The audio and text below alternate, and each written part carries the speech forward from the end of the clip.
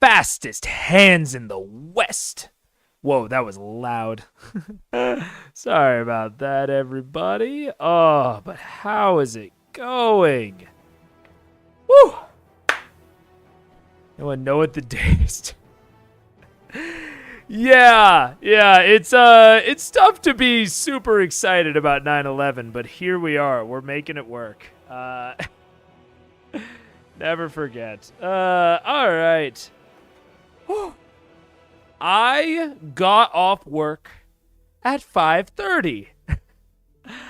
I got off work 3 minutes ago. Had not made a thumbnail yet because work has been insane. I need to start making them the day before, is what I have learned. Well, that's... yeah, you think I should clip that? You think that'll like really do well on TikTok, Ryan? You think that's... that's really what I need to be posting, honestly? I could see it. Oh, man, for sure. Hell yeah. Oh, whelm. It is the usual suspects. What's up, Undead King? Good to see you. Oh, look at that. Look at the tongue. It's still like a little tiny guy, but holy heck has the medication really done its job. I know, Riste. He has returned. He has returned. The meds are good, dude. The meds work. These were $3. $3. And they knocked it out in like a day and a half. Fucking sick. Oh, what's up, SSH? Ed, how are all of you doing? Oh, I am so excited to be back. And I'll tell you, ideally... this is the crazy thing. This is how excited I am to be back. Is like, I probably shouldn't be streaming tonight. Like, grand plan, if I wouldn't have taken the 2 days off last week, I probably would have streamed those 2 and then not done today.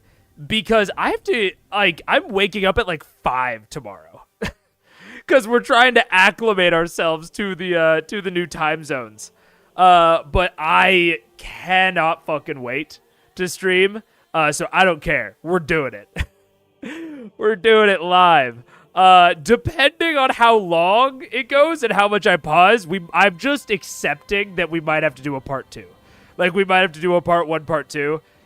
Because I have to go to bed, like, at least by 11. Like, I need, like, 6 hours of sleep minimum if I want to have a good and productive day tomorrow, which I need to have because it's, like, my last work day.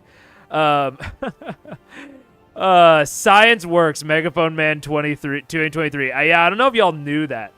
I don't know if y'all knew that science and medicine, like, actually functioned. It's crazy. You can go to a part 2 if your tongue starts bleeding. That's the only way. I gotta have rivulets of blood leaking out of me. You know what? I think that's fair. That's at least a good floor. We can work up from there. For just 2 hours, 21 minutes of total session time? Ooh, okay. That is possible. That is possible. 4 hours of sleep, take it or leave it. Why are we bargaining right now? What? Why are we... Welcome. What's happening here? Okay, I'm pulling it up. Oh, that's right, because these are the guest episodes, so that does make sense that they would be shorter. Okay, very cool. Well, I will pull up, and before I pull up, I will do my recap.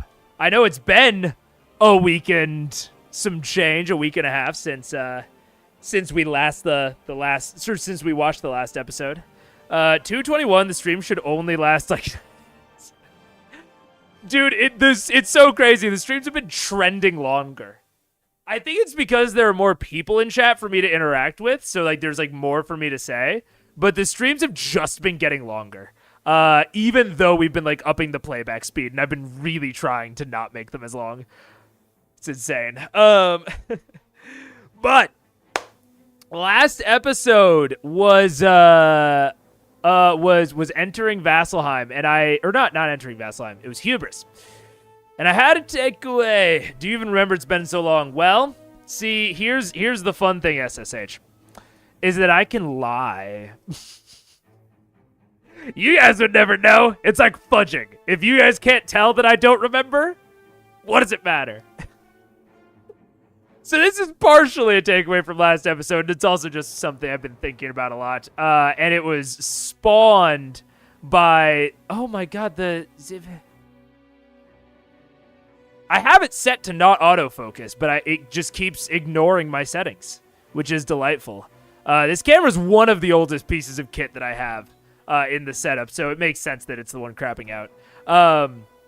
But this was something I was thinking about after last episode, and it was also something that even spurred me on further in the Discord, because Mr. Dad was talking about how he used smells for the very first time. I'm here for the counter and the cringe. Hell yeah, Lando. Grog's fight and then killing the Hydra that wasn't allowed by the city, hence the trial. Yup. Yeah, you can lie. It's not like all of us in chat haven't watched campaign 3 like 3 times, or campaign 1 like 3 times at least, and know every single detail. I'm just saying I could lie about this being being spawned by what happened last episode. But no, I was thinking about that because Mr. Dad said he used smells for the very first time, and I also, after last episode, I ran a Blades in the Dark game. Super fun. Add it to the quota. And I realized I was using smells a lot, but I also realized, like more than normal for my normal DMing style. And I was like, is it just because I'm thinking about it so much? And I realized no. And I want to do a whole lunch club about this at some point. But my takeaway that I realized, because we were talking about it a lot, like what is smell actually good for? Right? Like when you're describing something as a storyteller, as a DM, as a narrator, what is smell a good thing to describe? Or when is smell a good thing to describe? And last episode I talked about how it is when there is something that happened in this place's past that you want the party to know about, or that past like builds the vibe of the scene. It can also be in the future. You can use it to foreshadow traps, but that is still sort of the past. Like they set up that trap in the past. They filled it with whatever you're smelling in the past. I've also been making sure to accompany visual descriptions with smells. It's fun. Hell yeah, Reste. Smell equals war. Mood or unseen things for hints. Exactly.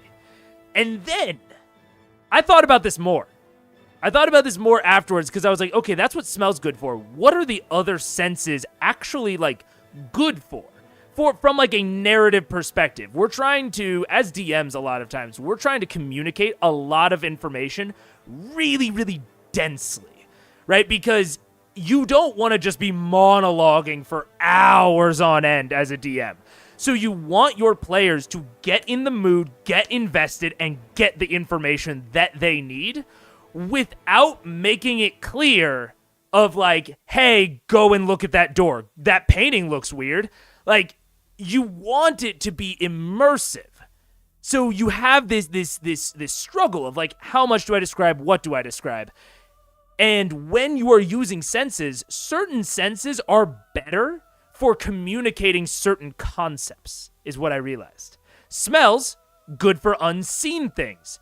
But not only that, I narrowed it down a little bit more, and I have this nice little doc that I made out myself. So smells specifically a filibuster, exactly SSH. But I made this chart for myself, so let me pull it up. Yeah, when to use each sense. Okay, smells are something that happened in the past, sometimes something that will happen in the future. Essentially, smells allow you to communicate events that are not in the present, right? They allow you to travel along the time axis, the temporal axis, or axis with your descriptions. Something in the past, something in the future. You can communicate that using smell without getting really wordy and really involved with your description.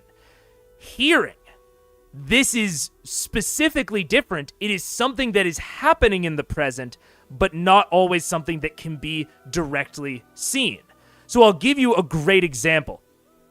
if I pick up a dagger, right? So I get into a room, there's a pedestal. Pedestal has a dagger on it.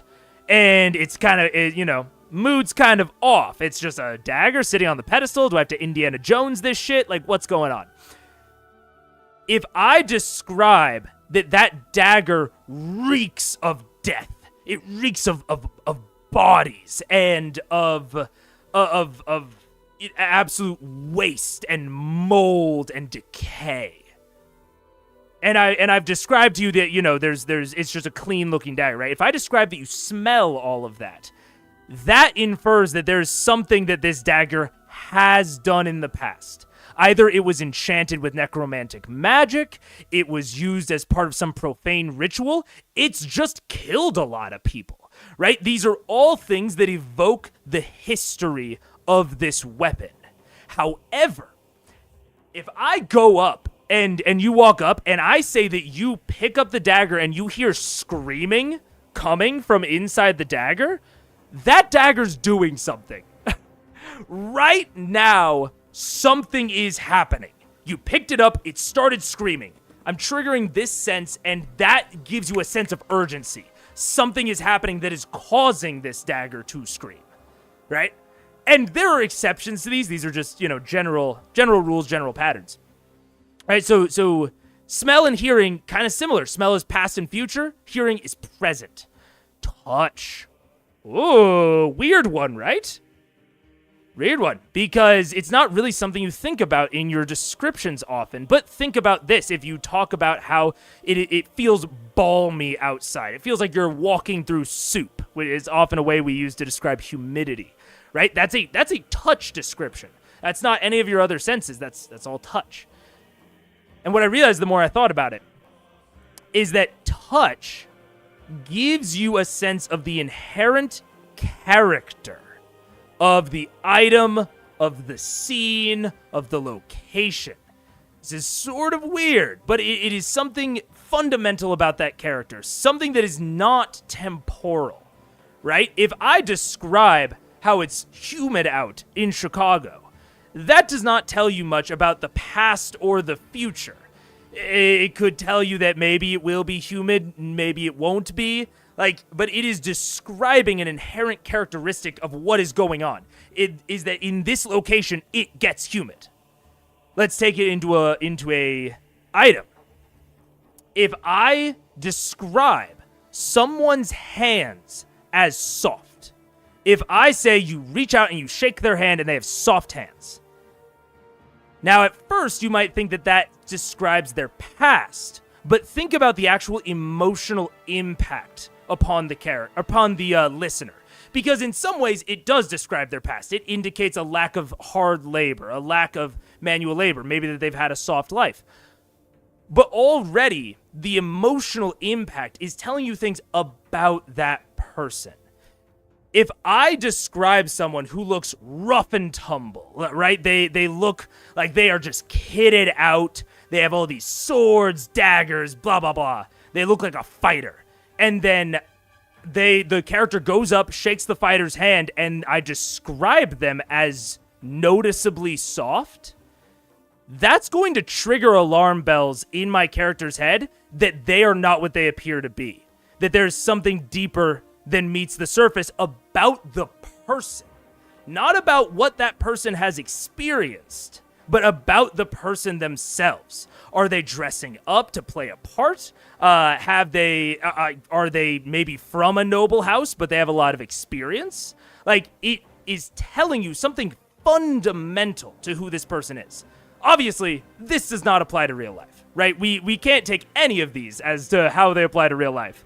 But we're talking about, shortcuts and how they impact our storytelling.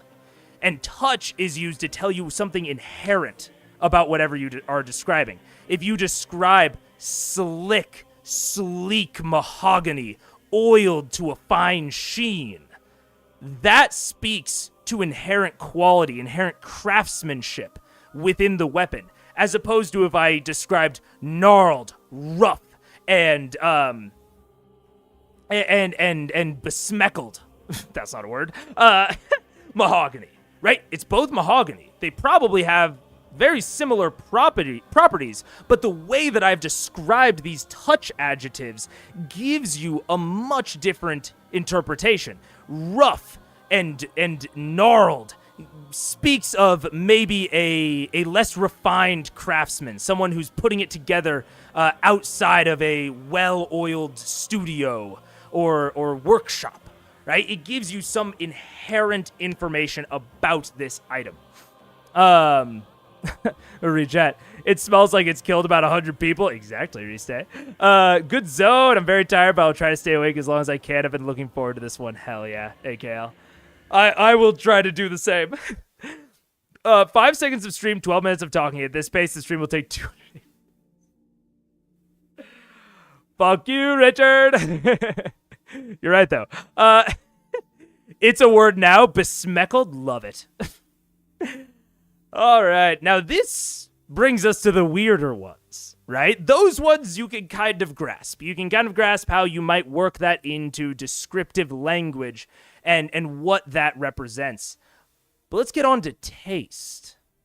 What is taste good at? You might say immediately, exactly what you say. It's like, oh, describing food? But that's not true. It has much broader application because the taste smell link is very, very strong. Now, our Nosmiak friends may not, well, they're probably aware of this, but haven't inherently internalized it.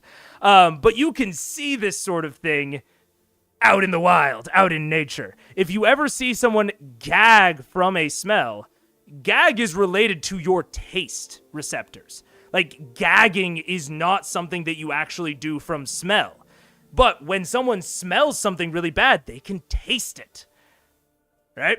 Well, taste for normal people is heavily dependent on smell. Exactly. Roll for umami. So this link is very very real and apparent, and that means that you can taste things that you do not put into your mouth. But what is it useful for in storytelling? My pitch, my theory, is magnitude.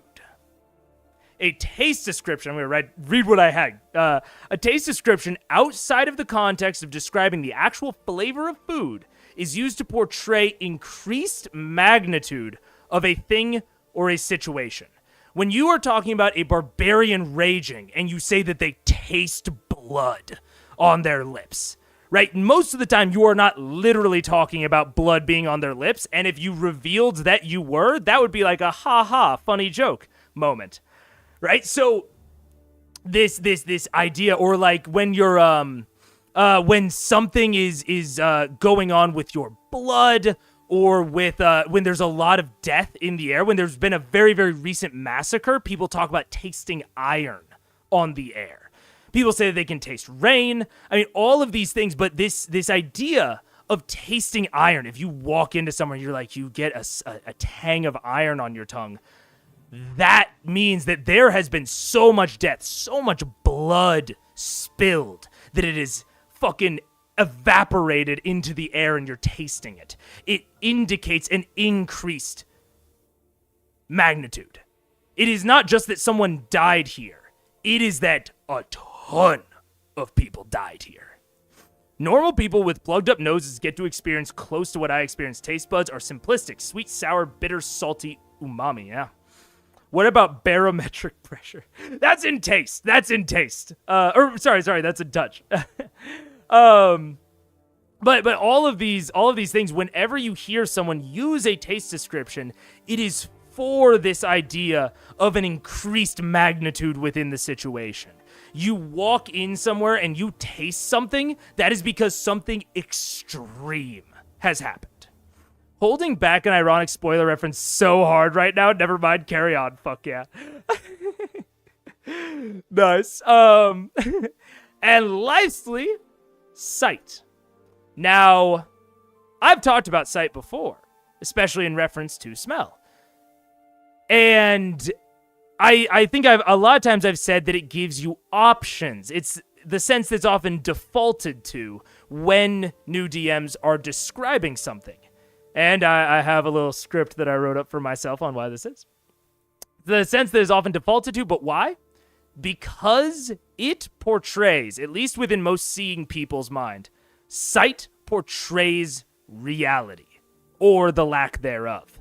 It is the easiest to give players a sense of unease about the reality of their situation if they see something odd, rather than hearing, smelling, etc. Because it is the sense that people rely on most heavily. Presenting something unexpected within it can be super jarring. So if they're walking through a city and I talk about how they smell something very odd, they smell the intense scent of daisies. It just far and away more than they should. They've just left the surrounding fields. There are no daisies for miles of this city. You have no idea why you're smelling this.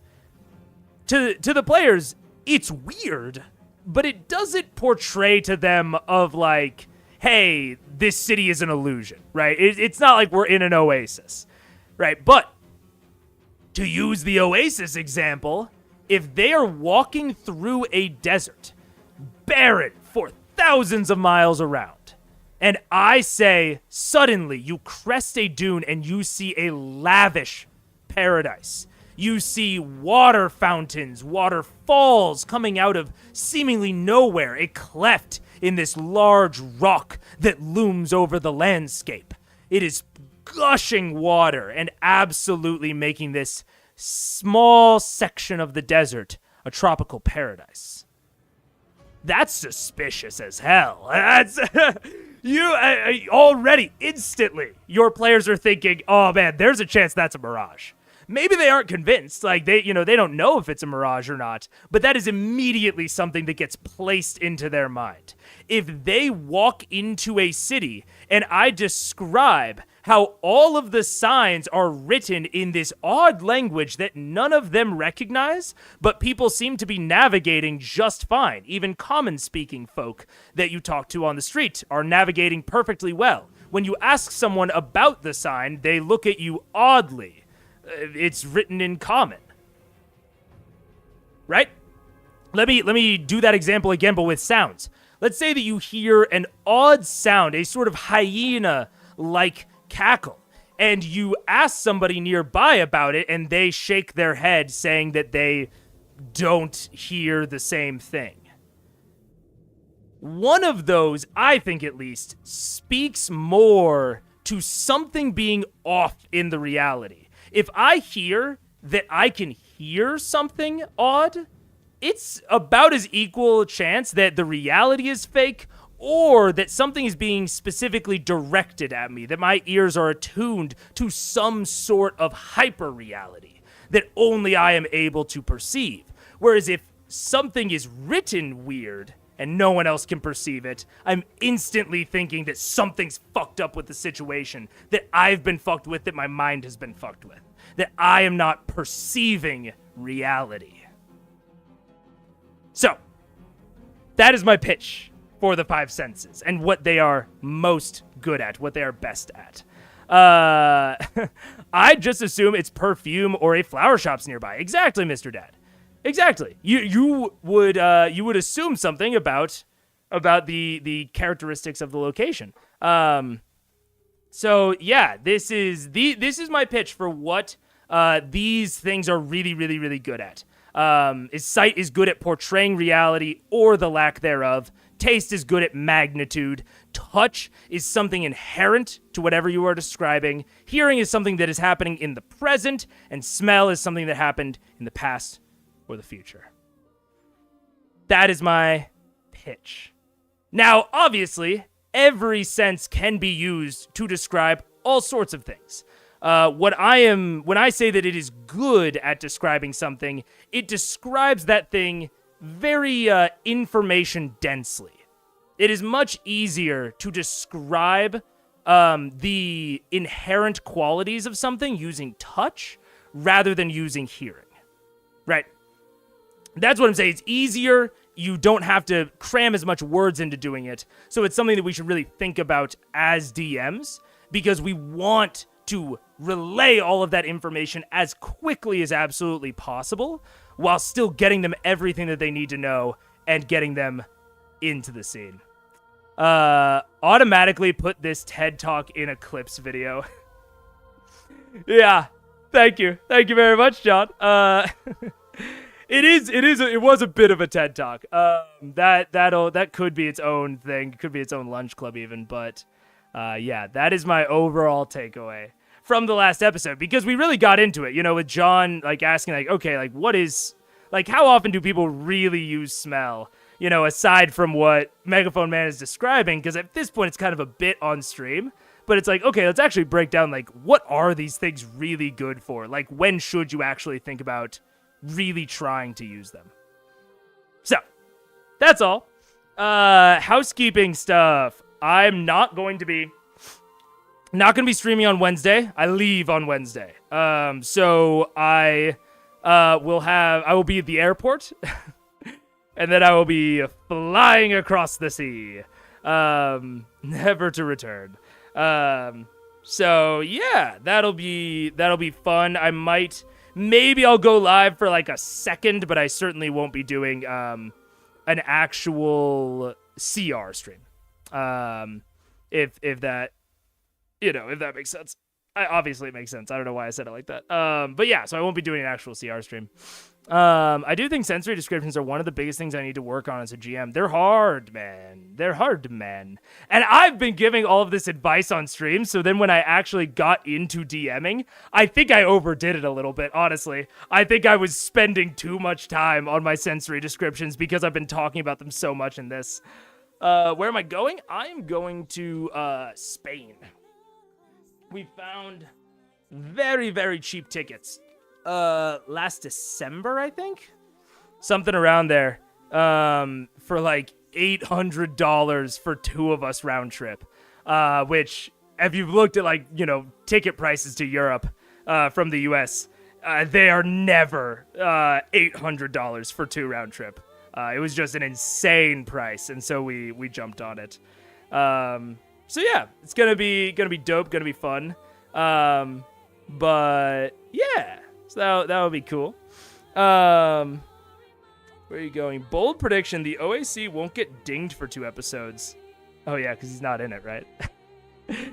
Very bold of you, SSH. All right, and we're going to CR Watch. What up? All right. Let's make it happen.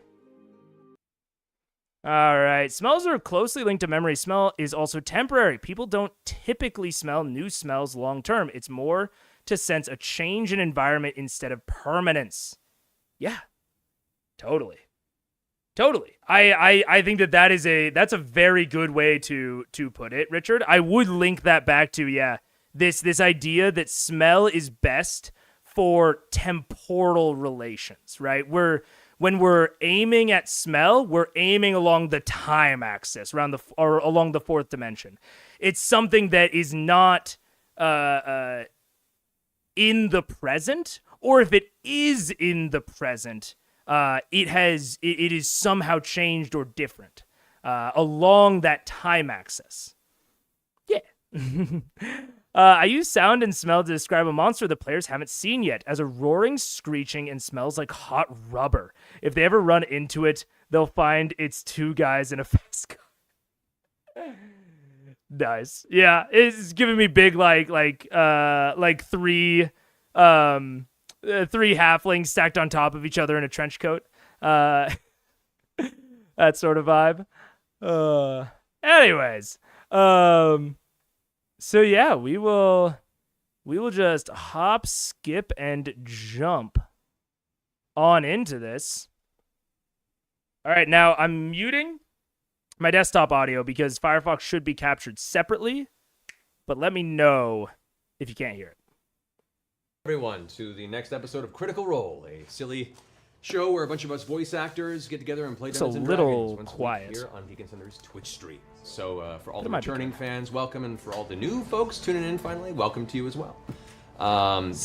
Before we go ahead and get into the meat. All right, we've got that pulled up. I can hear it. Very good, very good. Pulling up the time codes that John has... diligently posted like 3 times because I kept thinking, I was like, this is the day they're gonna be healed. I swear. Let's see. The real recap starts at 8:16, but there's important info said in the 6 minutes before that. Aha, very good, very good. Sound is good, adjustment was good. Sick. All right. All right, yeah, so we're gonna start on a higher playback speed just by default so that maybe we can actually get through this. What does Matt smell like right now? I don't know any of Matt's history. That's the problem. And I don't know where he's going to be. I mean, I guess he smells of... I know that the vest is in his future. He smells of finely woven leather. A very distinguished smell. Something like that. He smells handsome, probably. I feel that. Yes, sir. Remember from last week, we're in a very interesting... Matt is like the definite... There was like that...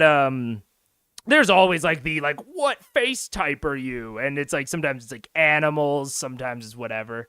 For a while it was like everyone's an elf or a dwarf. Matt is like the archetypical elf in my head. Of just like, it's like the long, like very fine hair, the ears, they're just barely hidden by the hair, so they almost look like they could come to the point. Very, very handsome man. But I also know, which we've talked about before, and I need to do better of remembering. I know generally Matt doesn't like, discussion about his body. I know he's very, very sensitive to that. So I need to try to not, but yeah. Anyways. Critical Role, as the party has been split due to a circumstance where in the city of Vasselheim, the party chasing after a hydra that seemed to be harrying the outside walls of the city and slaying it, got in the way and accidentally broke the law of Vasselheim by hunting and slaying when they weren't approved to do so. Being called skags by a band of hunters that works for the Slayer's Take Guildhall, a guild that pretty much regulates most hunting of monsters and creatures within the vicinity of Vasselheim. So as opposed to going up and dealing with charges at the seat of justice, they instead were given the option by the head of the Guildhall to possibly join. But in order to do so, they have to fulfill a contract and prove themselves worthy of being a member of the guild. And the guildmaster, our fantastic huntmaster Vanessa Sindrial, handpicked 2 different groups, splitting up the twins, and they've all set out to return the next day to join and figure out what their contract will be.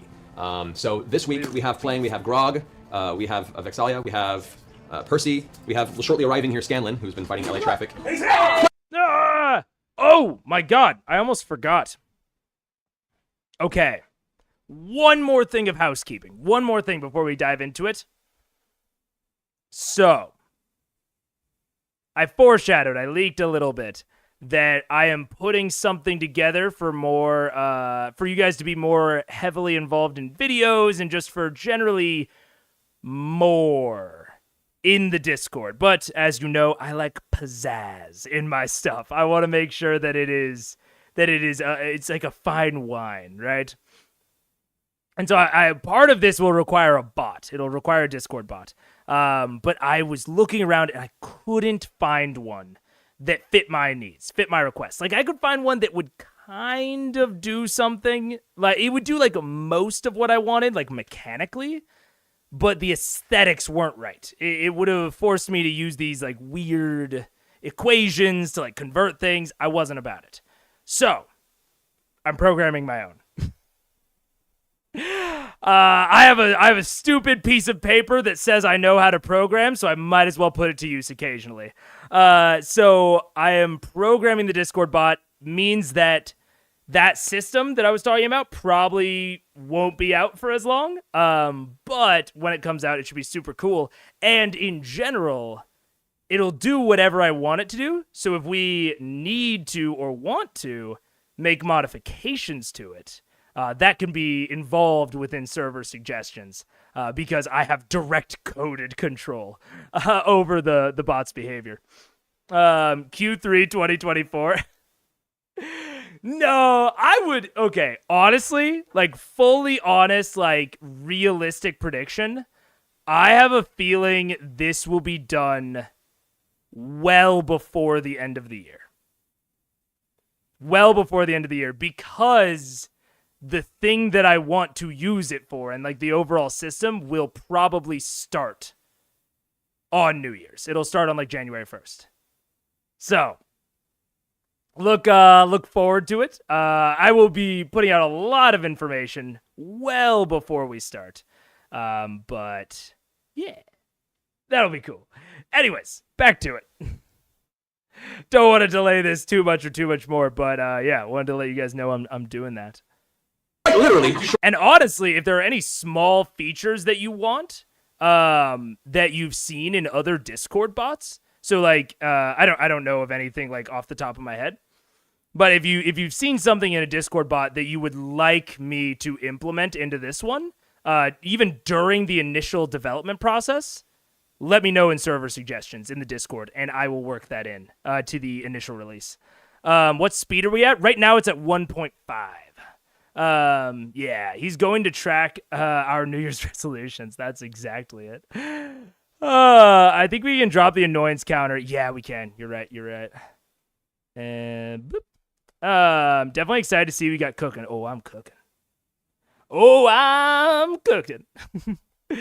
Yeah. And I will be running betas for it. So I will probably, when it's ready for a beta, I will probably make a different Discord and poll members of the current one to see if they want to beta test it. So be looking out for that. I would expect that the beta testing would probably happen like late November, if I had to guess. Just hopping in to say hi and welcome back before I look for the evening. What's up, Meg? Thank you very much. Thank you very much for the welcome back. Yeah, and feel free to lurk. Orion will still find a way to annoy you even without me. Look, I can always turn back on the OAC if he finds a way. Oh, also, fuck. One last thing of housekeeping. It's really fast. I made more commands, and the list was getting too long. So in the description, there is a link that has all of the commands that are enabled in the chat. So you can find all of the commands there, a short, what they actually output. So yeah, that's all. We're going.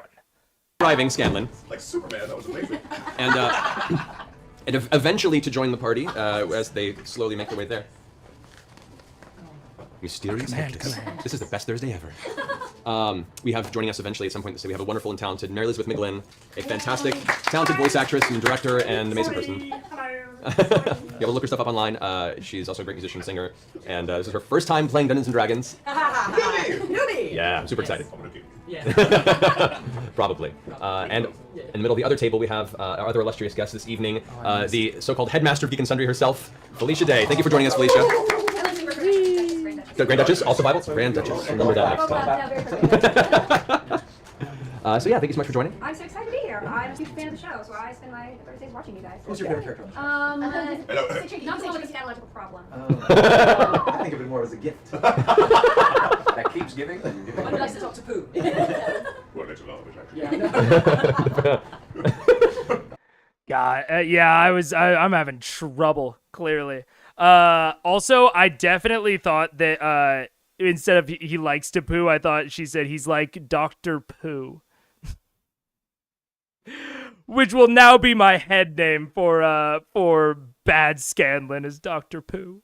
So I guess before we get into the nitty-gritty, do we have any announcements you want to make? Anything in particular coming up? I believe, Laura, you're bolting at the end of the game. Like probably during the game. Yeah. To catch my flight to go to Gen Con. There's a Titan Grade panel tomorrow. Yeah! Yeah, I know. So. Which, for the record, I want to point out, guys, is how much Laura loves you. Yeah. She was going to miss today's game, but then bit the bullet, changed her flight just so she could be here to play with everyone. So thank you so much, Laura, for doing that. Well, after I saw my glorious trinket yesterday, there was no choice, really. The trinket that devours, by the way. Every person that's hugged that bear has vanished temporarily within its physical form. So it's a new, wonderful addition to the chat room, to the whole show. And thank you so much, Critters, for making that happen. Yes. It's ridiculous. You guys are the best. I have no words. Anything else anyone wants to announce? Anything coming up? Mention? I'm off to San Antonio tomorrow morning very early for San Japan, so with Steve Bloom. So Oh, come yeah. on out and have some fun in San Antonio. Yeah. Looking forward to it. It's a great convention. I went there last year. Yeah. They're really, really good. So all you folks out there. We were both there last year. That's right. Yeah. So go check out Mary in San Antonio. You guys should go. Also, it's kind of a fun thing. I've had a lot of questions through Twitter from a lot of the fans, and I kind of like the idea of transparency and mentioning how, first off, no game or game master is infallible, and rules do shift and change. And there have been a couple of minor alterations to the rules, which you house rule things in a game, you test it out, and balance can shift. For those who have looked at the gunslinger martial archetype that Percy plays with, I made a few adjustments to it, just balancing out a few elements there. DCs for different shots. Definitely some foam darts that I'm shooting now. That's all I'm saying. I'm saying there's a lot of pump action and then a foam dart comes out. The foam dart, with a suction thing at the you end. don't get foam darts to level 18. That's kind of a higher level. Thank you. Yeah. The noise happens at level Totally, 8. totally. The level up to get the actual sound. So check out the Gunslinger Martial Archetype. There's been some updates to it. Also, for the Oh, I definitely will check that, John. The Orion counter is new to me. It's already 88. Oh yeah. Oh yeah, Meg. It is there were some rough ones. I would say probably like there was like a 3-episode run where it was just constantly going up, and then he had a break, and then there was one that was pretty bad, and now we're here. Yeah, I had to. sorcerer points, we had house ruled a configuration where sorcerer points would be 1 point per spell level of spell cast. As the levels got higher, it got a little overpowered. We felt some of the combat circumstances, so we narrowed that down. So, which is still a bonus over the actual rules, which allow you to only cast 1 spell per round and a cantrip. We made it so that you can cast with Quicken Spell, any spell, and then a second level spell maximum. Okay, so that was on purpose. Okay, I'll just put the small thing out there. Don't really know that sorcerer needed a buff. out of everything I could think of, especially Quicken Spell, but I don't want to start the stream down, but I wonder, and I'm skeptical of like this was a purposeful house rule when it is a really, really commonly misunderstood. I wonder if they're just like saving face. I don't want to say that because that seems like rude, but I don't know. Either way, it's all good. I am glad that they are putting this out. I know nowadays there's the whole like CR wiki that I'm sure has like documented of all the house rules that they're using, but it would have been cool if at this point for a streamed show they had like a small document of like house rules. Not a big thing, not really like table advice, although honestly when you're playing at a table, especially if you're playing with like new people that you haven't played with much, it's worth like writing out all that shit. Like writing it all out and being like, yep, like these are the homebrew rules that we're playing with, so that everyone is like really explicitly on the same page. Could be worth it.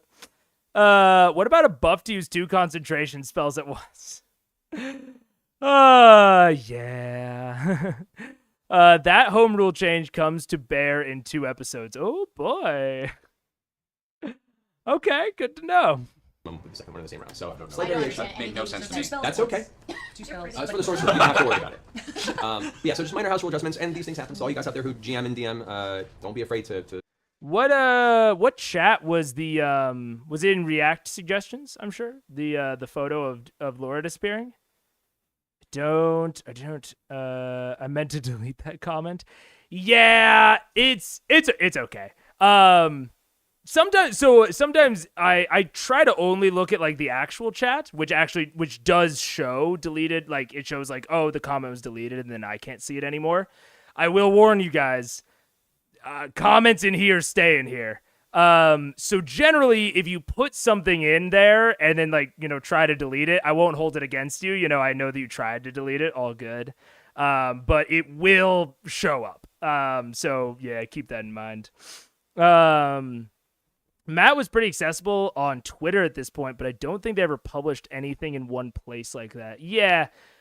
Which is like, I mean, it's definitely super fine. To click on after a megaphone notices the background piece. I see.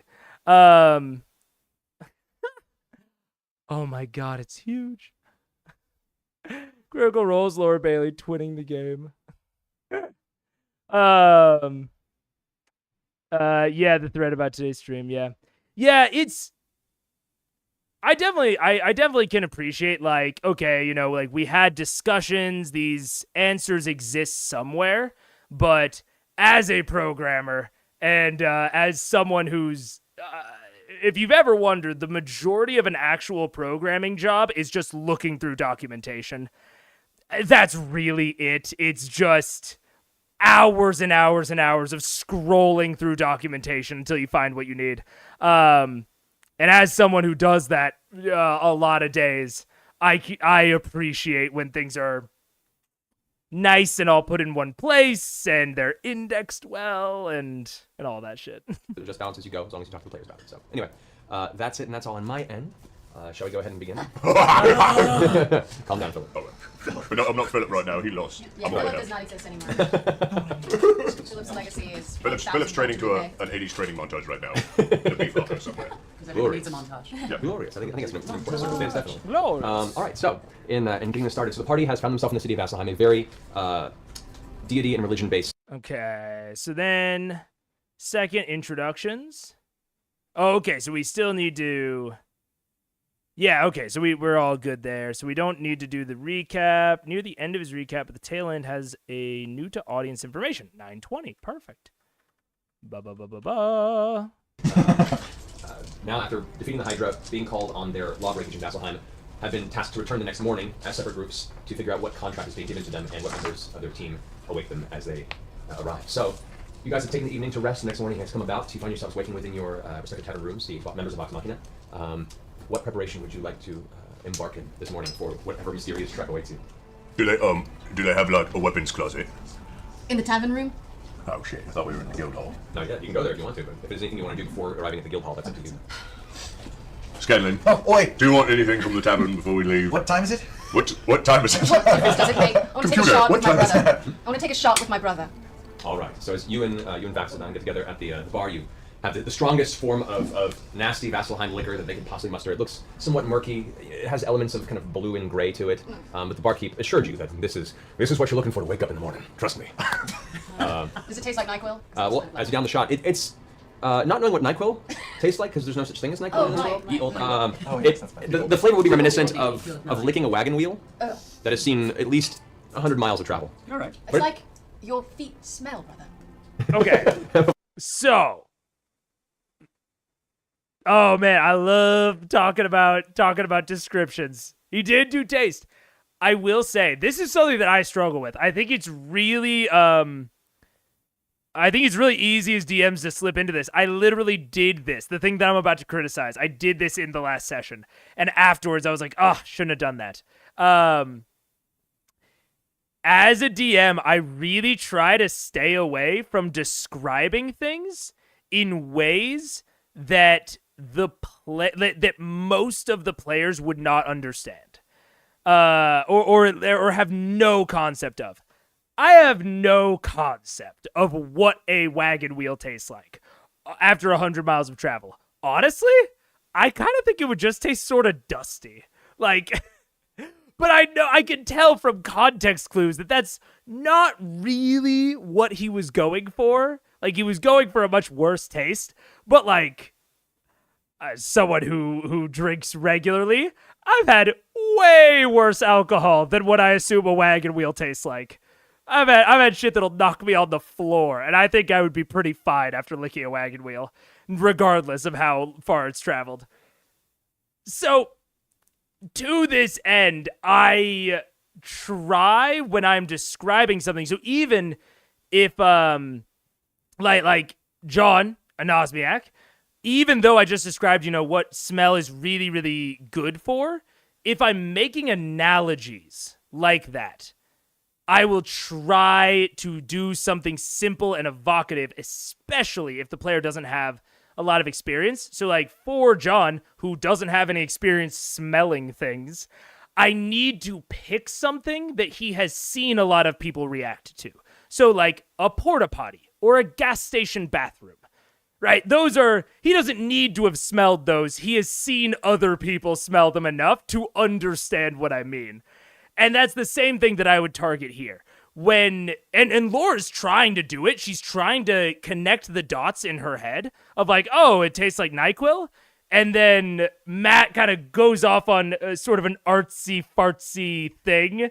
And literally in the last session that I ran, one of my players stopped me and was like, I'm not understanding the reality of what's happening through the metaphor. Like through the artistic metaphor. Like I can't tell what you're saying. Which, thank goodness for that friend, because I was doing too much. And the description, like here, it's fine, it's flavor, but I was getting into those sorts of descriptions in like narrative important plot points, where I was making comparisons that were too metaphorical, that they would have to assume too much about. So it's something that, like, firsthand experience, don't watch out for. It tastes like Fireball that has been used to wash a marathon runner's armpits. Yes, Richard. Assuming that they drink. If you know they drink, a lot of people have had Fireball. That sounds great. You could also say cheap vodka, you know, if you're talking to, like, a non-drinker.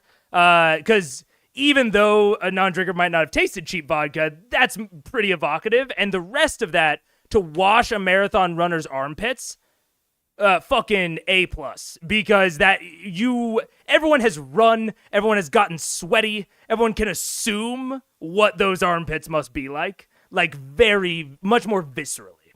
So yeah, I think that's great, Richard. The worst bathroom in Scotland was something that was sort of said in the movie Train Spotting in a beginning scene. So you visited Scotland and you just rolled up and you were like, oh, it's fine. You're just like, yeah, this is great. And everyone else in your group is like turning over, throwing up. Cheap, salty vodka. Ugh. Yeah, exactly. See? Which to me, that is so much more instantly. Like, even if this is a little bit of also like yes and of like, she's like, oh, does it taste like NyQuil? It's like, it tastes like vodka, or it tastes like NyQuil. But it's like if you got all of your laundry, filled a laundry like a washing machine full of NyQuil, did all of your dirty clothes in that NyQuil, and then wrung them out. Something like that. Like you can get it to more of a place where they understand, like much more viscerally. The movie is set in Scotland. Dude, we can't... speaking of something that I am clueless on, we can't use movie references. We've learned. Oh, man. In a beginning scene. I haven't even heard of Train Spotting. I've heard it's, like, very, very good. But I know nothing about it. What are you gonna do? Fireball is the cinnamon one, right? Yep. As a non-drinker, the descriptions of booze are lost on me. That's where I'm going with this, is that Fireball, like, to a drinker, that's like pretty immediate, but to a non-drinker, it's like, oh, cheap vodka is probably a little bit more evocative than Fireball, even if you do want to use the alcohol reference, but using like a medication reference of like the worst cough syrup you've ever had, mixed with like your dirty underwear. Like we're much more in it. We can't use any pop culture reference. You can use some of them. I know things. I like the movie Edge of Tomorrow. I've seen it like 2 times. That's big for me. I think the only movies I've ever rewatched are like only my top 10 movies. I think every other movie that's not in my top 10 I've seen exactly once. I'm just not a movies guy. Which Vax immediately confirms his face. Oh, no, that's uncouth. Not having Liam here. I'll just... Oh, God, wait a minute. It's healed now. The foot is healed. Come on. As you finish your shots, you say adieu to each other and... See you on the other side. Indeed. Stay safe. Bye, Vax. Bye, Grog, and he kind of gives you a silent finger as you leave the tavern in true Vax fashion. He always mixes those fingers up. Any preparation on your guys' end? I'm gonna load up my whatever the thing. Oh, your Ironstone? Yeah, is that what I have? Yeah. That's the thing here. Yeah. I'm gonna load that up with an invisibility spell. Is that a thing I can do? You can totally do it. You can put up to 3 spell levels. I mean, hey, that's two in there, right? Which you may be. And this, oh man, Scanlan, fucking chef's kiss emoji. This is exactly what I was talking about when Orion was trying to do all the kind of the weird and wacky stuff with like the spells that he had, the spells that he didn't have, like what was in the stone, what was not. And it was like, he was like, oh, like I would have put this in. It's like, no, you don't just get to say you would have put that in. When it's a mechanical thing like that, you have to announce it. And it's as easy as that. Like, hey, I'm going to put invisibility in here. And Matt says, cool.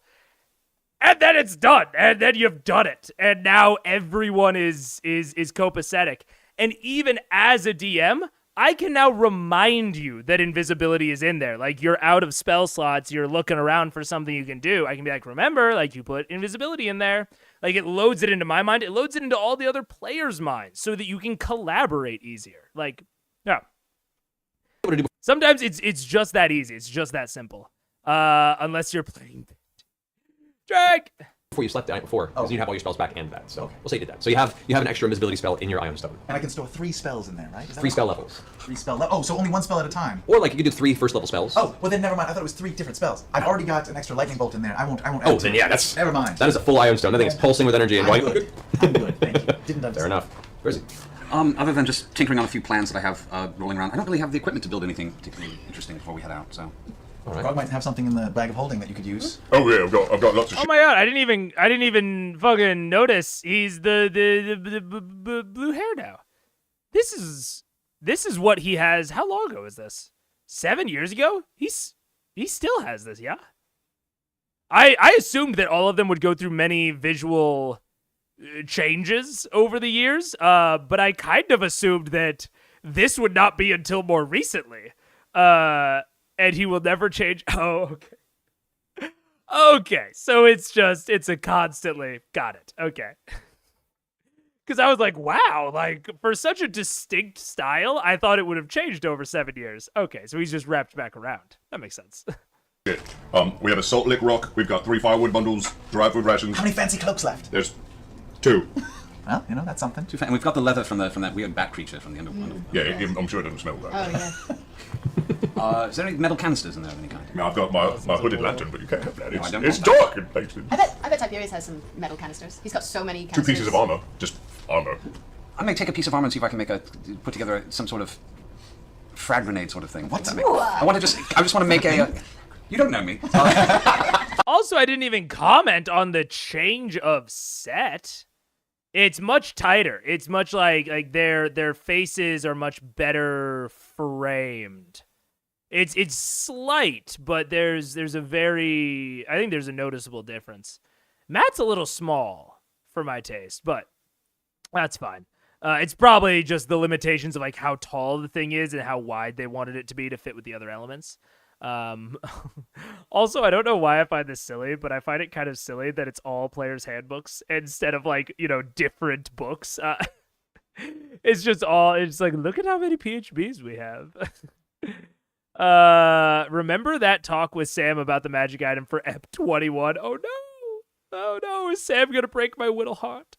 Taliesin quit on-camera acting when he was 13, mostly because he wasn't motivated anymore, but also because he wanted to be able to do stupid things to his hair. Yeah, I would know nothing. I would know nothing about that. I definitely did not stop pursuing a job in a different area of the government because they had dress code. Matt is now not next to their tables, but opposite the room. He's much farther away. I can definitely see that. Yeah, it's an interesting perspective shift. Yeah, this is the first real set upgrade. He has a fake wall behind him now. That is fake. That makes sense. They were doing drawings for BHBs signed by the whole cast for a while. They may have had a surplus. Probably. Just make a canister, put some black powder in there. Put the thing together. It doesn't even have a fuse. It's something I can toss and then shoot to trigger. Interesting. All right. I will say, due to time constraints, you would probably have to skip a decent breakfast to do this. So be aware you may be hungry later on. I've got food. Done. We've got dry food rations in the bag. All right. Have a granola Dude. bar. Go ahead and make an investigation. Okay, this is nothing wrong with Critical Role. This is a fucking rant and diatribe about D&D 5e. This is an absolutely perfect time to use exhaustion if exhaustion was not so fucking punishing. Like 5e exhaustion, this is the exact use case for it. Of like, hey, you're skipping breakfast, like take a level of exhaustion. Like you're hungry, you're not as energetic, you're not as athletic. But exhaustion is intensely punishing. Like skipping one meal is not worth the punishment of exhaustion. But if you look at exhaustion in 1D&D, which I think is one of the best things that they've put out in the playtest, instead of the current exhaustion rules is first level of exhaustion is disadvantage on all ability checks. And I think saving throws, although that might be at level 2, but it's just all ability checks. Crazy. Disadvantage is on average like minus 4.5. Insane that it is so punishing. And 1D&D version is just -1 to like all D20 rolls, which also has the added benefit of not targeting like skill monkeys and like out of combat people so much. It's just, hey, whenever you roll a D20, -1. And then it just stacks. Every time you gain a level of exhaustion, you gain another -1, but it, stacks. So now you go from -1 to -2. And then if you eventually get to -10, then you die. And I think that system is so much better purely for the fact that I, as a DM, can actually engage with it. I have no problems saying like, hey, yeah, you can craft that. You'll have to skip breakfast. You'll take 1 level of exhaustion, -1 to everything. That's a real decision for him now. Like, would the equipment be better, but like giving himself a passive debuff? I think that's a real choice now. And you can make it to where you heal 1 level of exhaustion on short rest, 2 levels on long rest, or maybe just 1 on long. I think in 1D&D it's just 1 level on long, unless you're a ranger. I think rangers heal 1 level on short. But anyways, so the door just to the left of Laura was where Matt was sitting before. Oh yeah, okay, I see that. Now he's like 20 to 30 feet away from that door. Whoa. We'll see how the yelling back and forth is on that. New exhaustion rules are super awesome. Yeah. Stay awake for a week. Death. Yeah. Which, like, yeah, staying awake for a week should be terrible. But in 1D&D, that would be -7 to all of your rolls. That is terrible, but you're not keeling over dead. I don't know. I really, really like that system, and I would love to give like Percy like a -1 here option, other than just saying like, oh, you'll be hungry later. It's like, what does that mean? All good. You're starting us off. But in Matt's defense, he has no better way to do it. This is as good a way as you can do it in 5e. I'm gonna try to inspire him. Come on. Good. 16. Oh, well. I'm gonna inspire him. You gonna inspire me? Just a little. Boom! Clap the sound of your gun. The beat goes on and on and on and on. Boom! That's all. Okay. Come out. All right, so you can take your D10 bardic inspiration as this song blares into your left ear as you search the town for a decent location to possibly construct this. 19. Total 19? Total of 19. All right. Asking around and speaking to a few folks on Vasselheim, you eventually have a few folks that point you towards this long-abandoned workshop that's been burned down and hasn't really been touched. As you go to it, you have to kind of push some of the burned wood out of the way, but there is indeed a currently functional, if for a long time unused, forge and anvil available in poor condition, but functional. Given Actually making him have a workshop now? All right. Scaling Song is a parody of Boom Clap by... I knew Boom Clap. Man, I've now established myself as someone who doesn't know any pop culture. Yeah, dang it. about 2.5 hours, you might be pushing your arrival time at the guild hall, but you could probably do it. I know that the beat goes on. Na na na na na na. I know that.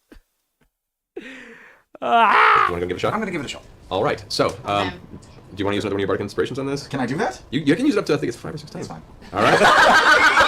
At this point, I probably. You'll probably hang on. Don't get a montage then. Never mind. All right. It's all right. Save it for later. We're gonna need it for later. All right. So it takes you a while to rummage through the ground to get everything set up. You have the tools of your tinker's kit that you usually keep with you anyway, and you begin hammering away at the metal and preparing yourself a nice little spherical container. Wait, I'm interested. So they're looking forward.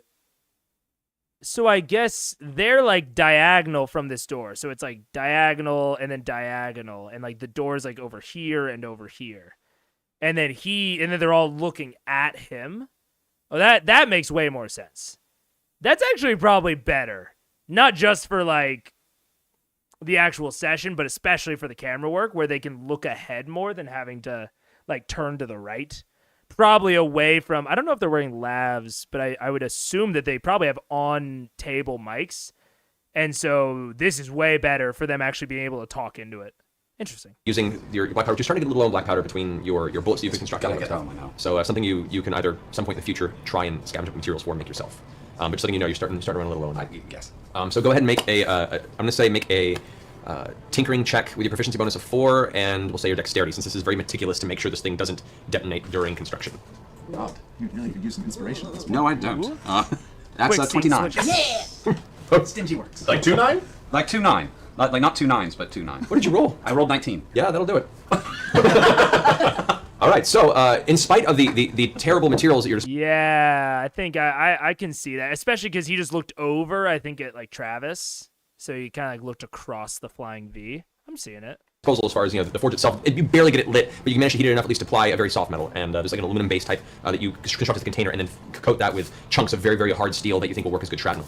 You manage to complete it. You're not sure how effective it will be, but at the very least you know it'll travel safe. And that's really more important than anything else with these type of makeshift explosives. I made a holy hand grenade. Awesome. Indeed, indeed. Excellent. All right, so as the rest of you gather up, you've had your breakfast, you rested, you make your way towards the Slayers Take Guild Hall. Approaching the front steps again, the wood engraving on the front doors, you step into the main foyer area and are greeted again by Merton, the kind of gruff-looking halfling who's in the process of thumbing through some books. He looks like he has a little bit of dried fruit in the side of his chin. He's a little groggy, like he didn't sleep well the night He's a before. little what? He's a little what? He's a little groggy. Oh, right. Just a little bit. Lucky chap. He looks up as you guys approach. Like, very nice you all could finally make it. It appears you're only a grand total of 25 minutes late. It's not 25? Not too much of a problem. What's a minute? Oh, yeah, I will look at that. I will look at that, John. It's correct. There's not too much going on at the moment. I will not mention this to the wife. I mean, the headmaster. Don't mention to her that I refer to it as my wife. Cord strength to you, so you got a little bit right here. Yeah, that did it. Oh, that's lovely. Thank you. I appreciate the heads No up. problem, no I hate to lose papaya. So, let's see. We have the four of you here. This is the acquired necessary group for the first travel this morning. I'm excited to see what the mistress has available for you. First and foremost, let me introduce to you one of your traveling companions for this. Another hopeful, the Slayer's Take. Let me retrieve her. And you see Merton walks off to one of the back rooms, opens the door and kind of whispers like, hey, your team's here. Opens the door, and walking out, if you want to describe yourself. Oh. I walk out in a black cloak.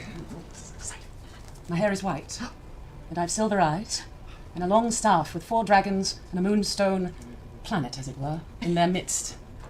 I walk out slowly, and I look them all over one by one, saying, I don't know you. I don't know you, as my tail whips back and forth. Okay. I don't know you, almost hitting you with my horns. You I know. I saw you at the Crucible, didn't I? Maybe. Ha. Well done against the hammer. Thank you. I often get confused with Philip the Terrible. Okay, I like there was a little it's small and she didn't do it like the whole time, but I like the interspersing of her physical attributes with the monologue.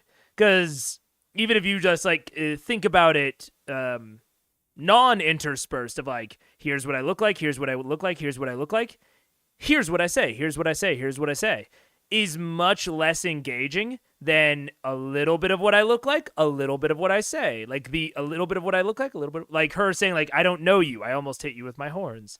Like, I don't know you as my tail swishes side to side. Like that was a much more engaging way to describe it. It's super minor, but she did it well. Take a guess. What are they going to hunt? Man, this is fucked up. The D&D campaign I'm playing in is a Monster Hunter themed campaign. So when I think about what they're gonna hunt, all I think of are Monster Hunter monsters. Like I'm like, oh, like maybe it'll be like a Kula Yaku, or maybe it'll be like a Nick would be so disappointed in me. I can't remember any of their names, but that's why Eudokia takes notes. Mary Elizabeth is so good. First time playing, she just goes for it. Fuck yeah. Dude, we appreciate enthusiasm more than anything from new players. Like that's just if you are in it and you are trying, that is worth more than so much knowledge. So I love that. It's kind of insane how good Mary Elizabeth is from the jump since this is her first time playing. I'm excited. I'm down. Yes, I'll bet you do. Yeah. You don't look that terrible to me, though. Grom begins to blush. That's a large blue colour on his cheeks. What's your name, woman? Zara. What? Zara. Zara Hydrus. Lovely. And what's yours? Me? Yes. Well, I'm known by different names in different places. Is But that the truth? Really? some call me Kingslayer. Some call me Scanlan. Some just call me when they want a good time.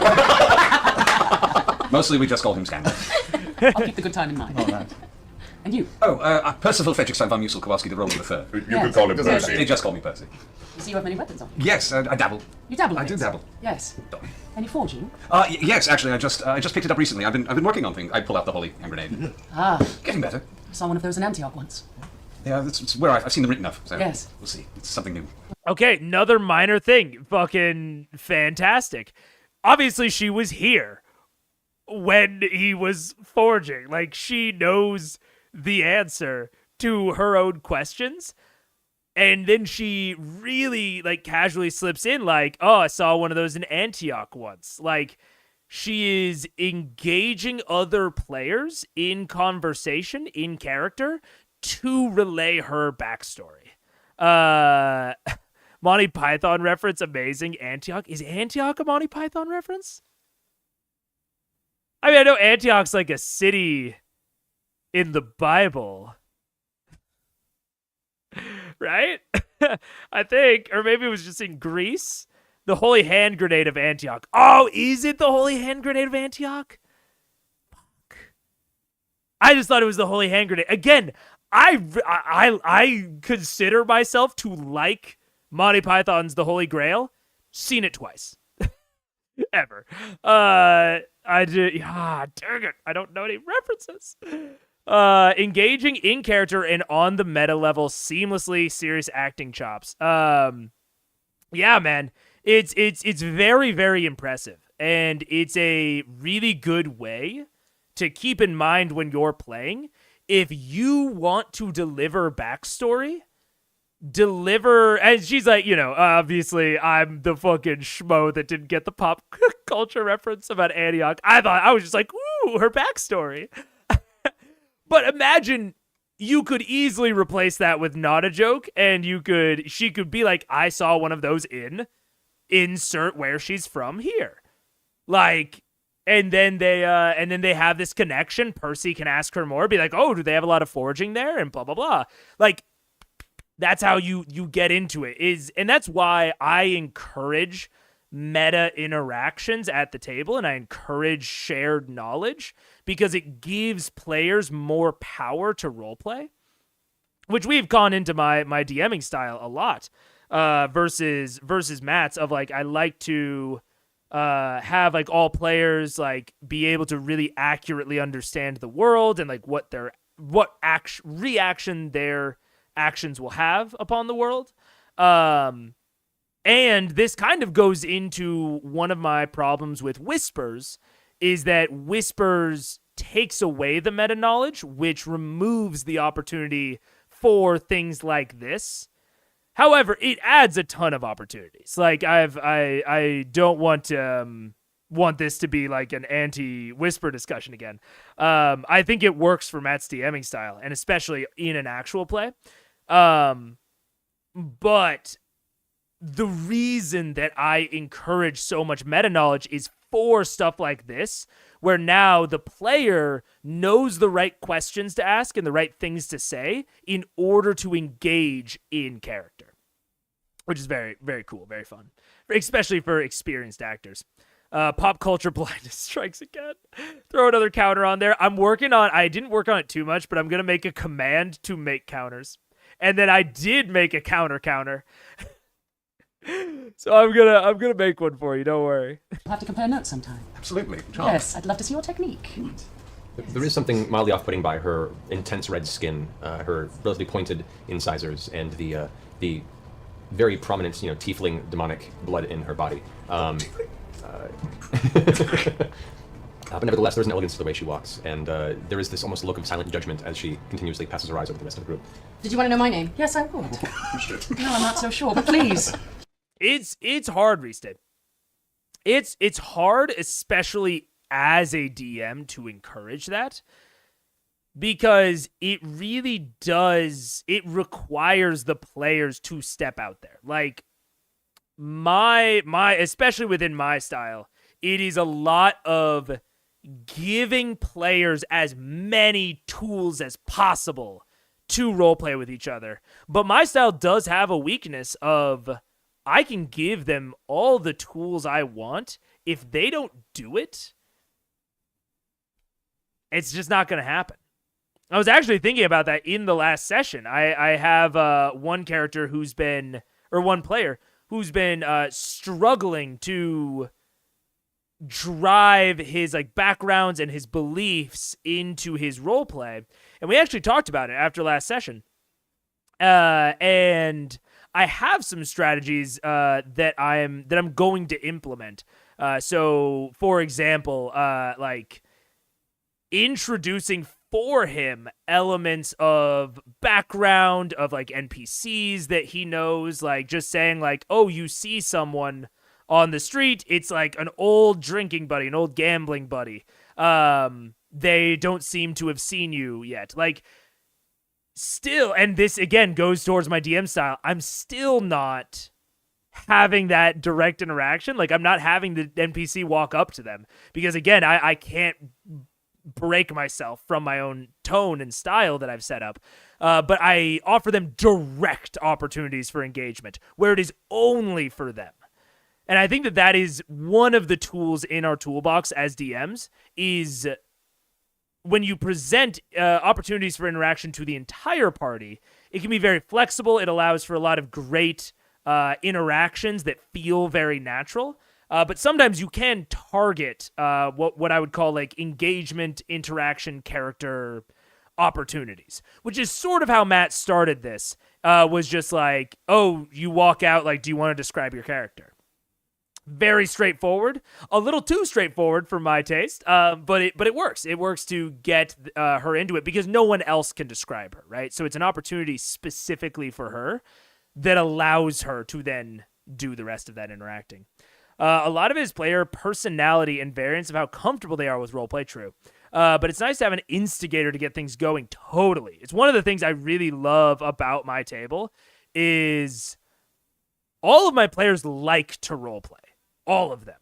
But I have one player in particular who I would definitely classify as that instigator, where anytime they get an opportunity, they pull it back to in character. So even if they're having a meta discussion, he will sometimes, I remember in the second session of Bitty, he literally said like, oh, like they were kind of talking like a meta about like what should happen. And then he goes, hey, actually, like, why don't you just tell that person that you'll get back to them and then come back to the hideout and we'll have an in-character discussion about it. And all the other players were like, oh, yeah, that sounds great. And that's what they did, and then they transitioned into that. And you can also do that as the DM, but there you are giving up a little bit of your world when you do that. You're essentially telling them, like, oh, yeah, that's okay if you don't, give them an answer right now. So it's a little more complicated. It is nice to have that instigator. Travis's body language at Zara and Vex interacting. Yeah, I'm uncertain how to really encourage players to just up and talk to each other. I just do it naturally when I play, but from the other side of the screen, it feels like your options are limited. Really, I think the only thing you can do is present targeted interactions. So especially about things that the players are excited about. So if you have, if you've been like talking to the players a lot, and one of the players says really excited about one specific aspect of their backstory, target that part of the backstory as an opportunity that you give them in order to interact. And when I say that the opportunity is targeted at them, that doesn't mean it actually has to be presented to them. It's a little bit weird, but you can, let's say that you have a character that has a long lost ally that they really that they were really into, that they talked to you a lot about before the session, and like really wanted to like nail down, and maybe that NPC, this long lost ally, has like a very distinctive hat, like they wear like a tricorn hat. When that character is not around, say like, maybe the party's split or something, you can narrate to one of the other characters that they maybe glimpse this tricorn hat through the crowd, but it disappears. And again, that you narrating that to the other player presents this meta knowledge to the table, makes the other player excited, and is like, oh, I like my character wants to talk to your character about that. Like, oh, you should have your character talk to me about that. Blah blah blah. This can also come not only in lore stuff, but in build stuff. So if someone is really, really excited about the build that they made, say it's like a sniper build, you can present them an out-of-combat reason or challenge in which they can use that build for flavor purposes. Like if that... Oh, Bubba, I know. Oh, she hates it when our doorbell gets rung. I don't know what it is about like the frequency, but it makes her so upset. Oh, girl, it's okay. Oh, she's whining. But if they're really excited about this build does like a lot of long-range damage. You can present a flavor reason for them to talk about that, much like Percy is doing. Like Percy mechanically is very excited about the ability to be able to tinker and to be able to build things, and she hit on that. Where did you learn your forging skills? Oh, like what sort of experience do you have? I would love to examine your technique. You can present that sort of thing with an NPC as a DM. I think it's better if one of the other characters is doing it, but you can have that sort of interaction with them as an NPC where you're just hitting on something about their build that they really like. And that's going to allow them to engage more in the character. So, you know you smell really bad and you should take a bath. Dash Jester. Don't understand, but yup. Humor me. Vexalia, it's a pleasure. Pleasure's all mine. Yes. Was a nice he had grip in it. I love being out here without my brother. I just love it. I love it. You have a brother? I do. Oh. Thanks, Restay. Fascinating. I am Grog, the unintimidated. It's nice to know your true name, Philip. I mean Grog. I think she knows. No, I'd like to run a quick perception test. What are you trying to do? I'm trying to figure out if she's titled. She certainly strikes me as titled. I think she has blood. She may not have blue blood. I would say it's more of an insight check. An insight check? Yeah, All right. To just... 10. Okay. Best you can tell, her posture, the way she walks, there's definitely, for lack of a better term, a non-arrogant self-importance to how she holds herself. But there's something about it that there's like a mild hint of insecurity in there. Interesting. All right. Could I ask you what your weapon of choice is? It would be my staff. Oh, right, yeah. Yeah. It took many years to forge it. You made it yourself? I did. Damn, that's impressive. Thank you. At this point, Merton's looking angrily at a small pocket watch that he pulls out and looks at. This is very unusual. Let me see who's supposed to be leading your group. Hold on just a moment. And he gets up and exits the room briefly. Eating. He comes back after about 2 minutes with a small handbook and reads through. Yes, well, it is customary that as part of these trials, there is a member of the Slayer's Stake is to accompany you on this journey to make sure that you... I volunteer to be leader of the group. That is not up for discussion. I am sorry, small man. Which could my halfling. Magically make a cup of tea. He looks like slightly impressed, but only slightly. By the way, being called small man by a halfling is a feat in and of itself. But he goes, all right, so the assigned leader to be your guide, the Slayer, for this venture.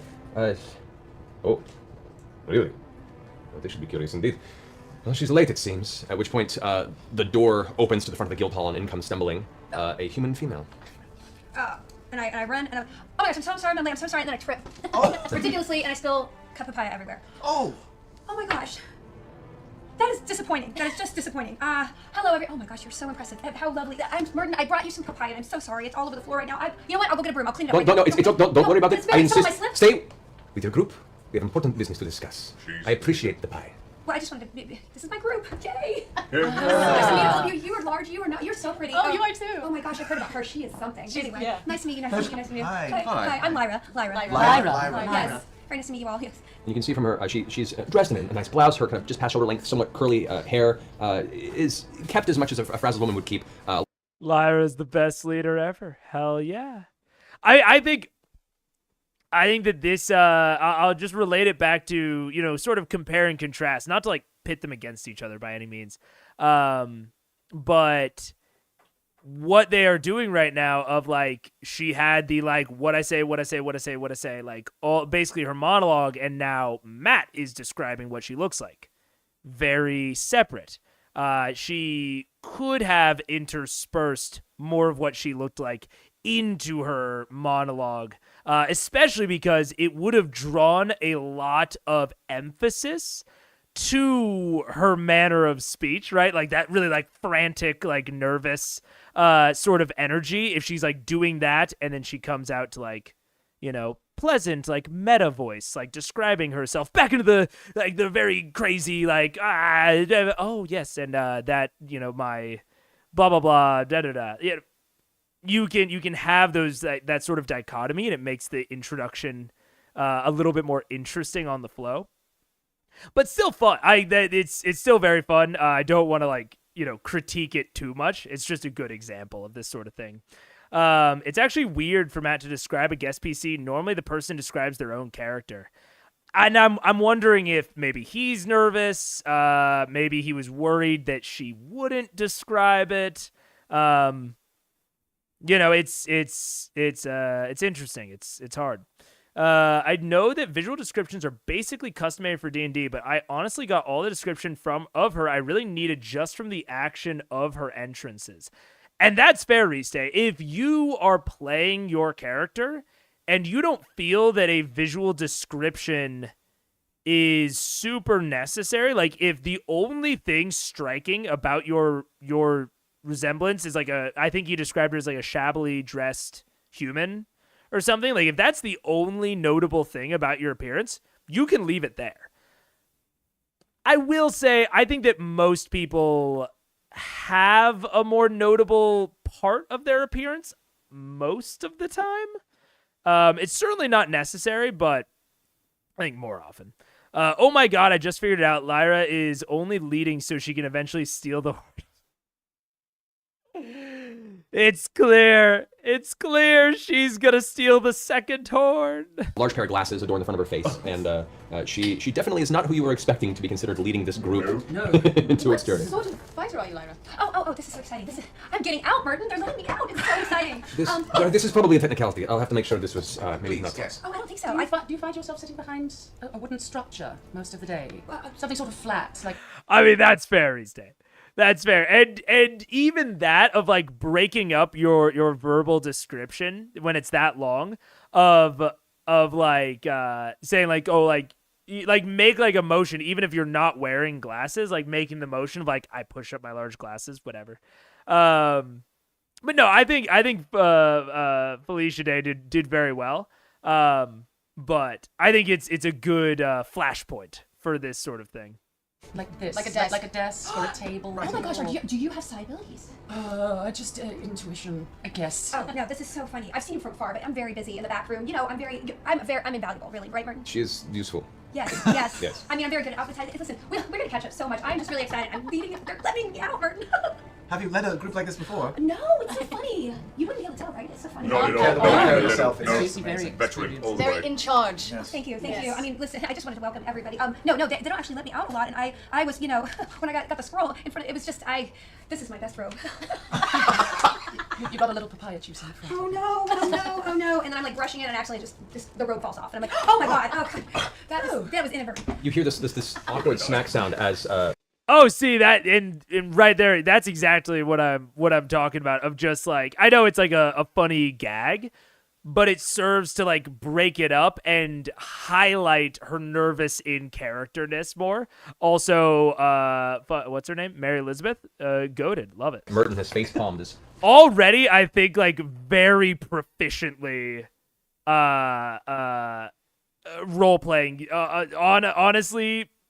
At base, just from what I've seen of her, seems like a more proficient role player than a lot of the people at the table. But it just might be acting chops. I don't know, but she's doing great. Unbelievably hard as he can. Again, not a competition. Just snaps and credit where it's due. At the edge of his desk. I shall retrieve High speed Lyra is wild. It's frantic. the Huntmaster. He gets up and leaves, exits. You guys are left alone in the foyer for a moment. So, Lyra, you're already a full-fledged slayer? I am, in fact. Have you slayed? I am a member of the guild. Well, I mean, if you want to be... Seem like someone from the guild. Yes, I'm a guild member. Just, it's funny, because it was kind of a technicality. I don't know how that happened, but I'm here. What do you normally do? Bookkeeping, storage? Well, it's a really long story. Do you want to, can I tell you all about it? Abridged. Abridged. Well, yeah. Look, papaya. I guess some of it's still clean. He doesn't care. It's still good. Oh, okay. Yes, so, Also, okay, this is getting into like actual characterization. I love Felicia Day's word choice there. Not let me I need to re-listen to it one more time. I guess some of it's still clean. He doesn't care. Abridged. Abridged. Bookkeeping, storage? Well, it's a really long story. Do you want to... Yeah. Not I could tell you about it. Or like, do you want me to tell you about it? Can I tell you about it? This, like, it's really small word choices like that speak to the actual, like, characteristics, flaws, strengths of your character. Can I tell you about it? Speaks to a ton of self-confidence within her character. It speaks to, like, she thinks that a story about her, about a technicality, is interesting enough that all of these people would be, like, interested. Not, do you want to hear about it?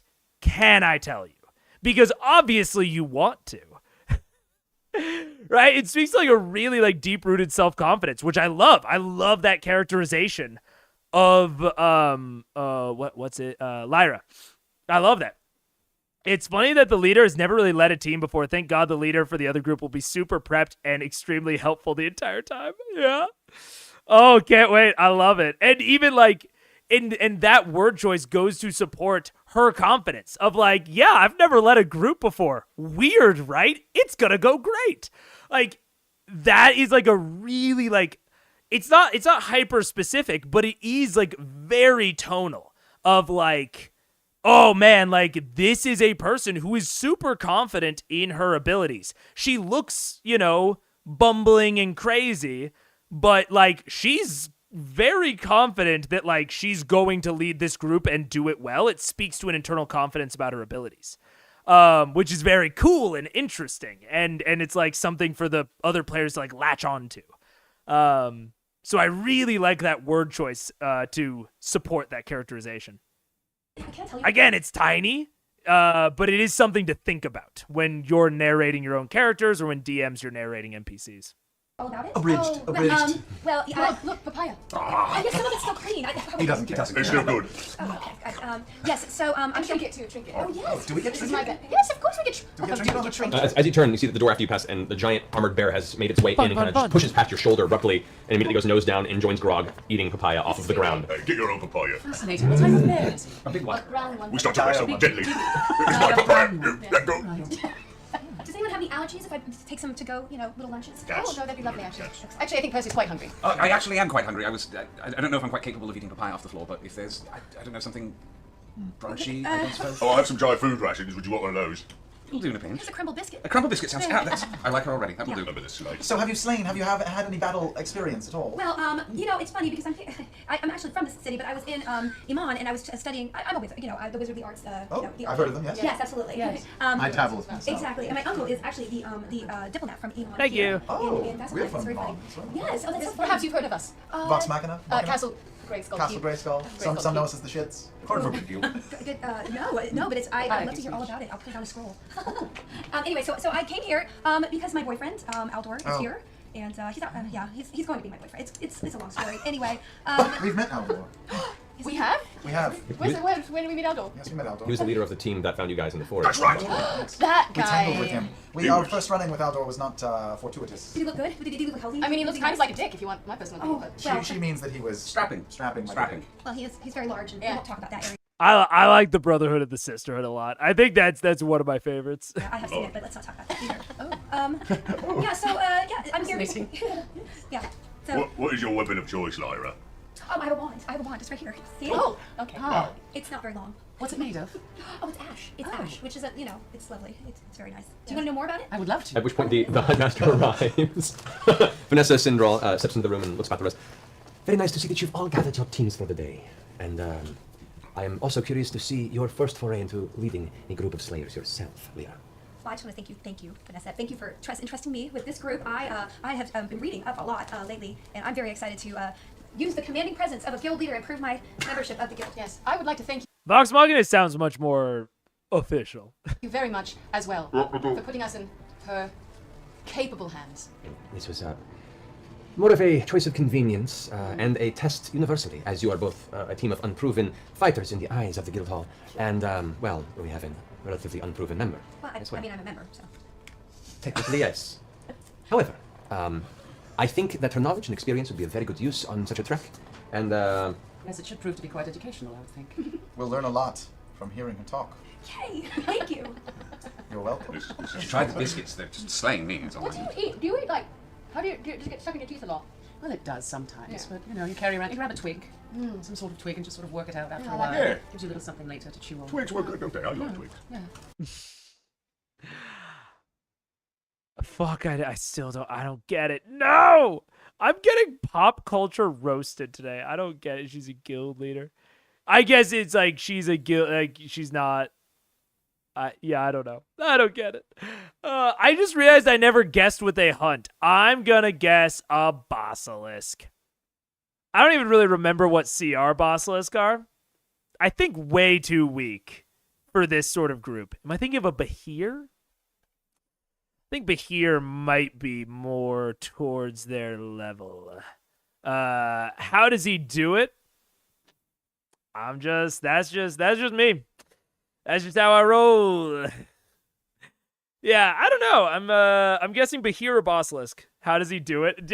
You guys are fucking with me. I don't like it, and I'm moving past Yeah, it. can we kill something now, please, before we learn anything else? she snaps her fingers loudly, and Merton comes rushing out. Oh, a super popular web series called The Guild. Okay. Yup.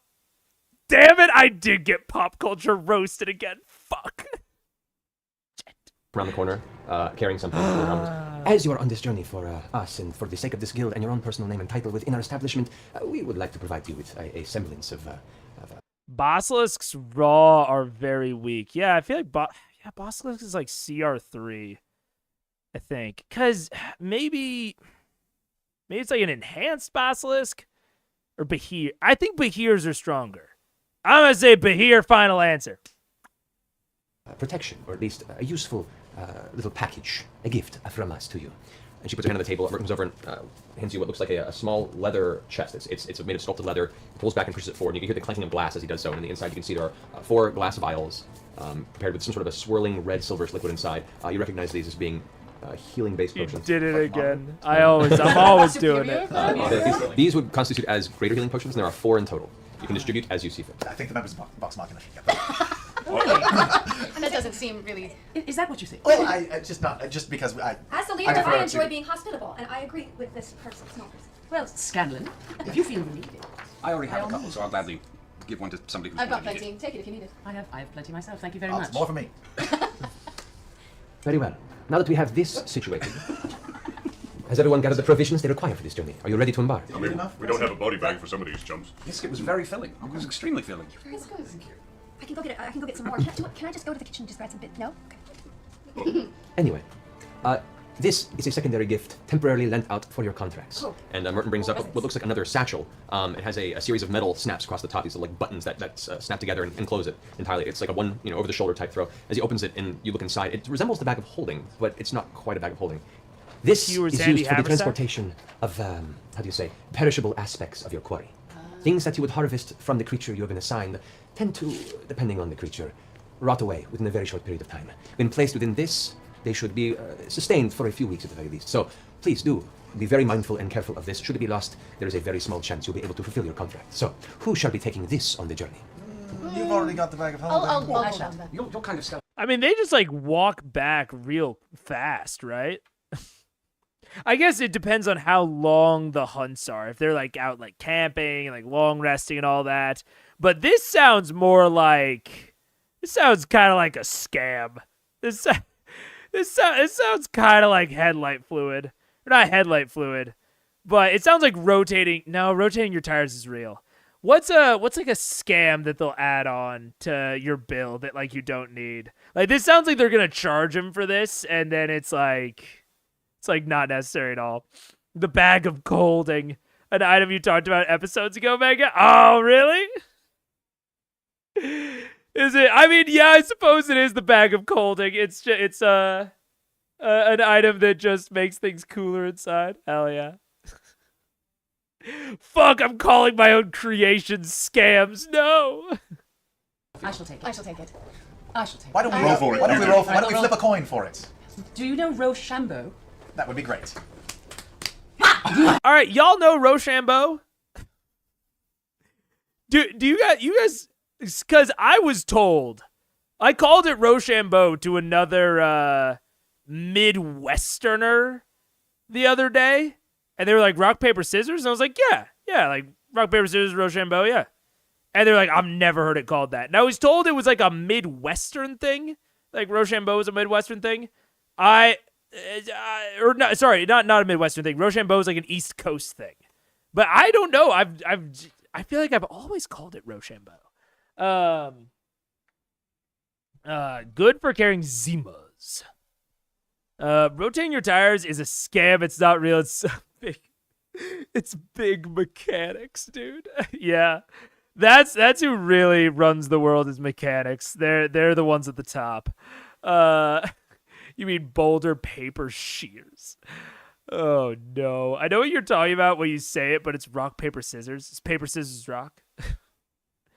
Weird, yeah. Congratulations! I'm so happy. For Oh wait, should we ask the leader of the group? Oh, I mean, I'm so sorry. Sorry, Lyra. Oh, that's okay. Well, All right. Thank you for actually sorry, including me. Of course. As the leader of this party, I will agree with the Rochambeau. So it is decreed. Oh, I'm so sorry. I didn't mean for my tail to hit you with your rear end so sharply. Sometimes it has a mind of its own. I know. At which point Vanessa is just watching with a grin on her face. It's good to see you've already established a pecking order within your traveling companions. This bodes well for your journey, most certainly. Huh, To you. weird. And she hands you the satchel. I won. I won. That's me. What? Please. I'm sorry. It's on me. I don't think it was given to I don't you. have it on my shoulders. Too late. I'm writing it down. I certainly hope you don't Stop. lose it during our quest. Vanessa, I have a question. What happens if we don't come back with all the members we left with? Well, I suppose they would not be allowed into the guild hall. Mostly for no longer returning to the city of Vasselheim. But that is not our problem. There is danger within this, which I should get to, actually. Yes, please tell us. Where are we going? You've now received your gifts and your various required implements for this journey. A contract has just recently come to us from... See, this is another thing that's like all about vibes, right? It's like vibes seem good, but like them being like so hostile with like a new player, with like a guest player, I think is totally fine. Like it works again because the vibes are good, but if the vibes weren't good, like if this was Orion, I don't think this would be playing. Like the way that they're going, I don't think it would go well. So definitely interesting, but kind of relies on like Mary Elizabeth being like cool and down with it. the Crown of Arathis within this portion of the city. It has been approved for slaying. This will prove quite a challenge, based on how highly you spoke of your abilities. I will warn you, the quarry is quite dangerous. Should you find yourself in trouble, I wish to remind you that it is better to live and fail than to be foolish and die. So, Yeah, she seems like it. let me pass on to you the contract of which has been selected for you. And she reaches out and hands this over to you, Percy. Yes, This awesome. quickly. Lyra. Oh no, let me try it. Oh no. Maybe you should read it. I cast mending. Oh, Oh, you instead. can do that? As she flicks her wrist, a small spark of kind of purplish dark energy shoots from her finger, slams into the side of the contract, and the tear in the contract repairs itself immediately. If Scotch tape, that would do it too. Scots have nothing to do.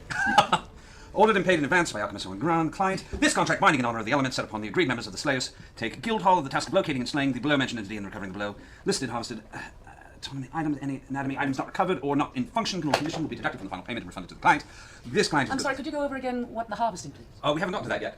Oh, it's all right. This contract is good for 3 days, and should the contract not be fulfilled within that time period, all payments are null and void. This contract is null and void, and the membership within the Slayers' take is revoked outside of the Master's will for forgiveness. This is the fine print. Skip Yes, to the yes, yes. details. Quarry's been approved for hunting by the holy paramours of the Crown of Arathis. The quarry, one adult white dragon. One adult white dragon! A white dragon, but are they?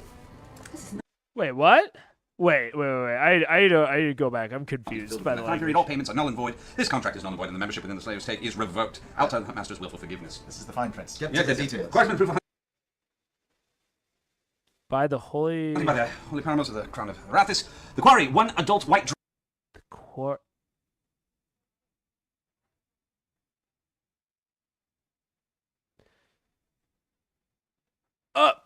Okay, never mind. Oh no, I can't even tell you guys what I was confused about because it's embarrassing. Fuck. That's why I had to rewind as I was like, I'm not understanding something. Oh no. In my head, I was like, when they were like the quarry is dangerous, I thought they had to go to like a rock quarry. Like a quarry where you dig out stone. I thought that whatever they were hunting was in a quarry. And then they're like, the quarry's an adult white dragon. And I'm like, what? Is that a metaphor? I don't understand. Shit. Well, I suppose the quarry could be in a quarry. That's why I was just like, because it was like so specific and no one else was confused. That's why I just had to like sit there and like think. I was like, I gotta think. Wheels are turning. Dragon. What adult white dragon? We're not laughing.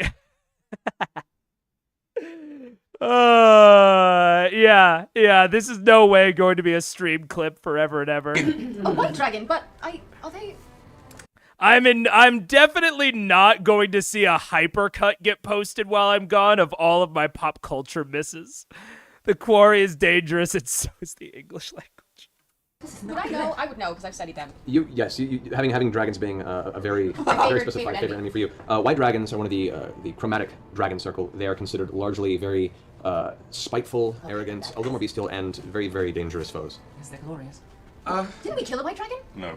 No, I thought Platinum dragon? Once upon a time, the ice dragon thing. Wasn't she white? Once upon a time, you battled back at Western. I don't see race, so I don't know. What kind of element is a white dragon? Ice and frost. Oh, that's right. Yeah. The woman and she turns into a dragon. And Yeah, Ashley killed her. Yeah. I mean, Pike. We've got a fire hydrant over This here. bodes well if you have already defeated such a creature. Then this should be a very simple task. Yeah, no problem. This is gonna be easy. What are we going to bring back? They want eyes, Why are tongue, you sweating? heart, claws, and teeth. Oh, so anything else we get to keep ourselves? 2 eyes, 1 tongue, 1 heart, 6 claws, and 20 teeth is what they are requesting. And do we get paid for such items? Yes, there are individual prices for each individual object. Eyes 900. Who cares? Talk about it later. Bro, oh man, am I bit de-pilled. I was struggling so much because I was like, how do I design a score, which is essentially like an encounter? Well, kind of. That is worth like a certain amount of coins. And I asked around, I went on the Reddits, I went in the Discord, and people were like, oh, you determine the payout after the quest. The payout determines like, you don't know how hard the quest is going to be beforehand. You do it, look at how hard it was, and then determine how much to pay them after the fact based on how hard it was. Oh no. So I was like, that is so hard to wrap my mind around. And they're like, yeah, it takes some getting used to, but it's really nice. And right here, I'm like, who cares about the prices of the individual objects? You've got a contract to get this done. Either just give me a total, or like we'll take care of the finances fucking later. Yeah, man. It's new. I'm still getting used to it, but I think it's something that I will take into D&D of like, the reward that you get paid is dependent on how hard the thing was. I don't know. My players always ask for price up front. I had to have a conversation with my players. I had to be like, hey, like, don't, essentially. Which was difficult for them. I was basically like, I was basically like, if you are actually like worried about it, like it is an actual determiner as to whether or not you will take the quest or the opportunity or what have you. I'll give you like a lot, a little, or medium. Like I'll give you like a generic range so that there's room to play within that on the exacts, depending on what happened in the actual quest.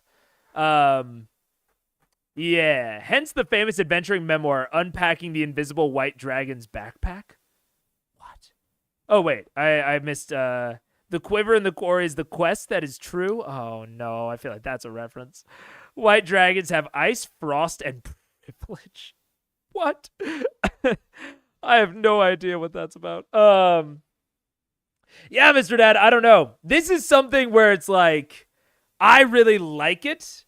I am not sure how I will feel about it long term, and I don't know that I would give it out as like explicit advice. But it's something to consider. It is something to consider because it's definitely like inherent to BitD. Like you have to do it in BitD. But it's something I've been considering, like how much or how little I want to port over to D&D and how to do it. Because I agree, I want them to be able to discuss the price beforehand, but I also want to not get bogged down in the nit and grit and just move on. And I want to be able to reward them more for like what they recover and such. Gold each. The tongue is 1,200 gold. The heart is 3,500. Claws 250 gold each, and teeth are 50 gold each. If there are any remaining organs, we can Rochambeau for it. And scales, definitely. There'll be plenty of scales. Plenty of Yes, scales. If we're not dead, that is. Very good for armor. Very good for armor. Yes. Does it say where this dragon lives? No. See, that is part of the job. To find one's quarry is why we are so specialized in Slayer's Take. So, You guys don't know where the quarry is? Where do you get all your stone from?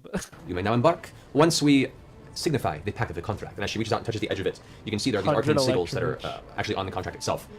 They glow and pulse briefly, and she just walks across the group. First to you, Percy, we're holding it. Place your hand against the contract. As you do, they light up, and you feel a surge of kind of warm energy go through your torso, at which point you now see at the bottom of the contract your name inscribed itself on its own magically to the contract. She then takes it and passes it to each one of you. Yay! Magically binding contracts. We love it. We especially love when they aren't displayed as super demonic. They're just displayed as, like, par for the course. Let's go! And as the spell binds... What about Trinket? I suppose he is part of your band. And she reaches out the paper and... Trinket, shake. slams it out of her hand, knocking the contract onto the ground. And there's a brief moment where she pulls the paw back. And the paper's a little wrecked a little bit, but... Unsub. Robin, you fucking... you threaten it all the time. Boy who cried wolf, do it already. As long as you still come to watch, I don't care if you're subscribed. I think that's the opposite of what I'm supposed to say. I think I'm supposed to say how much your subscription really means a lot to me. I don't know.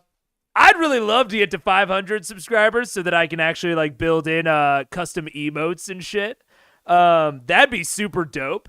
But that's pretty much the only context in which I care about subscribers. I care way more that you're like here or that you're in the Discord. So fucking do it already, nerd. Any primers? Any Amazon Primes in chat? Dude, fucking...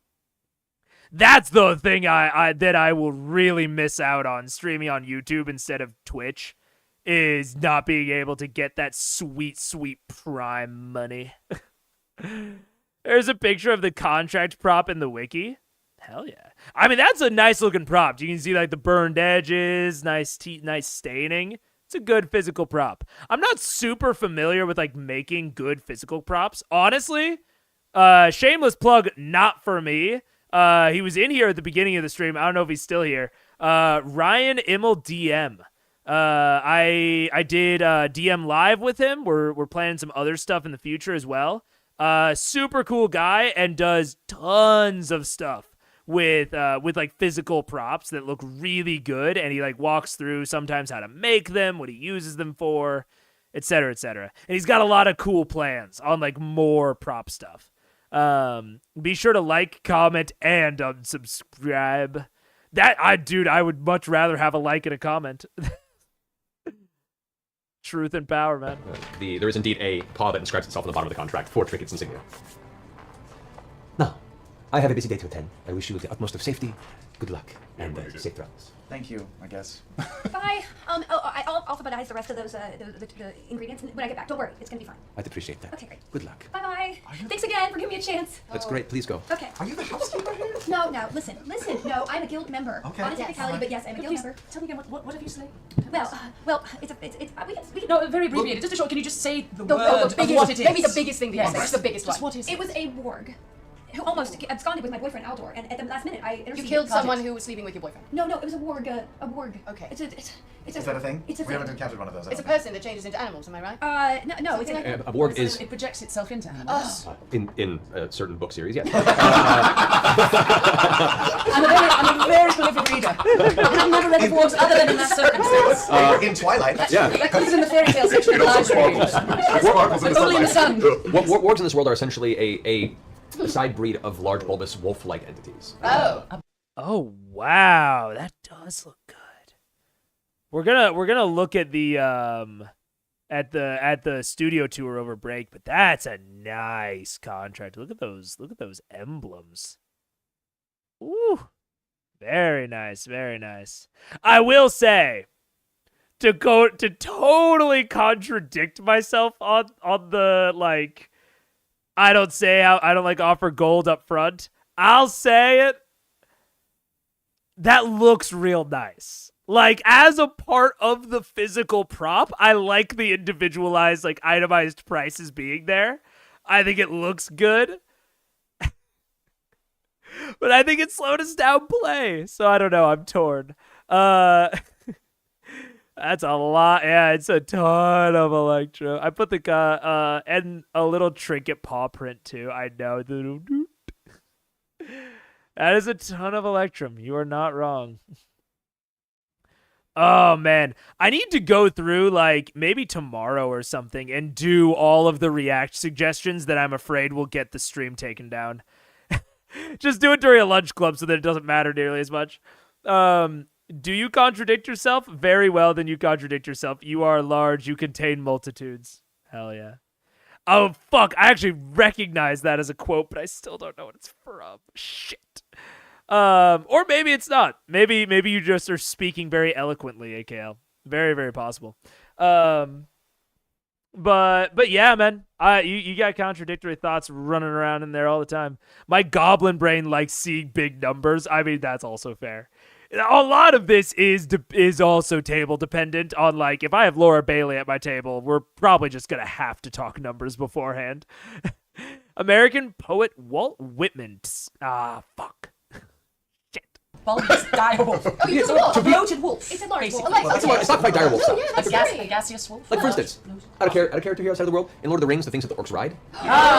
They're really scary. Oh. It was quite a situation, but it was either the warg or Aldor, and I would do anything to save Aldor. Yes. What did he look like when you saw him? Oh god, here we go A again. little dirty. He looked actually kind of frightened. Was he wearing like an armor, like a reddish sort of very Did you have heavy your armor? glasses? It was hard to focus on his armor with all of his screaming And whimpering, panting. really. He is very brave. No, yes, he We seemed teased like he because would we have love. been. He did fine. He fought well. He fought bravely and he treated us fairly. Especially when It reverted to top chat? I'm gonna have to build that into a command. Make sure that you're on live chat instead of top chat. Interesting. I will also say, and this is more of like a personalized thing, like tell whatever sort of stories you want as long as everyone at the table is comfortable. I don't generally go for like the obsessed female trope. It's not, makes me sort of uncomfy. Not really into it. I think that Lyra seems dope otherwise. But yeah, I don't know. That trope is not for me. There might be a way to have a certain commands activate on a timer, like every hour or something. Ooh. I might look into that, Restay. Got burned by Tiberius. He lived. you burned my Not the kind of face. boyfriend. Not the face. Not the His face. face I is didn't do it. fine. We need to talk more about this on the road, but we should get going. Let's certainly Yes, start let's talking. do. As you all leave, the Huntmaster expectantly waiting for you to exit the guild hall. You find yourself out amongst the streets of Vasselheim with no particular direction of where to find a white dragon in 3 days. 3 days. 3 to days. find 3 out. days to slay. Yeah. Hey, Vex, can any of us sense a dragon within 6 miles That's what of I'm here? doing. Thank I'm you. sure. I know. Oh yes, I can cast locate creatures. Oh, that works too. Yes, let's do it. Okay. Do we Yeah, need some sort of anything for you to cast the spell? Oh no, I have all my ingredients. No, but I mean, do you need to know something of I do declare how much I hate women. Nah, man. I don't know. I think I've always, even in my younger, much more cringe and edgy days, I just didn't vibe with those sorts of portrayals. It's honestly one of the things that stops me from watching a lot of anime. Unironically, a lot, like, oh man, I watched JoJo, and the first 2 seasons of JoJo, the portrayal of women really, like, it stopped me so many times. It took me so long to get through the first 2 seasons. But then once I got past it, the portrayal got a little bit better. And I think I was like, my mom, like, raised me, like, single mom type shit. And, like, she was just, like, you know, strong, boss-ass bitch. I'm very into both physically and emotionally strong women. So, I don't know, yeah, the, like, fangirl motif is just not for me. Yeah. Hashtag hydrate or dehydrate. Hell yeah. There may be some things short-term guest players can get away with a bit more easily, still depending on the table's comfort. I mean, that's true. I think that in general, temporary characters, one-shot characters, short-term characters, you can do a lot of things that may be uncomfortable long-term. Like, I would say that like Scanlan's character sort of reads that way in a lot of cases, where it's like, okay, maybe this is like a fine flaw for like a one-shot, but it's going to be kind of exhausting to, like, engage with long-term. I remember her character being quite funny, so I think she does it in a nice campy way, but we'll see. I mean, it seems like it. Like, I definitely think it seems like fun and campy. It's just, like, I'm thinking about, like, having this at my table long-term, and I'm like, ugh, it would be so exhausting to interact with that every single session. I had the same problem with tentacle... I mean... Yeah, I have not, but, you know, you do what you do. Also, if the founder and CEO of GNS wants to do this trope, then you kind of just go with it. I mean, that's true. It is not only her show, but her company. So yeah, it is very much whatever she wants to do. That's very accurate. Also, the guild, Felicia played a woman who was the object of a fellow guy nerd's initially quite inappropriate obsession. The whole arc was handled extremely well, IMO, especially for 2006-2007, so it might be kind of a callback to that. Fair enough, yeah. What you're trying to locate, or does it just work on name alone? As per the locate creature spell, it can only locate creatures within 1,000 feet of the ritual that is completed, but it locates them with pinpoint accuracy. Oh, that's great. Well, then we can use it in conjunction, because I can use primeval awareness and find any dragons within 6 miles. Can I try to grow my beard real quick? What? Can I try to grow my beard? You can grow Yes. a beard. Sometimes. Not really. 33. 33. At this point, and you guys noticed it and didn't make a mention because for some of you, it was just a very dire morning. But since Grog woke up this morning, he had a very, very nice coat of somewhat bristly, translucent, not very attractive facial hair, but a facial hair by definition. It's like fishing line coming out of his face. Damn pirate now, watch out. Like a 14-year-old whose father doesn't love him enough to teach him how to groom him. That's dark. There's a story there. Percy's seen some shit. There's no parental issues over here. None. No, Wow. definitely So, not. can I do that All then? right. You can. So you along with trinket by your side, you find a small I space. can't find his exact location, but I can. You can gather the general. You are still in the city of Vasselheim. You're in the Quad Roads district, which is kind of the most central portion of the city. So it's going to be a Rathus-driven area. You're about a 15-minute walk from the nearest walls that exit out into the Vassal Timberland. 15. All right. I mean, do I know anything about where the dragon might be, or? You have no idea. This would be one of those occasions where your best bet would be research or asking around. Dragon. So can I? But can I? Drac. Nope. Yes. Nope. Don't do that. So you take a moment, you ground yourself, and you kind of place your hands on the dirt and take in the general feel of all natural creatures and unnatural beasts that you're attuned to in the vicinity. You focus on the essence of what is dragon and dragonkin, dragonkind, and find that within the 6-mile radius, there is nothing that catches your attention. Shit. All right. Lyra, Lyra. Lyra, Lyra, thank sorry. you for asking, because Sorry. some people just don't care. Yes, yes. I want to get it right. You've been living here for quite some time, I imagine. Well, I grew As a up here guildman. with my uncle Randy. Would you want to go meet him? No, unless he is knowledgeable about dragons. I was going to ask you, where should we go to ask who might know things about the woods, about the wilds, about where dragons might keep? That's a very good question. I would say Aldor, but he will not talk to me. That's unfortunate. It is really. Do you want to talk about it? Because I could use some advice. Zora, what about you? Do you know We can have some girl about talk later. dragons? But right now, focus on the dragon. Okay. I don't know where the dragons are, but Well- I'm so sorry. I did not mean to interrupt, but I can use beast speech. And so if we come close to anything, I could ask potentially to understand, maybe get an idea. Well, there may be somebody at the Abundant Terrace who might know something about the woods and direction. That might be a good place to. I want to be the Lord of the Quad Roads. First ranger ever to actually track their favorite enemy. Lore is such a...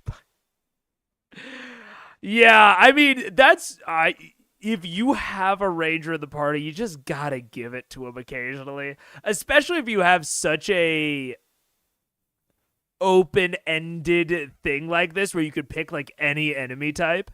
It's like I should have guessed that he would pick a dragon because I knew that her favorite enemy was dragon.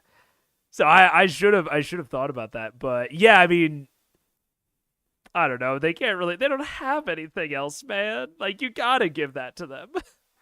To start, it's a section of town where it's they concentrate on yes. So we can go there. All right, let's do that. Yes. Let's go there, please, God. All right, so in following Lyra, towards the Abundant Terrace, which is on the western side of the town, this area is very different in visual style. As soon as you approach this kind of small hill that leads into the terrace proper, it is almost entirely farmland. In this strange, harsh environment, there's something about this entire district that is structured to be the source of vegetation and crops and essentially feeding a large portion of the population here. You also see there are a series of small temple towers and statues that are focused around a particular deity. Why don't you guys go ahead and roll religion real fast? So roll a d20. Add your religion. Yeah. Great first roll. First roll is not good. 23. Oh, it's All right. Which you know this information, but before you can even say it, as you're eagerly to mention, you sense that there's the worship of Melora here. All right, I set up a bot timer, by the way. It's on a 60-minute interval. We'll see when it goes up. Actually, I'll set it to a shorter interval just so that we can test. Melora, which is considered the goddess of wilderness and the sea, and is one of the 5, soon to be 6 if Pike's Temple raises, deities that essentially rule the belief system and lifestyle of the city of Vasselheim. And so through the blessing and touch of Melora in this district, they're able to treat the land as magically fertile territory to grow. And you gather upon stepping inside that there's a cluster of kind of dirty looking but very, very cluttered and busy taverns, inns, general stores. Like the entire portion of the town that isn't, that portion of the district that isn't farmland is just jammed into this one little corner. Go ahead and make an investigation check. Bad zoning.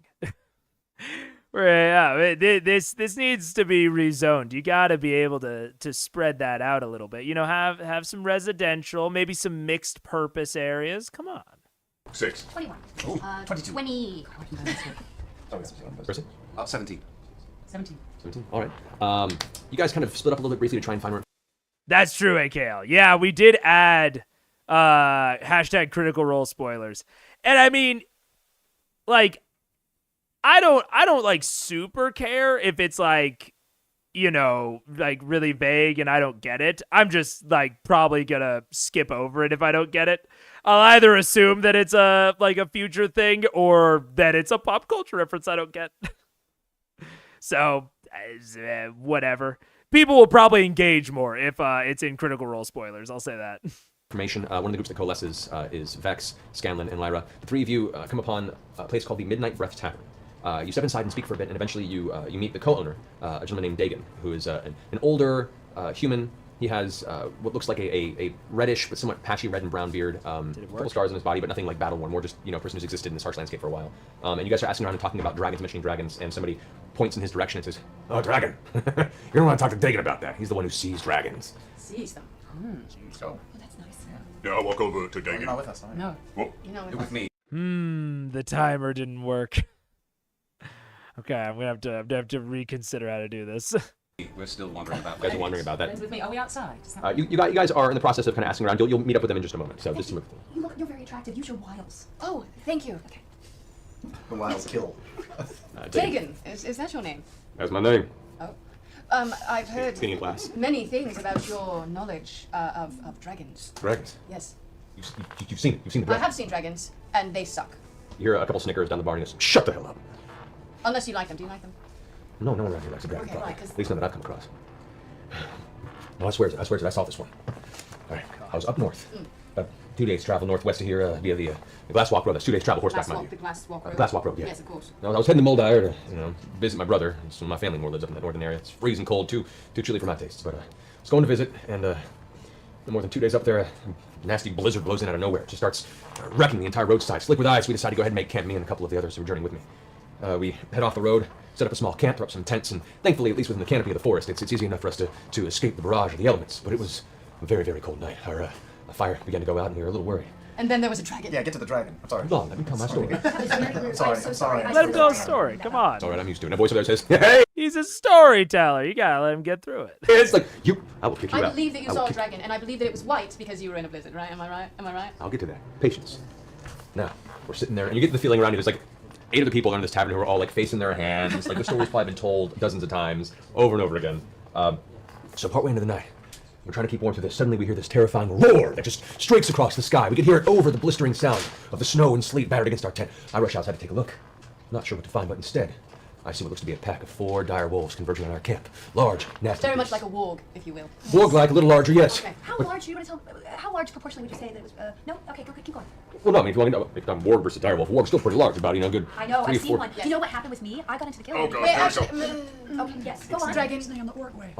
So, this pack of dire wolves are converging on me. I myself am fearful, but I know that if I'm going to make a stand, now's the time to do it. So I reach over and I draw my dagger, prepare myself to That's defend. a giant dagger if I've ever seen one. Thank you, he appreciates it. His little blush to his cheeks. And I prepared myself to accept possible defeat. These terrifying beasts. And the secondary war breaks out, this time not from around, but above. Incoming, streaking out of the clouds above, I see, believe me, a dragon, wingspan huge, claws I and would teeth never gnashing. guess that's where that was going. White dragon? White as the snow that encased the skyline. It streaks down and snatch!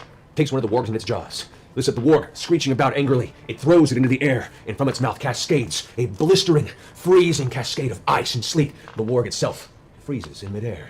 Before it can plummet, the creature then closes its jaws, snatching down on that warg and biting it in two. In one fell stroke, as the pieces of ice clatter to the ground, the rest of the warg scatter. I believe that dragon saved our life that night. Well, that's great.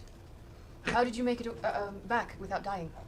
Well, apparently the dragon had it filled, and the dire wolves went off, so we packed up and went right on back. Never made it to Moldire. Did the dragon keep flying in the direction of the glass walk road, or did it go east or west, or which way? I have no idea, actually. We just ran. We turned tail and got the hell out of there as fast as we could. That was quite a story. That was stirring. Quite- Really You believe stirring. me? You believe me on this? We believe. Not only do we believe you, but we want to tell others of this. In fact, I'm a bit of a performer. I may write a song about your exploits. Could you? Actually, could I roll for perception or insight to see? Dude, I had a campaign. It was not very long running, but I had I guess we ran like 7 or 8 sessions. And I had oh God, what I don't remember what he was. I think he was a strength-based rogue, maybe. He was a weird build. But he also had a proficiency in performing and in like a musical instrument. And he constantly wrote songs about the exploits of the crew. It was very fun. I love like big dramatic embellished shit like that. One of my favorite things, I've talked about it before, that I do that I think is like relatively unique. Like I think it's like a me original, is I'll post rumors in between sessions. So, like, we have, like, in the Discord where I run the game, we have a rumors chat that are little tidbits and snippets that they might have picked up, like, between sessions, quote-unquote. And sometimes it's, like, a new opportunity. It's like, oh, I heard that blah, blah, blah's in town. You know, I heard, like, the Duke of Ellendor's in town. Or a lot of times it is rumors about the exploits of the party that are purposefully like twisted and embellished, very in the style that Matt just did. And my players always get a huge kick out of it, of like seeing how their reputation is morphing. Even if it's not directly connected to them, of just like how the happenings morph throughout rumor and the grapevine. It's really fun. It's not anything huge or like impactful, but I have a lot of fun with it, and I think they do as well. See if he's telling the truth on everything. Go ahead and roll inside. And I love this because this is so true to life of like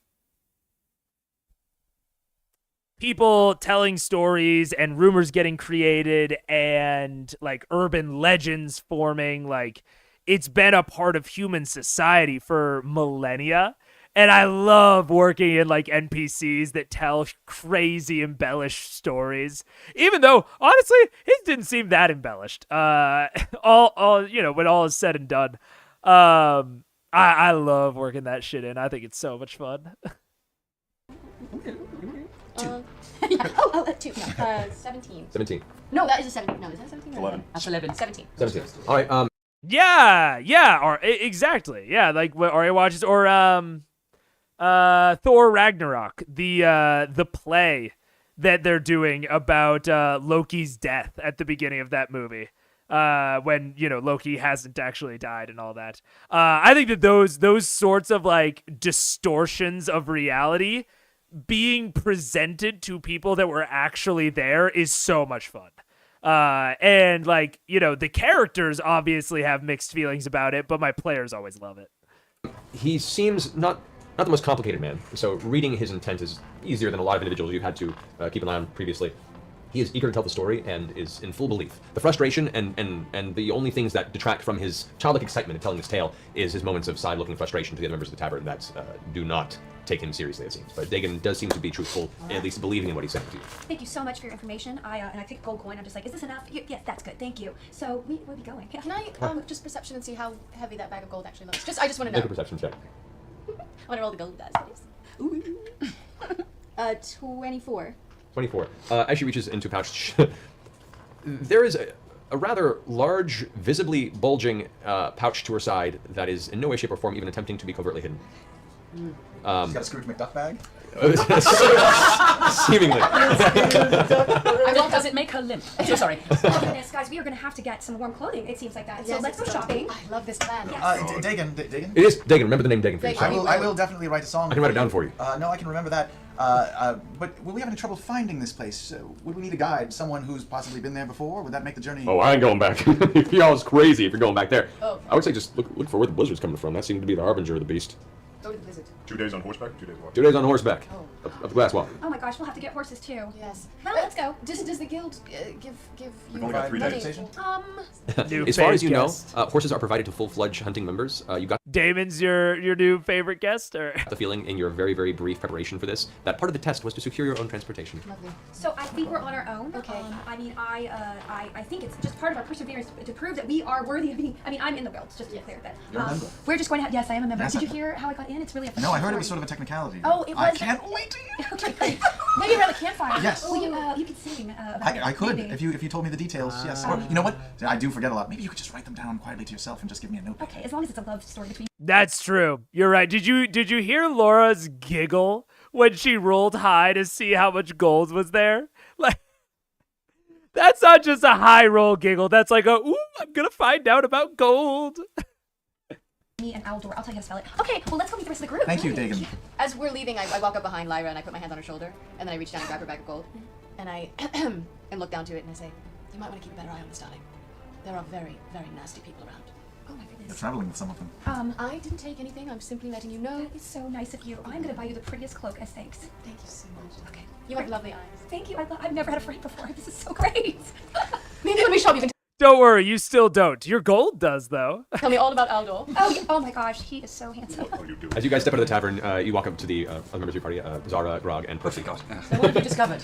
True. Northwest, cold, Blizzard. dragon, blizzard. It 2 ices days, we things. need horses. We'll definitely Right. need some sort of protection against ice attacks. I have a question. I'm not good with numbers, but it's a 2 days journey there Yeah. and a 2 days journey back. We do have an airship. Is that 4 and we have 3 days to do this in? Don't we have an airship? How are we gonna do that exactly? I mean, I'm not the brightest in the You bunch, do- but You do know that contracts complete upon the quarry being slain. As We have three. We have three. Sure they do, Matt. Yeah, that definitely wasn't a oh fuck, that's right. Grog math. Wait, I want to look at Matt's face here. Wait. Blizzard. 2 It's days. ISIS We need themes. horses. We'll definitely need some sort of protection against ice attacks. I have a question. I'm not good with numbers, but it's a 2 days journey there Yeah. and a 2 days journey back. We do have an airship. Is that 4 and we have 3 days to do this in? Don't we have an airship? How are we gonna do that exactly? I mean, I'm not the driver. Oh, look, you can see like the slight like looking back and forth, kind of looking up. Oh, I need to interrupt. You do know that contracts complete upon the quarry being slain. Oh. How would they kill an entire quarry though, dude? They're gonna need to like flood it or some shit. What video game am I thinking of that has the flooded quarry? Is that Fallout New Vegas? I got a much better knowledge of video games up here than 3 movies. days to get home. It's hard. You Two were days making to a little get bit there and 1 day. Or am I thinking of the Deathclaw quarry? Same thing? Fallout 4. Ah. Thank you, Undead King. Day to slay it. Thereabouts. Yeah, yes. Is that about it? Yeah, once the creature is actually slain and the pieces are harvested, then the contract is completed. Then you can take your time returning. They're gone. Great, we can ride it down the mountain. Really? No. Well, we can get some horses up in this. We need horses and cloaks. We need We warm definitely things, need some warm furs. things. Yeah. wolves. I mean, I have warm cloaks for the parties, and half of our parties are here, so we can have. Richard, you're so right. They don't need all of this like wool or like resistance against frost attacks. They just need a good dwarf guild. They just need to diggy hole really quick. I think the best plan would be to have Scanlan seduce the dragon. Classic bard. We snap.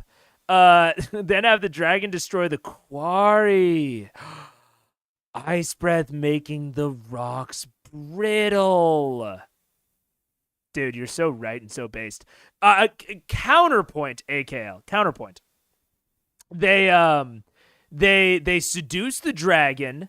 The dragon makes the rocks brittle, but they still have to destroy all of them very quickly. You know, even if they're brittle, this is a big quarry we're talking about. Solution. You go back, you talk to Kima, and you say, hey, Kima, I know that you were really wanting that horn. We all get it. We all know. Just slap that horn on your head. Come and fucking clear out all this ice rocks. We'll call it even, all right? We get like 10k gold. You get your horn. We're all set. Will you need some cold weather clothes, I believe so. Zara? I believe it would be nice. And Lyra, did you bring any? Like the JoJo's Part 2 fucking pillar men with their little unicorn horns. She'll just clear it all out like that. Yeah. Well, I can go by my uncle's house and get pretty much anything. Yeah. Oh, wait, would you have enough for us? Oh, well, goodness, he's the trade ambassador to here. It's funny, we have a lot of warehouses. It's so fun to Let's go go do that. Yes. Wait, Let's go do so that. does he give discounts to family members? Oh, I can just, you know, I can persuade him to. Lyra, I think we're going to be best Wait, friends. very Lyra, does he believed. have access to horses? I don't. You haven't ever had any sort of discussions with them in regards to horses? Yes. You know there are a few liveries throughout town, but you don't think you have any family ties to them directly. It's not, you know, not directly. Because you made the dragon's meteor like I asked, right? Fuck. Nope. We hit the edge of my knowledge again. Shit. We went. Oh, the dinosaurs meteor. Still don't get it. Fuck. Was that your gangster contractor character? Kinda, yeah. Yeah, that's the guy that that's the contractor that comes over because your pipes are broken. He's like, you know, the pipe's broken, but that's really the least of your fucking problems. You know, you may have the broken pipe, but you wouldn't even notice the broken pipe if it weren't for this leaky foundation. Now that's gonna really run you up, especially because you have this giant fucking tree out front. We pop that shit out, it's like the pipe was never even leaking in the first place. Yeah. That's my, yeah. I like gangster contractor, yeah. Dinosaurs, meteor, too soon. Oh no, I do know that reference. It's an internet video. I don't remember anything else about it, but I do remember the reference. You made the dinosaurs meteor like I asked, right? The dinosaurs meteor? Meteor. I mean, it's trade more than that. Yeah, so I do know that one. Let's go. But This I is know your some Uncle places- Randy? Uncle Randy, yes, you know that? His legend, trade his ambassador. legend has been Yes. sung far and Oh, wide. it's so fantastic. He's so kind-hearted. He took me in when I was... Anyway, we'll talk about it over fire camp. Come on, everybody. So, Their meteor, AKL. Is that correct? can we find horses in the area? A brief look about, you find a livery not too far from the outskirts of this district. Yes. As you enter, the gentleman who runs it there is eager. It's like, I think you go ahead and buy some horses. Well, certainly. Let's renting, rent them. Let's rent them for a renting. week. Thinking about renting is this area. If you're riding out with horses, a lot of them don't make their way back. How about we rent them, and then if they don't make their way back, we'll pay you the difference. We'll leave you a hefty deposit. May I? That could possibly work, eh? Cast I- a suggestion. Oh, try it. Do it. I'm I'd like telling to you. cast suggestion. Are you all right? Am I all right? Go for it. Go for it. I cast suggestion. Okay, so while you're in this conversation, you go ahead and stay back and you make a few symbols with your fingers, whispering under your breath. You complete the suggestion spell. What's the DC of your spells? It should be on the top of your spell page. The top of your actual sheet has a list. All Ah. things listed. Got a bunch of nonsense. D17. There's 17. All right, what do you want to suggest? Nice. You shall lend us the horses, knowing that we shall take very good care of them. And we may keep them for as long as we like. As you're having this conversation, he kind of looks up at the group and goes, "No, you know what? Y'all look like a very trustworthy group, and I wouldn't want to, breed any sort of ill will for future business." Right. I mean, Uncle Randy, after all. I'll tell you what. I'll give you the horses, rental half price. I trust you bring them back. Don't worry about any sort of deposit. I believe you trustworthy folk. That's you, sir. lovely. Yeah, I'm sure that these horses will definitely make the journey back, and that they will not be thrown up in the air and caught like the wargs. No way that they'll be going whoop and then they get frozen. No shot, right? So for 6 horses, His story was ridiculous. That didn't actually happen. That won't actually happen. I'm looking for a rental price of around, say 50 gold for the lot rental. Done. We could Wait, save no. a little if I shared a horse Yeah. with you. Oh, what? I'm sorry, what? That's it? 50 gold is half price? And they're still haggling? No, I'd rather have my own horse. Thank you. Thank you. You can ride with me, Scanlan. No. But, Trinket... Own horse.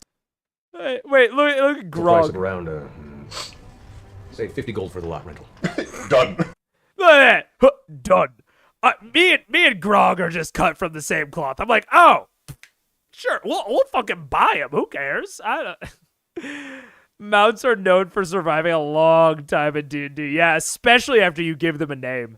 The moment that they are named, they are marked for death. Vox Machina is super trustworthy. They never kill any horses throughout the entire campaign, I'm sure. We could Wait, save no. a little if I shared a horse Yeah. with you. Oh, what? No, I'd rather have my own horse. Thank you. Thank you. You can ride with me, Scanlan. No. But, Trinket... does Trinket... Is he... Shut down. Is he right? Is he as fast as a horse?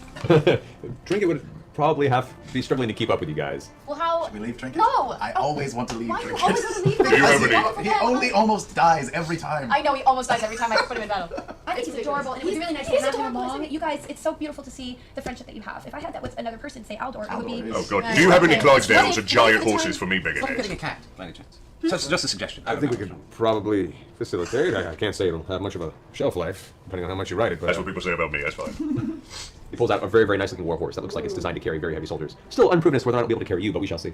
And once again, the horse travel wasn't like 2 days of straight gallop. It was Oh, a okay. casual trot in which Trinket could probably keep up, but you guys might have to take a break every now and then. Okay, It's still well, there. let's do it. See our Never get spoilers murdered. talk. Oh. I've got like 5 more. I've been saving them up for this entire game. Trinket needs his own horse. I am curious, what is... From a DMing perspective, what is Matt trying to get at there? Of saying that it would take... That Trinket would have trouble keeping up. Because I really doubt that a grizzly bear stat block actually has less speed than a horse. Especially a horse that is mounted. So I'm is the point to have her leave Trinket? Or I'm kind of curious as to why he said that. I don't know. Yeah, it's kind of weird. What? For every bear pun, Nothing. every bear pun that Oh, happens, pun, an angel loses its wings. So may we give you our gold? Yes, here's our gold. Certainly, I'll give you your horses. Wait, who's The party is. But have a Max. his I'll or... just don't. I'll just do it. There you go. I mean, that is true. And that's kind of what I'm saying. Is that's really the only thing I can think of that that statement accomplishes that is reasonable in my head. Of oh, hey, if you want Trinket to live, like, you shouldn't bring him, so he's going to have trouble keeping up. Like, that's an easier in-fiction explanation for why you should leave him behind. But if that is the... yeah, I don't know. That's hard. Man, I don't know. I don't know how I feel about that, because my gut reaction is like, damn, if you are this class, like, you need to bring Trinket along. Like, that's like part of your, like, character and, like, build. But I also know that, like, Trinket is basically an NPC, and they don't want to put him in harm's way. So it's like, yeah, I don't know. That's complicated. Ranger sucks. I don't want to use it. Or maybe just Beastmaster, man. Trinket is so hard to deal with from a DM perspective. Ugh. Thank you. Oh, bye-bye. Thank you. Thank you. Good. Yeah, You know, Thanks, Lyra. Well done, Lyra. Very good. No, I need to talk with you. And when we go out, are we leaving it? Yes, the stable boy is just bringing horses over. The rest of you begin like putting all your materials up and kind of strapping them to the saddles. And what did you want to do? Listen, Missy, I'm the leader of this, and the fact that you pulled out a spell and did not say "and" it's just not even the way I want to conduct my team. So you, if you are going to use underhanded tactics, you need to clear them with me first because I'm the leader.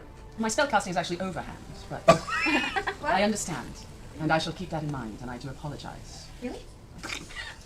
I think yes, I apologize very deeply, very, very sincerely. Who's just a leader? I did it. Well done. Yeah, you're going to have a great journey. That was impressive. You put her in her place, asserted yourself, but you were polite, right? you were firm but fair. You were firm but fair. I am very, very nervous that somebody's going to die when we find this I dragon. hope it's me. So horses ready, mounted up. You guys gather all those materials. You ride up back through the braving grounds to the northwestern exit to the outside wall. Anything else? So protection against ice magic. Does anybody have stuff that like works for that? We needed to go to Uncle Lyra, do you Randy's. know any? Oh yes. Well, we were going to go get some... That's right. Yeah, we're going to go to the warehouse that's on the edge of the district. Okay. Where we're going to get some, furs and all this sort of stuff. Easy enough. You guys follow Lyra down to the outside of the quad roads. There is one warehouse she goes to. She knocks on the door, and as it opens up, you can see a rather calmly-looking gentleman with a nice, soft, almost like a purple-blue beret, a little bit of a heavy-set neck bulge that kind of rests over the top of his little doublet, and he opens it. She's so eloquent. She has, like, a voice like butter. It's just, like, I don't know. I feel like I'm trying. It reminds me not of Laura Croft. It reminds me more of Uncharted for some reason. It's like she reminds me of like a very like wealthy benefactor that is like sponsoring the heroes. Like it's just like so like smooth. There's a reason she's a voice actor and also a voice acting director. Yeah, man. That voice is on point. Yeah, what can I? Oh, Lyra. Hi. Oh my gosh. How are you? Oh, what do you want this time? Well, it's funny because I finally got an assignment with the guild. Can you believe it? It's like, whoa. No, I can't believe it. Oh, really? But good for you. Thank you. So anyway, me and my friends, because I'm my friends now. You know what? She's sort of our leader. I'm You must know, Randy. Right? He gives a very, very long. People certainly would, AKL. This is big Markiplier reacting to Pokemon energy. Yeah. Long, judgmental, mistrusting look across all five of you. Should we call you Uncle? Please don't. You know what, Mr. Randy? We had our doubts about Well, this. no, he's not my uncle. No. My uncle is not here. This is one of his Oh. managers. Yeah, very important. I'm He's sorry. gonna Uncle Randy is going to eat his hat, isn't he? I got a leadership position. Anyway. What do you help us need, Lyra? out? We're going into the blizzard. Can you believe that? And you know how much I hate the cold, but we do need to be provisioned. So what do we have in the crates that we can help? He closes the door. A minute goes by. Did you? I thought. 2 minutes go Oh, he's by. gonna hook us up. He's gonna hook us up. Really? Really? I cast. What? I use Mask of Many Faces, and I disguise myself as Uncle Frank. Warlock? Okay. Mary Elizabeth McGlynn just went up another notch. Let's go. Uncle Randy. Frankly, I am Uncle Randy. Frank anymore. You have not seen Uncle Randy? Oh, balls. Which is the only God, now I definitely want her to step on me. Holy shit. downside to that. Balls off. You There's no pictures on the wall anywhere I can look at outside. You're go on great, Facebook, big, Facebook. beautiful. This is where he sells things. Great. Unfortunately, no, but if there's any other form you would like to take, you're welcome to. Oh, bloody hell. I'm going to knock loudly. Well, this is just yes. this is egg on face situation. He's looking for stuff, right? The door opens at this point, kind of almost pushing you back on your heels. You catch yourself as he comes out carrying a large pile of what look like relatively well-kept furs and thick leather cloaks and just kind of shoves them into your arms. Be safe, little one. Closes the door. Try and get him back in one piece. That's sweet. Great. See? You- I came through, guys. I came through. You did? You did. Just remember, I came through. Okay. We'll write a Nice. good comment card when we get back. Definitely. Can I get the one that slit up the back? Give me my tail. That's whip about. All right, we're loaded up. We've got horses. We've got healing potions. We've got. Loaded for bear, as it were. Oh, great. Drink is wonderful. Yes, you do. Kind of like nuzzles up alongside, but Shall we set Go. off? Yes. Yeah. Let's head off. Let's do. Do you want to go one more time to the Braving Grounds, Grog, and just No. try a hand against? No. Why don't we slay the dragon first? All right. And then Yeah. he can punch Since we're on, things. a time crunch. You're so- right. You're right. There is a. Everyone's good on weapons. I haven't finished my training montage yet. Gotta run through the snow, I've got to do pull-ups on trees, I've got sit-ups. Even feel the pound of my toes. Along the glass hand road. Glasswalk Road. you embark upon the Glasswalk Road, which forms right in the outskirts of the Raving Grounds. You are let through the front gates to the outside of the vast Timberland, and this is the first time you've actually seen a formal road that is carved and at least traversed enough that the Timberland hasn't completely consumed it. You can still see various tree roots and branches are progressively, almost angrily pushing in towards this gate, but you get the feeling based on the cuts that whoever goes through here, or at least some people go through here, they keep it relatively well kept for travel up north. You ride out into it, and the canopy almost completely encloses it, so it's like a tunnel of very dense tree, vine, and kind of leaf structure. You push forward out into the cold air and begin to ride for the remainder of the day. A good 8 or 9 hours hit before the chill begins to grow. The sun begins to find itself setting across the far mountains, and the forest around you grows darker and darker still. Ooh. Probably make I think we camp. should make camp. I get to talk about travel montages. Let's go. Okay. So I have a recommendation I'm actually gonna oh, fucking shameless self-promo. I'm gonna pull up one of my own videos. Let's see. Where's my own videos? How do I see that? I should probably go to my channel. What am I doing? Okay. So blah blah blah blah blah. So hashtag sponsor, hashtag ad. Yeah, so it is literally the first long video I ever posted. Z Bashu's best DM tool for D&D. 7 months ago. It's like 12 minutes long, and it's a bowl. Into almost anything. So it's a bowl, and specifically with the bowl. Wait, is this a sinkhole? I don't know. Yeah. So this bowl is for travel montages. One of my favorite things that I haven't gotten to do in a while, when it comes to travel montages, is I get a bowl out, like that purple one. You haven't watched the video. How do you know what's in it? You're so right. You're so right. I don't need to, I shouldn't judge a book by its cover. Yeah, I should really watch before I talk about it. But this is this still in Kansas, Mega? Yeah, this is still in Kansas, Mega. This is my old office. I wonder when Mega transferred. Let's see. This is still in Kansas. That's in Kansas. That's in Kansas. This is not in Kansas. Between fixing one D&D's druid problem and the reason your D&D group fell apart, that this is pre this is still in Kansas. But yeah, so the travel montage is something that Z Bashu came up with. If you are not aware of Z Bashu, delightful D&D content creator, very much an old head, been around for a very long time. And he has this is like an excerpt from like a larger video about how he runs his games, but I thought that this system was so good, I wanted to isolate it.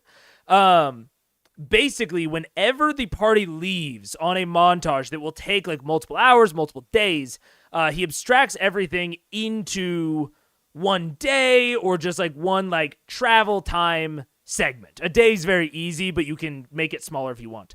Then he gets a bowl and he puts, I believe it's 3, what he calls banes in there. So they're boons and banes. So you put 3 banes, which are essentially just something bad that might happen on the road. It might be like a sinkhole. It might be an ambush, like a random encounter. It might be that something happens to your mode of transportation. It might be that you get lost. Like all of these things, right? Write them on a piece of paper, fold them up, put them into the bowl.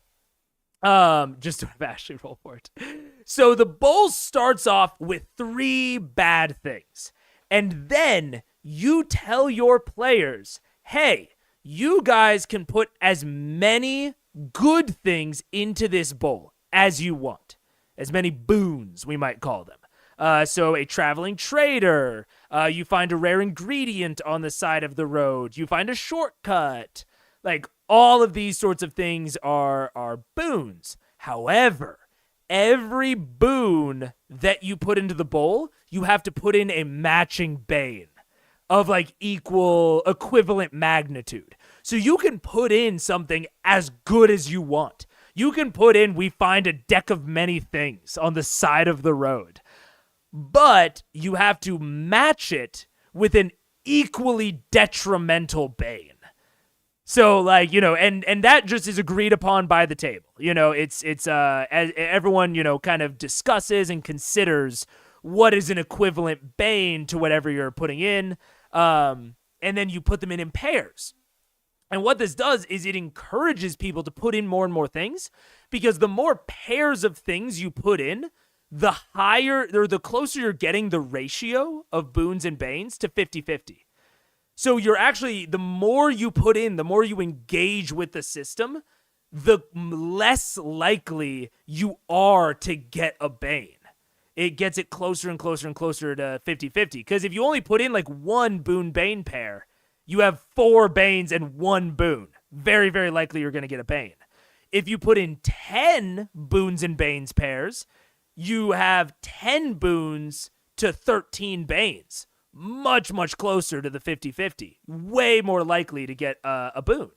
So it encourages them to engage with the system, and because they're defining it, you will get things that they're interested in.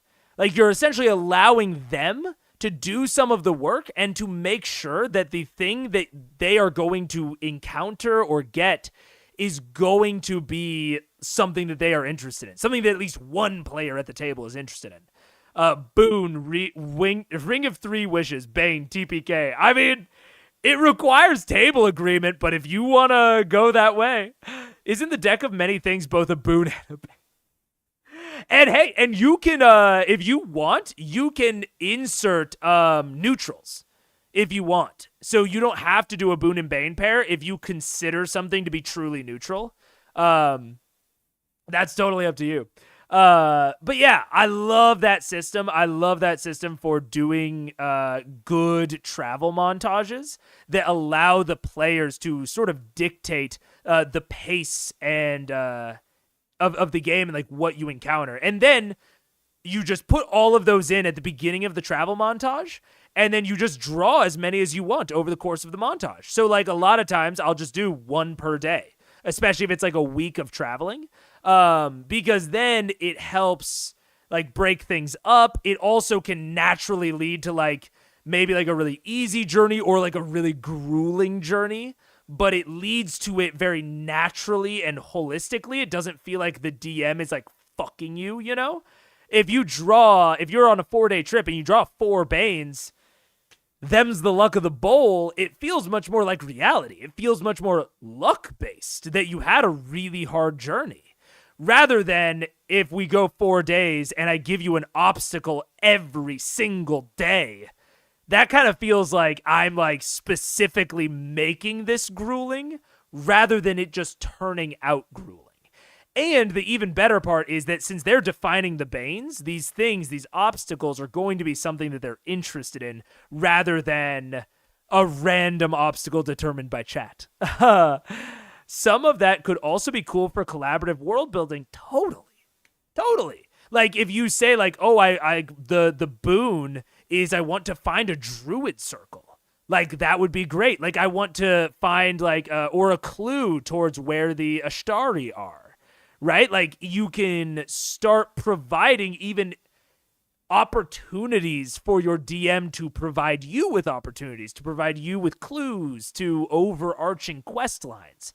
And that, as a DM, shows you which quest lines your players are interested in. It's a fantastic tool, fantastic method. Again, all credit to Z Bashu, completely his idea. In that video, I reference the exact video where he actually goes over all of that. That video of his has a lot more in it that I would heavily recommend checking out. But yeah, that's my take on travel montages. Should we make camp? Yes, we should make. If you don't want to do that and like you legitimately are like, I don't want to delay to the interesting thing, you can also just skip it. It's okay. Travel's boring. If you want to just skip the travel, especially in like, a high drama game like this, just do it. Like it's sometimes that easy. I'm gonna need to steal that for my next high fantasy campaign. Fuck yeah, dude. It's really good if they're traveling a lot, I think. Because if you're traveling a lot and you don't describe the journey, it can feel very fast travel-y, very video gamey. When you're not traveling all that often, like the Critical Role party doesn't travel all that much. Like they've, or at least they don't montage travel all that much, so it's okay to just like skip the travel montages when they would happen. But if you are travel montaging a lot, I think that it's a good way to introduce those sorts of things. Just looking at your recommended vids on the right is giving me a bit of insight into your watch history. Yeah, that's fair enough. I don't even know. I mean, all of this, but yeah, I guess I have like Taskmaster. Yeah, I got Sad Boys on there. Yeah. I'm good with my watch history. I'm chilling on it. A lot of Taskmaster. I do watch a lot of Taskmaster. Yeah, there's Cody Co, The Yard. More The Yard. Oh, this is a great fucking song. Now we're just looking through my shit. But yeah, Ren, hi Ren. Oh, mwah. I tend to take a lot of roleplay moments and such with the other players during travel. That's also, I think, if your party takes that opportunity to roleplay, I think that's really good and really cool. This sort of comes into the, like, sometimes you need to present people as shit. Because I know if I'm like, oh, like, what do you guys talk about on the journey? Even my players who are, like, super roleplay heavy would be like, I don't know. Like, they would find something, but it would be hard for them to get there. So even, like, these boons and banes, they can be as mild as you want. So I have had a player that would put in like super mild shit, where it was like the bane was like you stub your toe and the boon was like you see a pretty butterfly. And, but if we drew those, we would narrate it. And those were great opportunities for player engagement and role play and that sort of shit. So there's room for that within the system, but also if you're comfortable with how you do travel montages right now and you like it and it works for you, like more power to you. Camp. I shall take first watch. I have a firewood bundle that we can make a fire with. There's also lots of wood around, Grant. Yes. And I have an axe. Let's do that instead. Can I find a really tiny tree and start hacking away at it? Tiny? Yeah, tiny. We don't need to kill like Grandpa tree. We'll kill baby tree. Keyleth would be proud. How about don't tell Keyleth? Okay. You guys get off of the main road, as that's probably not a very good area to be out in the open. You find, after about a 5-10 minute walk, a small opening, and along the way you find a tree that looks viable. There's a small slope of hill that heads up to an upper platform area, maybe about 5-10 feet up, and a small opening that you think would be a fitting place to put a fire that wouldn't be in danger of setting any of the nearby vegetation aflame. You go ahead and start looking for firewood. Just go make an athletics roll. 16. All right. After a good 15-20 minute period, relatively brief for most folk, you come back with a nice hefty stack of firewood from the driest small tree you could find. Good job, Hey, Grant. Zora. Well done. Impressed? Yes. Cord strength to you, sir. Throwing the wood down, you begin to set up small stones into a fire pit establishment and begin building a fire just as the entirety of the sun disappears behind the distant mountain range. At this point, the temperature has gotten extremely cold, and most of you begin to pull up your winter cloaks and kind of get your bedrolls ready for an evening's bit of rest. Is there anything in particular that you guys want to do before the night and sleep take you? I would like to go out. Has the moon risen? About 2 hours into nightfall, you can see a gentle bit of moonlight begin to appear off the distant horizon to the kind of northeast. You can gather from your position. It's hard to see because the trees are so thick, but you kind of take a moment. It's either Fae or Great Old One, because there's no way it's Fiend with her aesthetic. I'm gonna guess Fae, especially with the suggestion spell. I actually don't know. Suggestion actually might be an Archfey only warlock spell, so she actually might have to be Fae. I don't remember. I may be confusing it with Enthrall. Walk through and you can see little bits of the moonlight peeking. Just asking. And I mean, she's definitely packed to the tome, because otherwise there's no way the staff is her packed weapon. What a lame packed weapon that would be. And she doesn't have a familiar, so she's definitely a tome type girly. I wonder, because she probably has aspect of the moon, which is why she's going out to this. So she's gonna get out of her book of shadows. God, I'm just obsessing over the warlock. I'll let it go, or not let it go, but I'll let it play. Yeah, for 10, 15 minutes before retirement. Anything else you guys wish to do? I'm gonna change my stone, my transmuter stone, to be resisting ice. That's really Good good. call. I need something like that. Alrighty. That is a good call. Do you have any magic stuff I that have makes a- us resistant? I have a ring of protection. I have Yes. that around the Oh, camp. the ring protection is an actual ring you wear. Oh, I have a ring. Yes, you do. And it And it protects you. yeah. Yep. See, I'm learning everything all at once. Oh, you do? Oh, yours is nice. Very helpful. Yeah, we don't really like ice resistant things outside of that. Damn, alright. Or fire spells. Fire spells will be very... Oh, I have a fire spell. Excellent. That's how I took down the ward. So anyway, we were in the forest, Oh. and How powerful is it? Is it because I can conjure something that it would be very too large for this particular. I mean, I think a fireball would not help here. I can do firebolt, but Great Old One. Damn, I was close. Great Old One. Great Old One's very flexible. You can kind of have it be whatever. there's really no use in doing Oh, that. starting a fire? I could start a fire. Do we not have a fire going? Oh, yeah, have a of fire. course we have a fire. No, it's when we... You guys look over and Grog is sitting there like rubbing wood together. Well, 1 second. Here. No, I'm helping get yourself close. Alright. Take all the joy out of everything. As the ranger, who's very well experienced in surviving in woodland areas, starts the fire that had taken you a good 5-6 minutes of aggressively fighting against the water-soaked wood of this woodland. She lights the flames. I warmed it up first. Thank you, Grog. You did. You really did. You're welcome. All right, is anyone keeping watch? I'll keep watch. All right, so you're taking first watch. I'm taking second watch. Zara had volunteered Zara for had first first watch. I'll take Okay. second watch. You can take second watch. All right, so Zara takes first watch. Percy takes second watch. Can I watch with Zara? If you'd like to. Third watch. Third watch for God. All right. No watch. I would take watch just for the record, but I just You get just so sleep. peckish. You need your beauty rest. I'm sleeping, yes, thank you. You're going to be clear for leading tomorrow. I really need my head clear, and I just cannot function without sleep. There was one time when I... Oh man, no, Yes. no, yeah. I think, shall we? Yes. First watch, Percy. No. Oh, is it you and I? Yes, I'm second watch. Right. All right, as the rest of you make your bedrolls prepared, kind of gather around the fire, eventually drift off to sleep. Vex and Zara are left awake. Do you need help carrying your purse, your bag? Oh no, it's quite comfortable against my side actually. Could I feel how heavy it is? It's not heavy at all. We don't have anything in it, darling. All right. Where do you come from?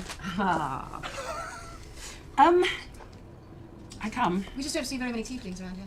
No, I come from very far away. It took quite a long time for me to get here. I come from the land of Ferrin. Ferrin. Yes. Very far off, mountainous, dark, very dark. And you left because...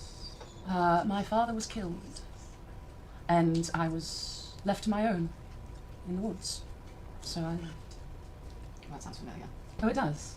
Yes, actually. Why? Why is that? My mother was killed. She was? Yes. By whom? A dragon. I wonder if it was white. I wonder if it was. Shit. I mean, What about your father? My father's alive.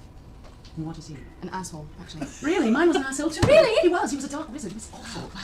Mine's just a jerk. Kept me in a cage. Zara. I know. Getting a bit personal here on fire. Sorry. I thought we were.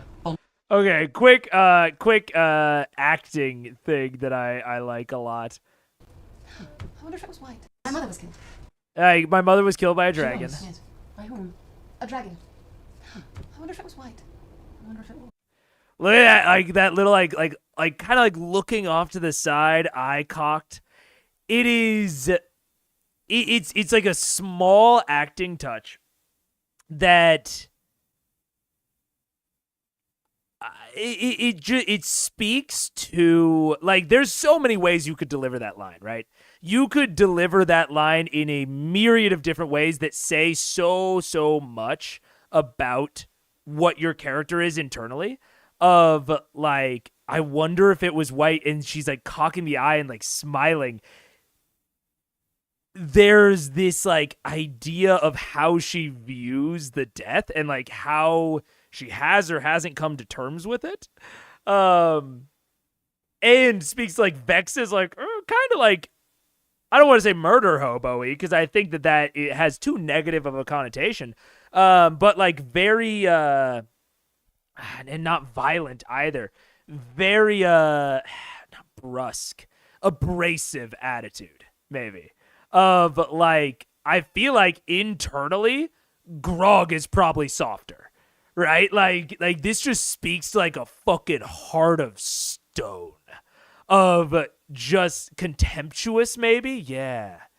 Like she has dealt with this trauma, and like the flaw that is coming out of it is when she thinks about the death of her mother, she just gets like riled up thinking about being able to kill the thing that is even somewhat related to that event. She doesn't get sad. She doesn't get mournful. She doesn't think about Vex or Vax. She just thinks about revenge. And it's a very particular character trait. And I think that's like the thing that I keep pointing out is when characters are well characterized. Like they have specific things that come out in more than one avenue. So like Vex's, I talked about this when I was like, oh, I can't wait to see Vex's character interact more outside of bargaining. But you can see this sort of contemptuous and almost like, again, not violent nature, but very like abrasive, very almost like bloodthirsty nature come out in her bargaining. Like you can really see the like lack of like empathy and care for other people in like the way in which she bargains. And you see a stacked flaw of she is not cared about mostly anyone else in the party. I think like her and Percy have flirted like once or twice. But she doesn't really care about like other people like going down. Like she kind of tried to be there for Grog when he went down. We obviously don't know how she handled the death of Pike. But she was, and she wasn't that affected. Like, I don't think that Vex was that affected when Pike left. I think Laura Bailey, the player, was, but when Vex is taken away from her, it's like a big thing, even though it was planned. And I'm sure that they planned out the big reaction to it a little bit, but it still gives us like really interesting insight into this character, that she has kind of these matched traits of like she cares about Vex so much, but also she doesn't care about people. She's very, very unempathetic. And so even like when they were talking about splitting up the twins, it wasn't so much of like, I'll miss you. It was like, we've never been split up. And Vax had the same reaction of like, not like he was mad that they were taking away a friend or a peer or a family member. It was like, I can't contemplate life without them. And it's this very interesting choice that meshes with this like very bloodthirsty side of Vex, that is just concerned with like the monetary gain and not concerned with like the personal cost of any of this shit. Yeah, it's very cool. Like I really like very blended characters where they have very hyper particular traits that fit well together. Mixed up the twins' names. Oh fuck, I was trying. I kept like looking down at the name. I'm Vax, she's Vex. I'm Vex, he's Vax. Oh man. But yeah, so I think cool like really tiny bit of really cool character work of this little, like, when she thinks back on the death of her mother, it like gets her blood boiling. She's like, oh, I wonder if it was white. Oh. Like a barbarian about to go into battle. Like the blood starts raising. And it's super, very particular choice, and I like it. Shit. I mean, What about your And see, like, the and then, like, kind of goes away. Because she's, like, off in her imagination. Super cool bit of, like, body language work. My father's alive. And what is he? An asshole, actually. Really? Mine was an asshole too. Really? He was. He was a dark wizard. He was awful. Wow. Mine's just a jerk. Kept me in a cage. Oh, but yeah, also, that's rough, buddy. My girlfriend turned into the moon. That's rough, buddy. Zara, getting a bit personal here on That is tough, though. Ugh. fire. Sorry. But also, oh my god, again, very quick bit of character work. She just talked about the death of her mother. Like, probably one of the most formative things in her entire life. And Zara brings up a equally formative experience from her past, and Vex is like, ugh, why are you getting so personal? Like, showing how depersonalized she is to that event. Very cool. Again, I know that it's like funny, it's a joke, but they are, and this is why I am so hard on Scanlan, is because you can have funny moments, you can have jokes that are copacetic and that fit within the rest of your character and help reinforce your character traits and your legitimate flaws, rather than being totally separated from your actual flaws. Like the flaws that you have when you're being serious. Like your flaws when you're being serious should be the same as your flaws when you're joking around. At least in my opinion. Like I think that that's like a great in-character joke for Vex. Of like, stop being so serious. I thought we were bonding. Here, have some food. Thank you. God, what is this? Oh, disgusting. Grog found it. I don't know. It's wood. Is it wood? All right. At least it's elm. As you guys munch and awkwardly make your way through conversation through the evening, eventually your watch comes to a close and you guys are able to go to bed. Percy, you take up second watch. About 3-4 hours go by. Without it, eventually your watch comes to a close. You found yourself just past the middle of the night period of the evening. Who has the third watch? Was that? I do. Dude, speaking of when I would roll a die, oh god. Right there. So 3 or 4 hours go by. Roll doesn't mean anything. And then I look up, lock eyes with the player. What's your passive perception again? They give me the answer. Doesn't matter. And I go, oh. Yeah, you don't notice anything of note. Would you like to start the next watch now? Oh, I love fucking with my players. All right. Wake up, Grog. What? Mom! Sorry. Oh. Is he always this loud? Yes. All right, keep sleeping. I mean, keep sleeping. You're safe when I'm out. Aldor, what? Huh? Yeah. Dude, that is my evil toxic trait. It goes against like a lot of the what I've been talking about with like my tone and shit. It like actively goes against that, but I just can't help myself. It's my little guilty pleasure of just rolling and just making them think shit's up. As the rest of you maintain or continue your sleep, Grog keeps a very watchful eye in the darkened woods around. Grog, go make a perception check. Shit. Me? Yes. Oh, he's the worst. I'll see everything. Love it. Yes. Minus 16. 16. Okay.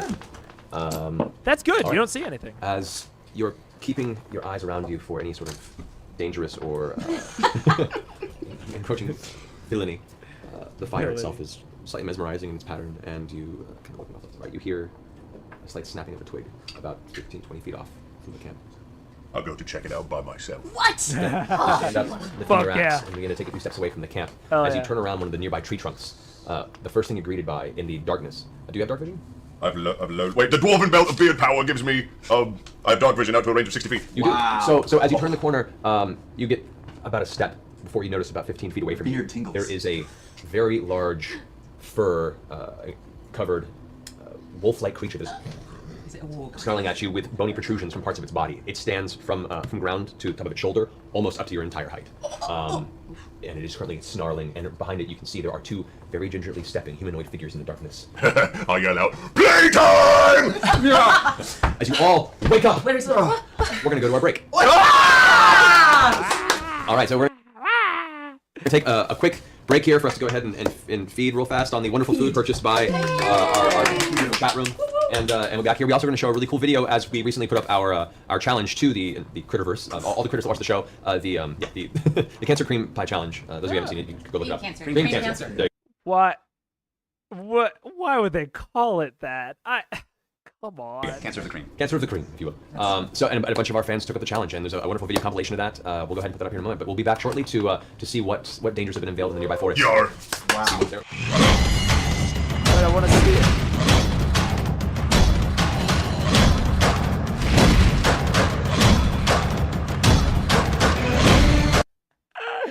Fuck cancer, literally. That, you know what? That's so true and based, and you're so right.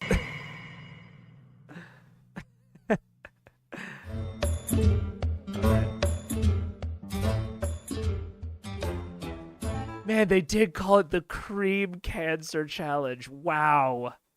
Okay. Hey y'all, this is Kayla, Lady Angel KK on Twitter, and I have accepted the Critical Role Cast Cream Cancer Challenge. This is dedicated to my mom, who fought long and hard and bravely for 10 years. I love you, Mom. All right, let's do this. Go. All right, it's actually quite delicious. Ooh, like that. Here's more. Hey guys, it's Meg, also known as HuffleGirl77 over at the forum and on Twitter, and I just want to dedicate this giant pile of ridiculousness to the people in my life who are struggling with cancer right now. Sucks, guys. We gotta figure something out. So, all right, here we go. 1, 2, 3.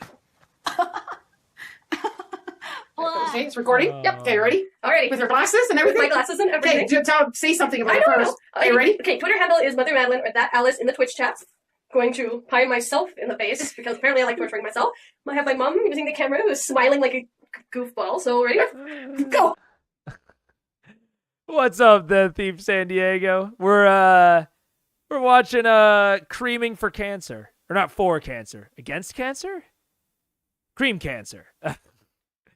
Yeah, fuck cancer and yeah. That's crazy. Did you watch the one of the cast doing this? I didn't. That must have been in one of the. I do at some point want to watch a lot of the side stuff, but I haven't gotten a chance to yet. There hasn't been like a good time where it made sense. But keep submitting them in React suggestions. They will be reacted to someday. The slightly safer version is called the Condom Cancer. Well, what the fuck? Yeah, dude. They first said it, and I was like, "Is that a mistake?" But then it was like the Cream Pie Cancer Challenge, and I was like, "That has to be a mistake." And then it was like hashtag Cream Cancer, and I was like, "No, it's not a mistake.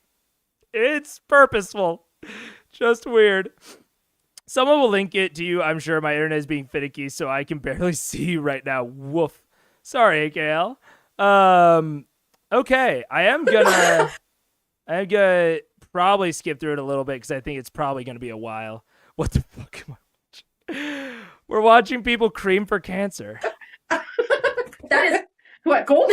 Is gold delicious? Make it porn, right? Here. Hi, Pop. Hurry up. Would you like some? Finish it up. What are you doing? Dude, we gotta do our own cream for cancer challenge.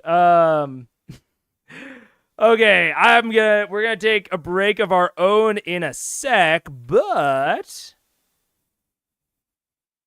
oh, this is in the same video. Okay. Well, this is in episode 21, yeah, so we're definitely not going to watch anything around this one. But really quick, before I go on break, we're going to watch what the new setup looks like, because they just changed setups, and here they show it off. Let's see. Oh, you guys can hear it. Okay, let's see. Okay, yeah. Oh, I just realized it's not gonna be like a tour. It's just gonna be like a shot of the set. Yeah, so it's like side-by-side tables and then the DM layer, the DM space. That's fucking huge. Oh, and then they have like the switchers and like techies back here. Interesting. Cool. All right. Well, with that in mind, yeah, right as you guys join. Oh man, sorry, the Thief San Diego and Inspire Red. We're gonna take a really quick break, because they're taking a break. And then I'm going to come back and we're going to finish. They do a set in Tech 2 around episode 30. John probably knows. Oh, interesting. Dude, at some point I'll have to... I was just about to say I'll have to take you around my space. I'll literally just turn the camera around at some point. I have a tiny little space. It is not really worth doing a tour of. Let's see. Yeah. So, BRB really quick. I will be right back, and we will continue watching.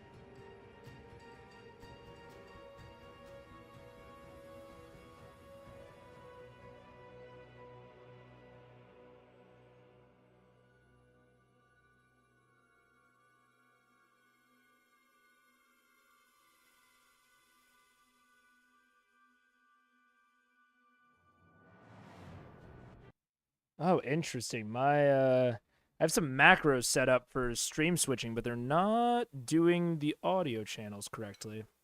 I'll have to look into that later. What's up? I actually don't know what specific set and tech tour you're talking about. The next set change is episode 37. The don't show it off. It's just a static shot. Back live was a few seconds behind. All right. The timer didn't go off. There's supposed to be a timer that's supposed to send a bunch of messages at some point, but it didn't go off. Yeah, oh well. Also, as always, hydrate or dehydrate. Hopefully, y'all got some while I was gone, because I did not say it beforehand, but if you didn't, pause, go get some water. You can always catch back up. And I will also be eating because I will have to go to bed basically directly after stream, and I normally eat after stream. So you're going to enjoy some of my slurping sounds. I'll try to move the mic away.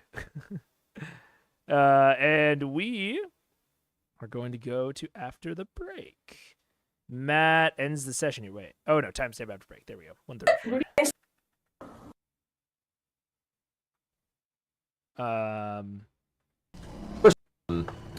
But yeah, that's dope. I love me a good medical awareness challenge. Very cool. This was, I think this was a little bit after the era of the ice bucket challenge, but still, yeah, fuck cancer. Yeah, slurp for cancer. Yes, sir. Yeah. What is it in the blue can you're drinking? Zevia. Zevia, I think. I always call it Zevia, but I'm pretty sure that's not how you pronounce it. But that's the way I pronounce it. Not sponsored at all. I don't know what it tastes like. It's called cola flavored. It doesn't taste like Coca-Cola.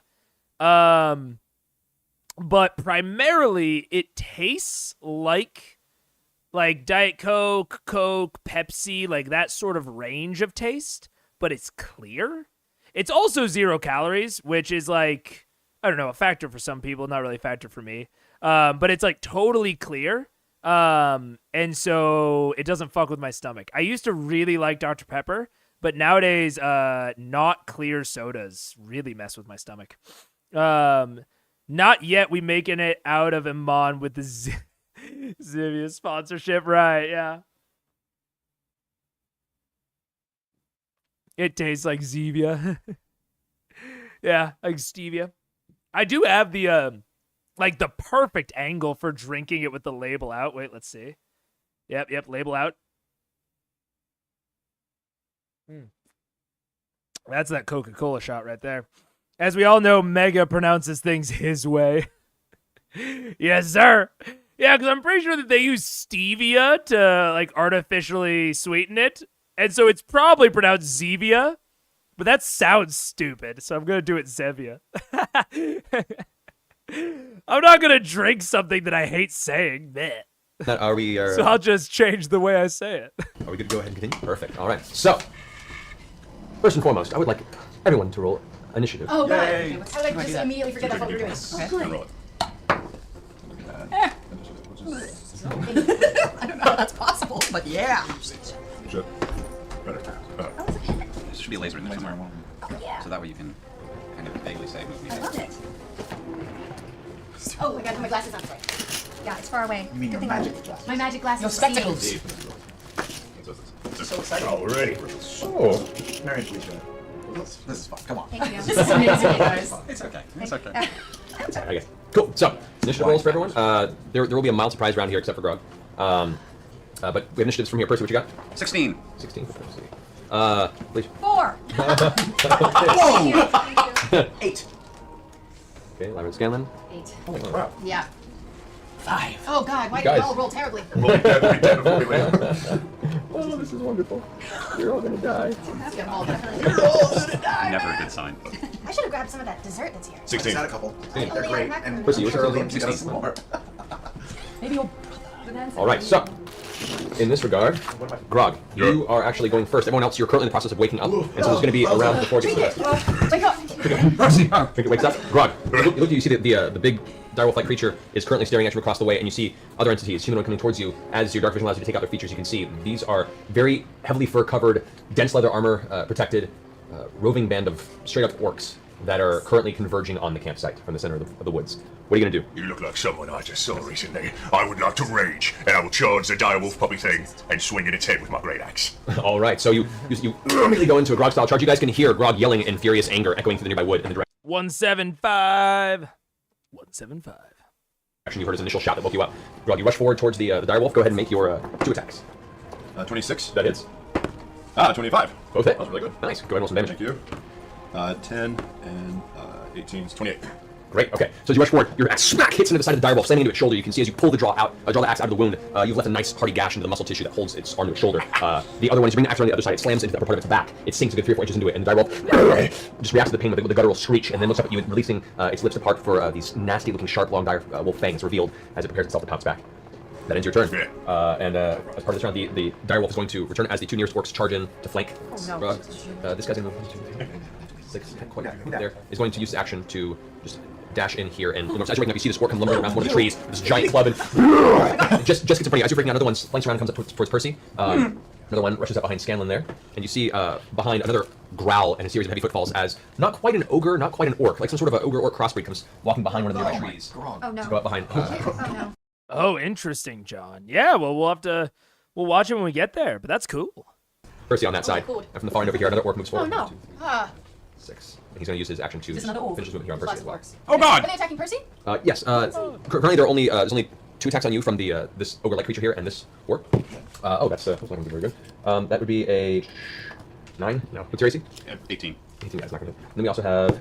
Oh, that'll be a 22. Yeah, that's gonna hit. Right. So the giant kind of ogreish type creature comes rushing towards you, swings with its giant club, and slams the ground next to you. As you manage to roll out of the way, get up to your feet. As you do, the orc to the other side swings with looks like a heavy axe, and it nicks you in the side of the shoulder blade, dealing 12 points of slashing damage. We have this guy just barely Scanlan, as you're standing up. One of the orcs rushes up behind you, and you see he's holding another large double-handed great axe. And Sing. No, I don't want to get hurt by you. all right, go ahead and roll the d10 to reduce your d10 modifier on that one. Where's the 10? What is the 10? That's Is it 10? Roll the 24, by the way. Okay, so I reduced that by 2. 22. Yeah, so he still hit, Yeah. but he got a song out of it. Lucky bastard. Well, there you go. All right, that'll come to actually another 12 points of slashing damage. The axe swings down. You manage to just pull out of the way so that it hits the armor and deflects, but it leaves a huge gash in the front of the armor, and just the sheer weight of it kind of shook you for a second. That'll bring us to Grog, who's currently being heavily flanked. First, the direwolf is going to snatch at you because it's not happy with your series of attacks. And with pack tactics, it has advantage because it's within 5 feet of other allies. So It is. I love it, Sam Paris. I love it's it. its fight attack against you. With advantage is natural 20 Oh no. No. using a new critical roll dice. We're all gonna die. Thanks, chat room. Thank you. Yeah, it's happening. It's 21 points of piercing damage. Oh, thanks, chat room. That makes sense. I was like, man, this feels random and kind of out of nowhere. That's because it is another chat room vote. Let's go. Totally fits with the tone at this table. From the jaws, which is reduced by half because of your rage. Yes, so 11. That's finishes the direwolf's turn. The 2 other orcs are also going to swing you from the sides. They have advantage because they're flanking you. That's going to be Especially while you have guests. Ah, that's so. a 17. Misses. And then What? with advantage on that one. 16. Also misses. It was whoosh, whoosh, swinging at you. No effect. Nice. That completes the surprise round. The orcs have pounced onto your campsite. Back at the top of the order, we have Percy. What are you doing first? Oh my god. Going to cry a little. So I have 3 orcs, basically, or 2 orcs and a god knows what. Yeah, it's too small to be an ogre, but it's too big to be an orc. A very unholy union of the two probably created this spawn. Okay, Sam, you joke. I actually, so I'm like really down on the whole, I'm really negative on the whole like chat room voting for combats and shit. I will admit, I have ideated a lot of chat room interaction stuff for you guys. I really like Doug, who's like, I think he was one of like the pioneers of like Twitch Plays Pokemon. He's done a lot of that sort of stuff. And I think it's really good, and I think he's really cool. And I really, really want, I've been thinking about this for a long time. I really want to program something as an extension for a VTT, probably Foundry, where you guys, chat plays D&D. Precisely. Where I have 4 players, and I choose all of the monsters. So, like, I would be like, oh, like, this combat is, like the goblins. I would pick out all the set pieces. I would design the arena, whatever.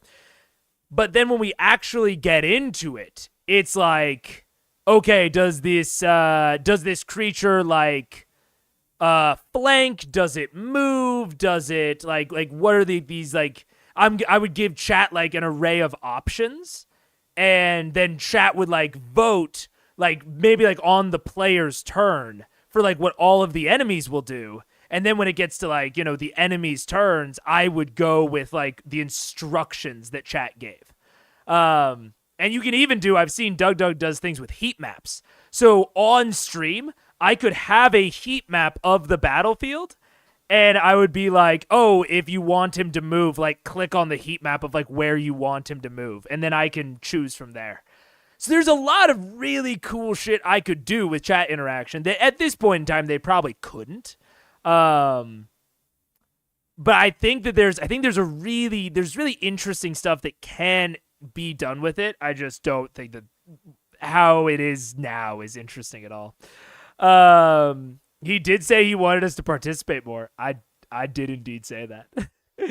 Bene, didn't Doug do that recently? Yes. Yeah, he did it a little different from what I understand. I actually haven't watched, because I'm pretty sure that Doug did do, like, a chat plays D&D sort of thing. But I believe that chat was controlling a PC. I would want it to almost be the opposite, more like what this is, but I could be wrong. I should probably watch that fucking video. But, like, I've watched a lot of his other, like, chat plays, blah, blah, blah. The Tarask uses that action. Yeah, exactly. I think that'd be super duper fun. Okay, Stream Elements timer is actually maybe working. Maybe I'll set it. I don't know. I thought it wasn't working, and so I turned down the time, and now I think it's working too much. But we'll see. Okay. There we go. When chat role plays, I'm assuming we'll do the thing where we go around and we each say one word at a time.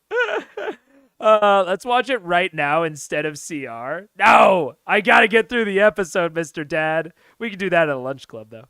I'm super down to watch that at a lunch club. The first thing I'm going to do is I'm going to take a fire shot to the right to that giant monstrosity and spend a grit point to hit him. I'm going to try and shoot him in the foot. Okay. Takes one that makes a Constitution saving throw. Okay, these rules are new, so pardon me if I'm a little iffy. So shot with a pepper box is wow. What's wrong with me? 28 to hit. 28 definitely hits. That's. He has to make a saving throw or be knocked prone. And there's damage plus a saving throw. So, Yeah. He has to make a Constitution saving throw. Alrighty. 8 plus my proficiency modifier plus my dexterity 4 plus modifier. 6, so it'd be 18. It's actually 10. It's 18. You're right. 18. Yeah. All right. Yeah. He does not make that. So you shoot. He gets knocked prone. As you shoot, his foot out from under him. He stumbles to one knee, and then you just kick up and push him onto his back. That's the first shot. And it does 6 points of damage. I'm sorry. It does 12 points of damage plus 3 points of fire damage. Nice. And now my other shot. Knocking that off. Oh, I fucked up the timer. I now see. Cool. I'm going to shoot him while he's down. Okay. So do I get a bonus to hit there? You have advantage because he's in front of you. Okay, I get advantage. So I'm actually using right there in front of you, and he's not able to really dodge effectively. So I'm gonna give you advantage. Okay, so I'm using sharpshooter then. Get him, Percy. Thank God. Natural 20. Yeah! So this is gonna suck for him. Which regenerates your grit point you just used, by the way. Does it? That's exactly what I'm thinking, Samuel. So I'm not even thinking like because like a lot of like the Twitch plays Pokemon is just based on like what people put into the chat. So you can get a bot to actually read the chat and aggregate all of the responses into a poll like system. So I think that would be, yeah, exactly. Super, super cool. So I'd have like a moderator like running like, okay, now chat is choosing for Goblin 1, chat is choosing for Goblin 2. Like, chat is maybe choosing if the weak brazier, like there's like maybe like a brazier like hanging by like a loose cord that has a chance to fall every round, whether or not chat makes it fall.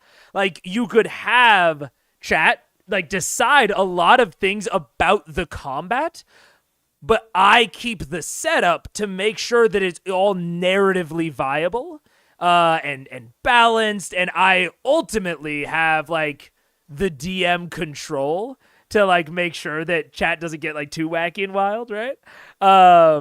Yeah, man, technology is wild. That's one of my like long-term goals. That's something I'd really, really like to do. I'm gonna do the Discord bot first, and I think in order to get access to the chat API that I would have to use for this, I believe I have to be partnered. So I would need, I think, the 1,000. I don't even think they give it to you at the 500. Because I have the watch hours. You need to get monetized normally. You need 1,000 subscribers and 4,000 watch hours, and I am so far over the 4,000 watch hours. Like, I've blown that out a long time ago. But the or actually not that long ago, but recently. But I'm not even close to the 1,000 subscribers. So I think I have to have those to get access to those APIs, but I might not. So I might look into it at some point, but we'll see. Sir, chat is requesting that the goblin pants the fighter before Fortnite dance. Yeah. That is the risk that I run with this. Yes. 3. You get a crit point whenever you crit. Every time I crit. That's right. Math. Okay. So I get double points, right? That's how this double. You dice? roll the dice and then double the number you get. Okay. That kind of sucks. 7, 14, 24, 25, 26, 27, 29, 30 points of damage. Nice. While on the ground, it looks up at you and snarls. You remove your boot from where you kicked it down. You bring the gun down, aim it, and kind of give it a glare as you fire with the pepper box. As you do, you blast part of its jaw off, and you see it. You see blood start to trickle and pour down the front of its chest. It's trying to get up, angrily reaching for its club, which is currently in kind of the half-snow floor of this forest interior. It's looking pretty rough, but it's looking very intent on getting vengeance on you. Out of curiosity, if I try to make a break for it, then we get 2 attacks of opportunity against me, right? Yeah, they're harrying you pretty heavily right now. Well, it doesn't make my life any better, does it? No, never mind then. It's better. Do it, pussy. Actually, you know what? I'm pulling an action surge. 2 more shots. Go for it. I'm shooting my 2 more times while he's on the ground. All right. Same thing with a +10 to hit with a sharpshooter. Yep, he still has a disadvantage. So, advantage to your shots. He's still on the ground. Okay, so 16, 17, 18, 23 to hit. 23 hits. Roll damage on that. Let's see. Sorry, I'm trying to do this thing, right? 5 plus 16, so 21 points of damage. 21 points of damage? 16. All right, with that shot, as it's getting up and it reaches for its club, it gets hold of it and starts bringing it in an arc towards you. You lower the gun again, this time shooting for the other side of its face. with an echoing, blasting sound, you see the remainder of its lower jaw and head just blown out the back of it. Its eyes roll back. Insta kill. And now I'm going to take that last shot and just swing up and shoot the one who's right to the right of it. That one right. Okay, go ahead and roll for attack. Oh, God. Natural 20! What the fuck? The heck? This is the best knife person ever. I'm just sitting in the corner going, Yeah, I mean, I'm ignoring that, because what I assume is happening is that they don't know about the prone rule, and he must have advantage from like 2 other things, or they are confusing the prone rule, thinking that the prone gives advantage to all weapon types, not just melee. I don't know. I'm also, when it comes to Percy's mechanics, I'm probably not going to try to figure them out. Mostly because, like, number one, they're homebrew, and I am not going to, like look up the homebrew every time, but also, they're changing. Which means that even if I did look up a version of them, it might just be wrong. So every time I'm just going to assume that they're playing it right. Gunpowder and gentlemanship. He has started Percying. It sounded like Matt was ruling that in the moment. Yeah, maybe. Might have been ruling it in the moment. Might be the way it actually works. That's the fun part about gunslingers that we probably just don't know. Are you doing all this naked since you were woken up so quickly? Yes. I'm in the pajamas with the butt flap, and the butt flap is down. Yes. The butt flap is down. I applaud. And Good to know, 'cause that'll 8, 16, 26, 27, 29, 31. That's 32 points of damage. Wow. 30 what? Insane. It's a crit. Can we all get inspiration from seeing Percy just massacre? Look at John Wood right now. Yeah, right? With gloves. You are a little distracted by the other ones that are currently pushing in. You hear the explosion, you see off the corner, but you have too many things around you right now. Okay, so as you pull back the gun, the orc that's in front of you that's currently holding its one-handed axe with two hands is rearing back. You fire right towards its face. It tries to duck out of the way, and you smack into its shoulder with an explosion. You can see its leather armor splinters and fur kind of burns and curls back from the flame of the blast. And beneath you can see there's actually most of the muscle tissue and now exposed bone is visible as you've blown a giant crater in its shoulder. That was brilliant. I'm done. All right, Roger. I would like to go into a frenzied rage now that I've got all my playmates around me. Okay. And I'd like to take one giant swing and a half circle just trying to get all three at one time. All right, so attack for each one. Go for it. That's 22. That hits the orc, direwolf. That's 23. Hits, and for the last sword. Hell yes. 26. 25. Okay, roll damage 3 times in the order. This orc over here. 15. 12. Alrighty. And 17. All right. As you whoosh, swing the axe around, it clips across the chest of the orc, which is almost pushed off of his feet from the sheer force. The axe slams into the the front throat chest area of the direwolf with so much force that it cuts clean through, leaving this kind of open wound where its main veins just going to pour its life out. The direwolf just gurgles for a second before slumping into the ground motionless. Man. I think that again, in the habit of like giving credit where it's due on good fucking play, I think that Travis is getting progressively better and is doing really, really well at this point at describing multi-attack interestingly, which is hard. Like, that is a legitimate challenge for a lot of martial players, is like, and DMs of martial players, is how to describe multi-attack in an interesting way. And I think that Grog, I think it started in the fight, in the pit fight, that a lot of you guys were like, that's where I like fell in love with Critical Role. I get it. Because I think that specifically like Travis and Matt very explicitly are like really good at describing multi-attack in like fun and flavorful ways, where it's not just like, I hit him again, I hit him a third time. Like that's like what he did is so much more fun. The inertia carrying through its body slams into the other orc, who actually has a small buckler shield that manages to catch. It shatters most of the leather and metal that encompasses the piece, getting stuck into his forearm. He just yells in your face with this kind of guttural shout and pulls his own arm off the blade of the axe as you withdraw it. That concludes your turn. It's now their turn. All you low initiative roll motherfuckers gotta wait. All right. So this orc's gonna step to the side, right there. Let's see. All right, so first and foremost, the two guys that in that motion, the two orcs you just slammed, rear back and then retaliate very heavily against you. They both have advantage because you have heavy flanked. That'll be a 22 Hits. And a 14. Misses. Yes. All right, so the one with Travis is Dragon Ball Z? I didn't know that. I knew he was a Marvel. I knew he was Superman and animated Thor. Is that correct?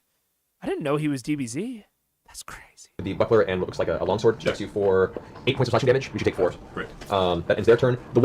DBZ, speaking of a fucking pop culture thing that I've always been around but never engaged with. I don't think I've ever seen an episode of Dragon Ball Z, which is crazy because I was watching like the channels that it was on when I was growing up. I just always somehow wasn't like tuned into it. Yeah, I don't know. It's very much my kind of shit. I actually started at Ep18 the first time I watched it. I fell in love pretty quick from there. That's fair. I know a lot of people that started later that were really like, you know, were really tuned in on it. And everyone told me they were like, the Underdark's the worst part, which is fair. I mean, the Underdark was much rougher compared to even now. So yeah, dude, I'm hyped. I'm excited. It's just getting better. Like the further in we've gotten, I think that the ratio of compliments to critiques has gone significantly up. Like, at first it was a lot more critiques than compliments, and it's been very steadily shifting as the episodes go on. One orc that's over the top of you. Lyra goes, swings in a white arc down towards you. No. That's going to be a 14. Yeah. I have a 13. Okay. So as its two-handed axe swings down on top of you, you take 6 points of slashing damage. Ouch. You instinctively freak out and back up out of the way, and it actually doesn't hit you, it slams into your bedroll, but the sheer impact kind of shakes you, and you can feel the sweat beginning to pour from your forehead. That's going to just bring us to this guy here's attacking Scanlan. That's going to be a 12. Miss! Swings towards your head. Thankfully, he's not used to attacking things so small. Duck quickly out of the way.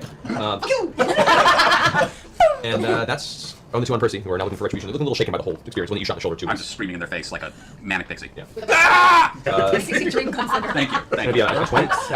to hit? 20 to hit. I'm going to spend a grit point. Wait, if my armor class is 20, does that mean they still hit? I thought you were wearing your pajamas with a butt flap.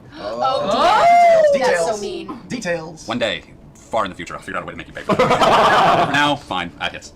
Sometimes you... This is what I heard.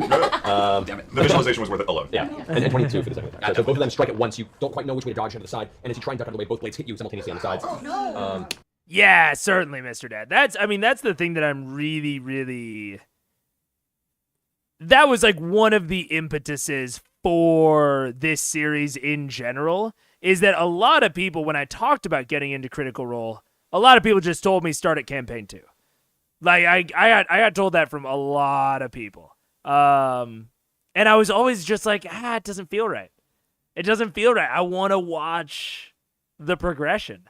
But I tried, I think I've said this before, I tried watching the first episode like once. And I've fallen out of a lot of other actual plays. So it wasn't like anything particular about Critical Role that made me fall off.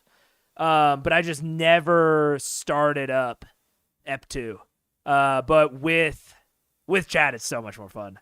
I consider Campaign 1 better than Campaign 2. Ooh. I wonder if that's spicy or not. I don't know. I will probably only know that once we get there. But maybe that's spicy. I don't know. Not by much, but better nonetheless. Watching the evolution of what's a D10 to being the face of the party, Travis growing through both campaigns is 100% the journey. Fuck yeah. Fuck yeah. Campaign 2 is good, but I love Campaign 1. It's just so much fun. It might be spicy. Interesting. Now you take 4 points of damage from one, really low. Really high, you take 12. 12 total? Total 16. Okay, 16 points of slashing damage from the 2 of those orcs. Now we come to Scanlan. Oh, okay, I turn to the orc who just missed me, and I cast Dominate Person. Yes! Yes! Through my hand cone of clarity, of course. Alrighty. All right. So, as you finish the casting of the spell, you can see the anger in its face suddenly drop and subside, and it kind of gives you this expectant look. I command him. Fair enough, Mr. Dad. I command him to protect our Goliath with his life if he needs to. All right. And retreat from me instantly. That's okay, not how nods and command looks over works. towards where Grog is, and with this kind of slack-jawed expression, turns and looks like it's ready to make its way towards Grog next round. Do you want to move at all? Or I will move a step towards Lyra. All right. He's not currently threatening you. I'm pretty sure that command has the explicit caveat that you can't command them to like do something that would harm them. We'll see though. Maybe. I've tried to watch C1 multiple times, but never got past Ep 3 or 4. Just seeing Catch Me, but I enjoy your commentary and opinions while watching this. I mean, I am glad that it is transformative enough that I can like bring in people who haven't watched it before and people that and like critters, like people that really, really love it. Like I'm glad that it appeals to both. I have a great time watching, and I love having both like sides of the equation in chat. Like, I love having people that I know are sitting there at home just being like, oh, just wait. Like, they're like tapping their knees just ready for me to get like 2 minutes further in. I love having that. And then I love knowing that there are other people that are on the ride with me and that are like also like experiencing a lot of this for the first time. It's really fun to have like both of those in chat. My hot take is I enjoy a number of their one-shots and miniseries more than campaigns. Ooh. I agree with Mr. Dad. Mostly whichever campaign you watch first becomes your fave. Yeah. It's like people's favorite doctor. Oh, man. That is a spicy take. It's Tenet. It's Tenet all the way. I know Matt Smith is like it's the very popular opinion. I get it. Christopher Eccleston is the like he's like the sub pick. He's like the stealth pick. If like someone tells you that their favorite doctor is Christopher Eccleston, you're like, what? And then they explain it. They probably have like a reason, and you're like, okay. but for me, it's Tenet. I resonate with the Campaign 2 PCs way more than Vox Machina, but I recognize the epicness of Campaign 1 narrative. Both are good. Apples and oranges with C3 being pumpkin. Ooh, okay. If my doctor doesn't have 4-inch sideburns, I don't want him. You're speaking my language, Samuel. I started with C2 and absolutely love them, but I think the rougher edges of C1 add a lot of charm, and it's more reminiscent of what home games are like. Yeah, that's fair. Plus, the story gets phenomenal. Ooh, that's exciting. That makes sense why they gave up on the Horn of Orcus. You know what? This is a fucking hot take. I don't like artifact plot lines. I think they're really hard to resolve in a satisfying manner. God, speaking of, I've mentioned Mistborn on this before. There's an artifact plotline in Era 2 of Mistborn, and I think that he resolved it as well as he could have, and I still wasn't fully happy with it. But I literally can't think of an alternative that he could have done. Like, with it, like, the author could have, like, presented me that I would have been happier with. It's just, like, there's an inherent feature of the artifact plot lines where you have to... I've yet to read Era 2, currently reading Elantris. Ooh, I love Elantris. Fun fact, Tenet plays a part of LOVM Season 1. LOVM. Love of Vox Machina. Last of Vox Machina. Legend of Vox Machina. That's a TV show. Fuck yeah, I'm getting there. Legend of Vox. I got it before I saw that. You can see it in the chat. I got it before. Oh, interesting. I love fantasy. I just hate everything about it. I can't tell if you're making fun of me, Restay, or not, but I'm going to keep going on my diatribe.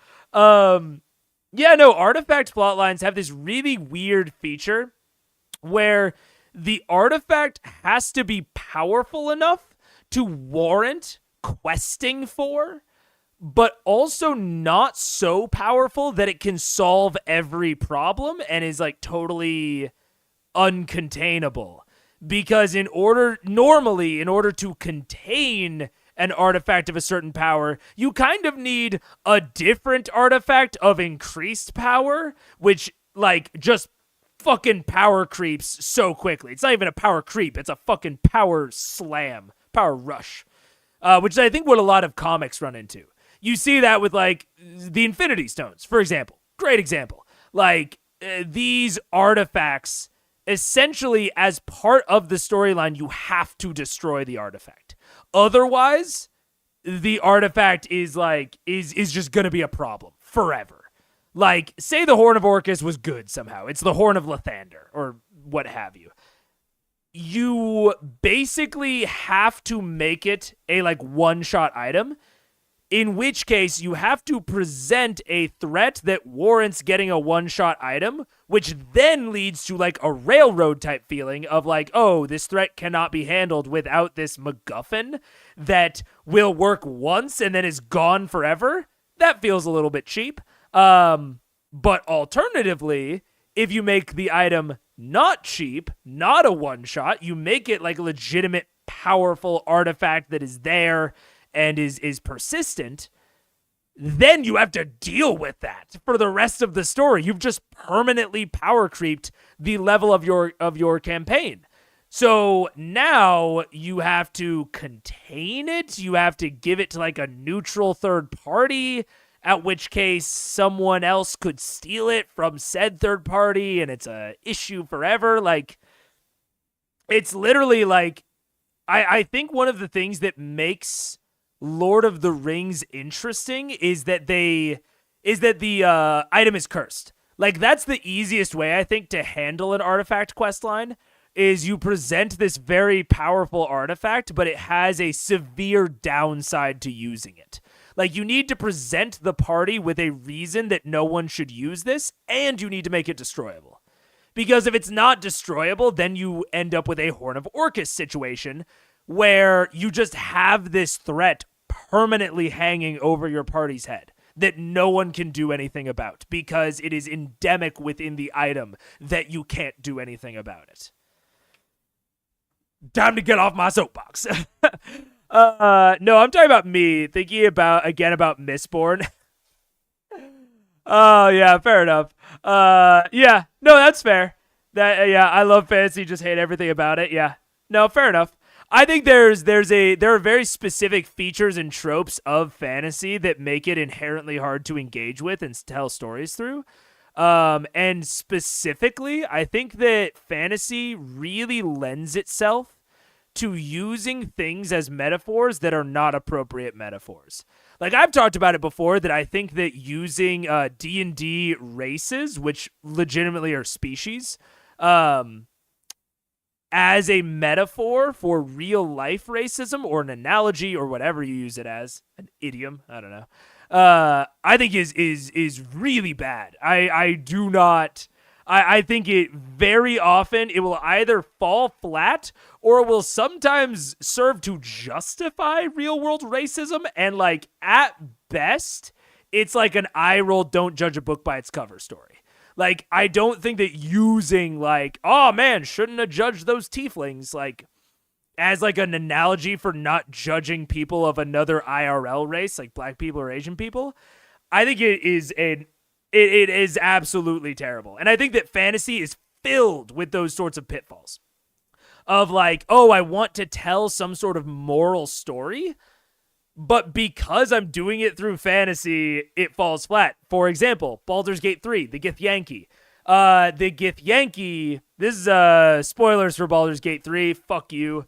If you want to go and see it, watch my stream. I streamed this live, so you can go and watch it. Or pause and then skip like 30 seconds ahead. But in the Githyanki crash, there is a scene where one of the instructors is like mercilessly beating a child, like a student at the crash. And then you're like, what the fuck are you doing? And he's like weak. He wouldn't do X, Y, and Z. And it's supposed to show like the brutality of the Githyanki. And then eventually, depending on the dialogue options that you use, there's a chance that he just fucking kills the kid in front of you. And you're like, what the fuck? And he's like, what? That's great. That's a warrior's death. And it is supposed to like draw this very explicit image of this very brutal race of uncaring, basically psychopaths. But I think that it super doesn't work in the context of Baldur's Gate, because the Githyanki are a race of astral warriors who are effectively immortal. Like, if they live, a very large chunk of their population lives in a plane of existence where time does not pass. Like, they don't age. They are immortal. And they fight a cosmic war against explicitly evil space tentacle monsters that want to convert every other sentient being in the universe to one of them. So their uncaring nature towards the material planers, I think, is very reasonable. They're like, oh, you're fucking mortals who... like, most of your base purpose is to provide reproductive services for our eternal enemy. It's so hard to apply real world morality to that. Like, if you try to tell any sort of story, you almost end up like justifying these like bad things and bad practices. No, I used the horn to destroy the horn. Yeah, right. That's a really common out that people use in artifact stories that pisses me off. Batarangs to Batmobile to Bat Orbital Strike Satellite. Yes, sir. Stares at Drow lore. Exactly. And Drow are fucking playable. Don't even get me started. I would, but someone lost the VOD. This is in a recent VOD, AKL. You could actually find this one. Baldur's Gate isn't exactly Disneyland. Right. So this is my whole diatribe to say that I generally agree that like fantasy has this really sticky situation where if you use the hyper-reality of fantasy to tell a story, you have to be really careful that you are telling it within the moral framework of the fantasy world that you've constructed. You cannot establish a fantasy world with its own moral code because of fantasy things and then tell a story within that according to our moral framework in the real world. Otherwise, it falls flat and does. I think it can do some, honestly, some damage. It kind of explicitly. It's something that writers need to be very careful about. So I think you run into the same issue in general with like anti-heroes. Like anti-heroes are a real like pitfall trap of narrative mistakes. But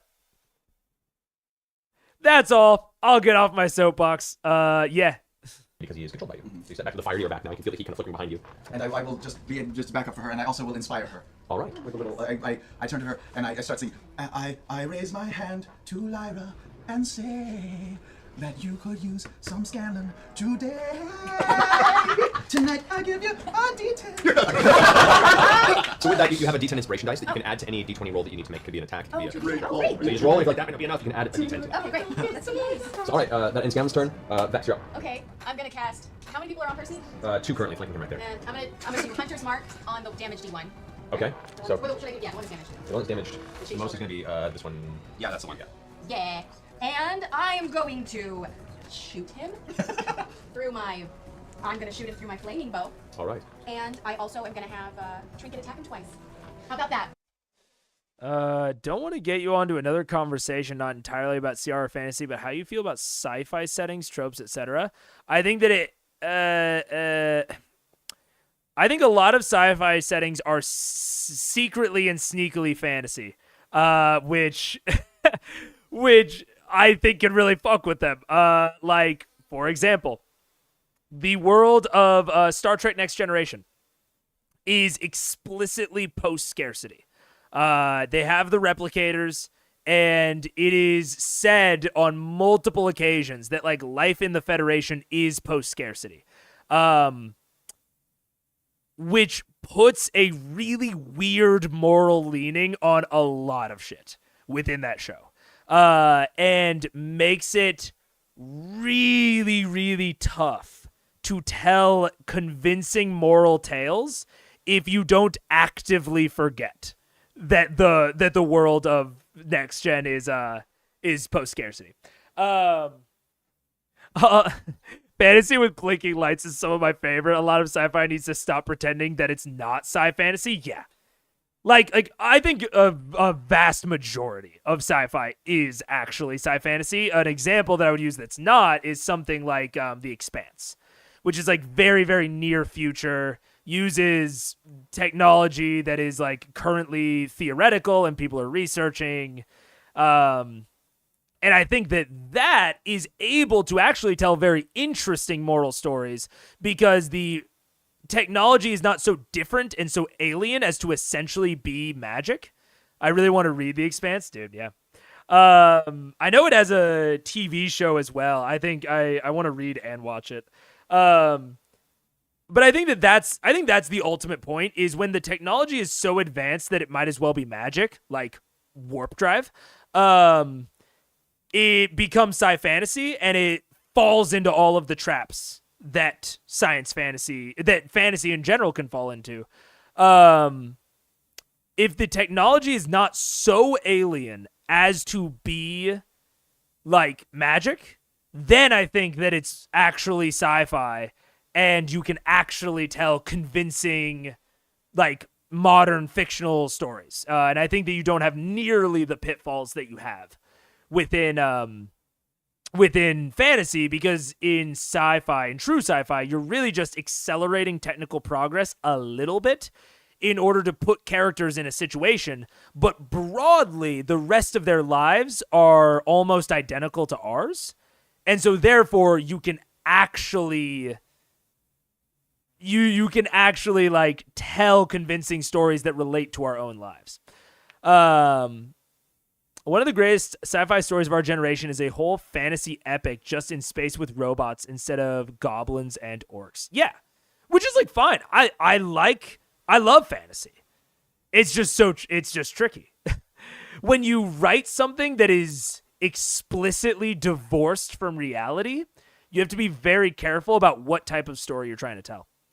But I'm in the middle of so many large series already. Woe is me. I feel that, Mr. Dad. I will cop to often liking science fantasy more than harder sci-fi, or at least I'm much pickier with the harder stuff. I can enjoy mediocre fantasy sci-fi sci fantasy just fine. I mean, Next Gen is one of my favorite television shows. I mean, I absolutely eat that shit up. But I think it has a lot of really tricky writing pitfalls that you can get into. Tangent counter. Yes, sir. Any sufficiently advanced technology is indistinguishable from magic. Yep. Exactly. Which is like, I think some people take that and like that's like that's like referenced in Marvel comics of like the Norse gods are just advanced, advanced mortals that just have like super advanced technology that just looks like magic. But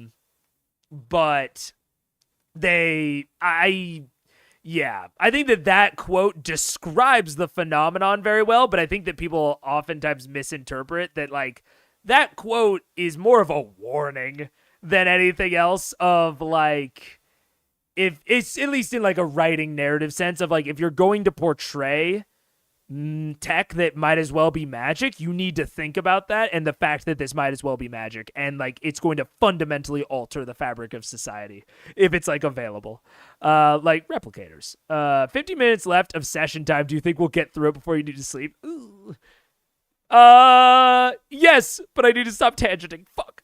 So from your perspective, is it one of the, if you're gonna do it all the way things where sci-fi magic should be presented as thus instead of overcomplicated tech? No. Honestly, I'm here for the tangents, not really the But I hate part 1s and 2s Undead King. That's my big issue is I fucking despise part 1s and 2s, so I want to get through it.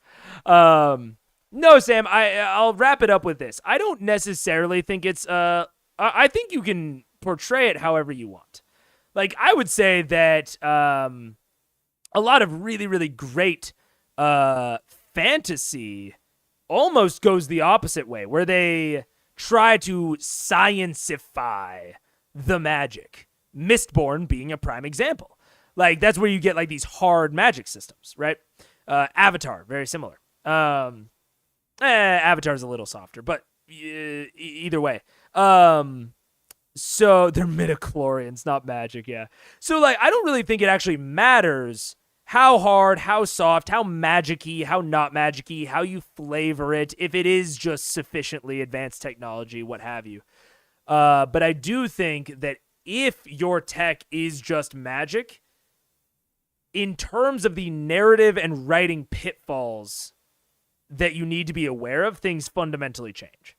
Like when you go from The Expanse to Star Trek, you have to construct your story differently. Like a fantasy story has to be constructed differently from a sci-fi story to be convincing, because they're accomplishing totally different things. Fantasy accomplishes something very, very different and can tell different types of stories than sci-fi can.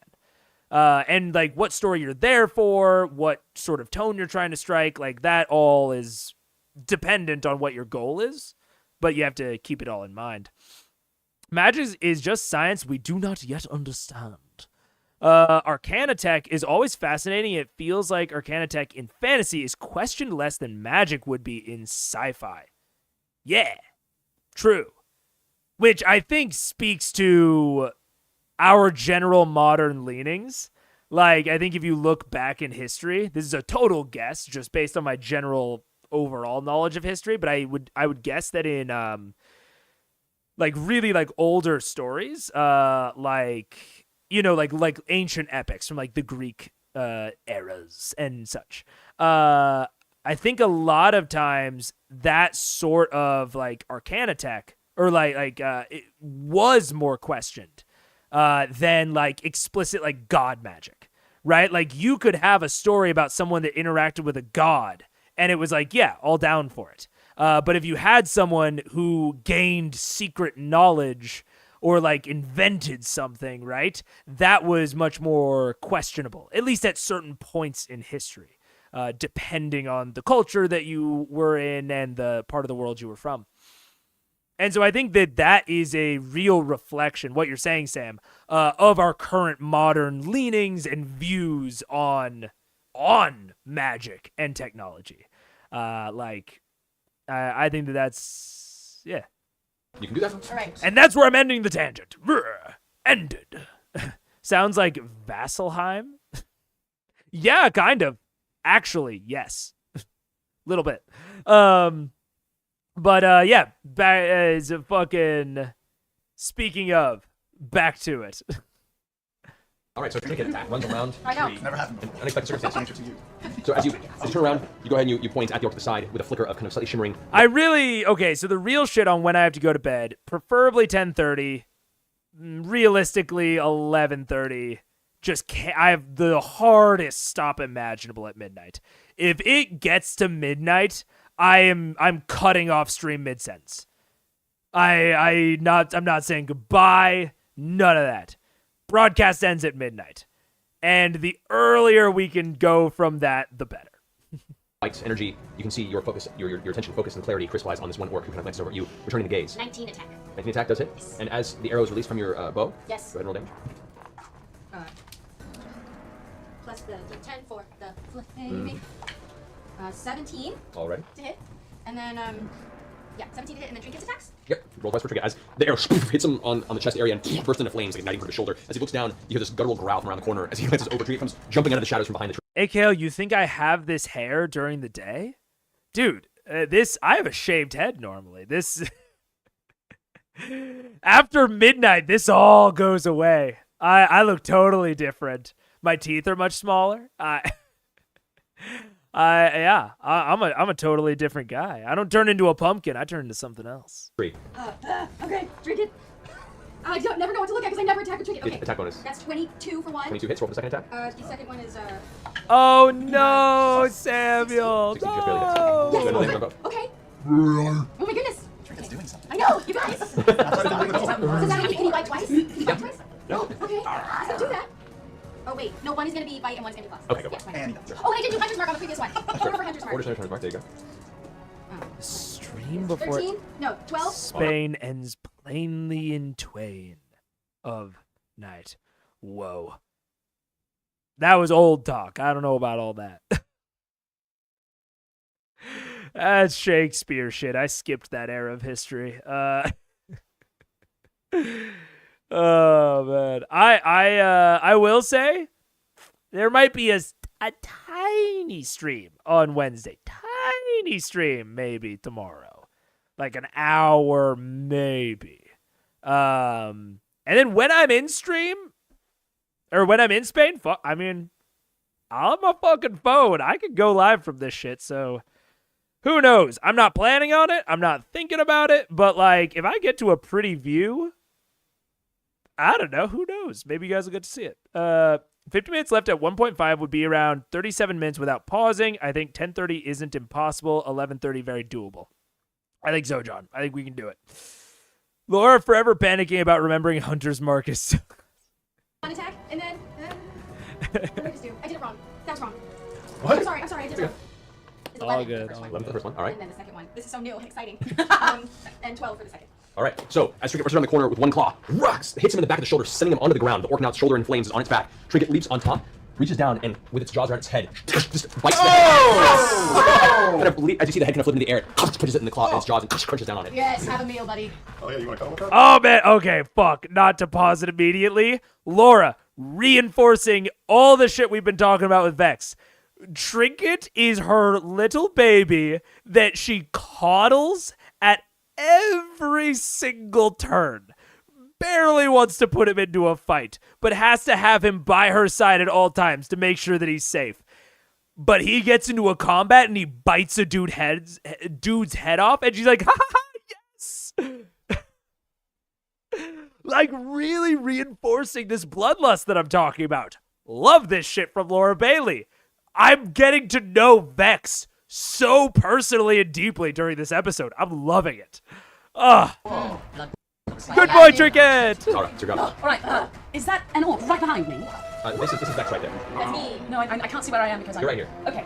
Who are the 3 strongest orcs right now in terms This one and these two here all look pretty untouched. All right. This one actually is untouched 4. There's 1, 2, 3, 4. And I can only hex 1 creature, is that correct? All right. I would normally move my camera and chat for the map, but honestly, like, it's pretty, but it's not that important. I'm going to hex the one guy in the back, sorry.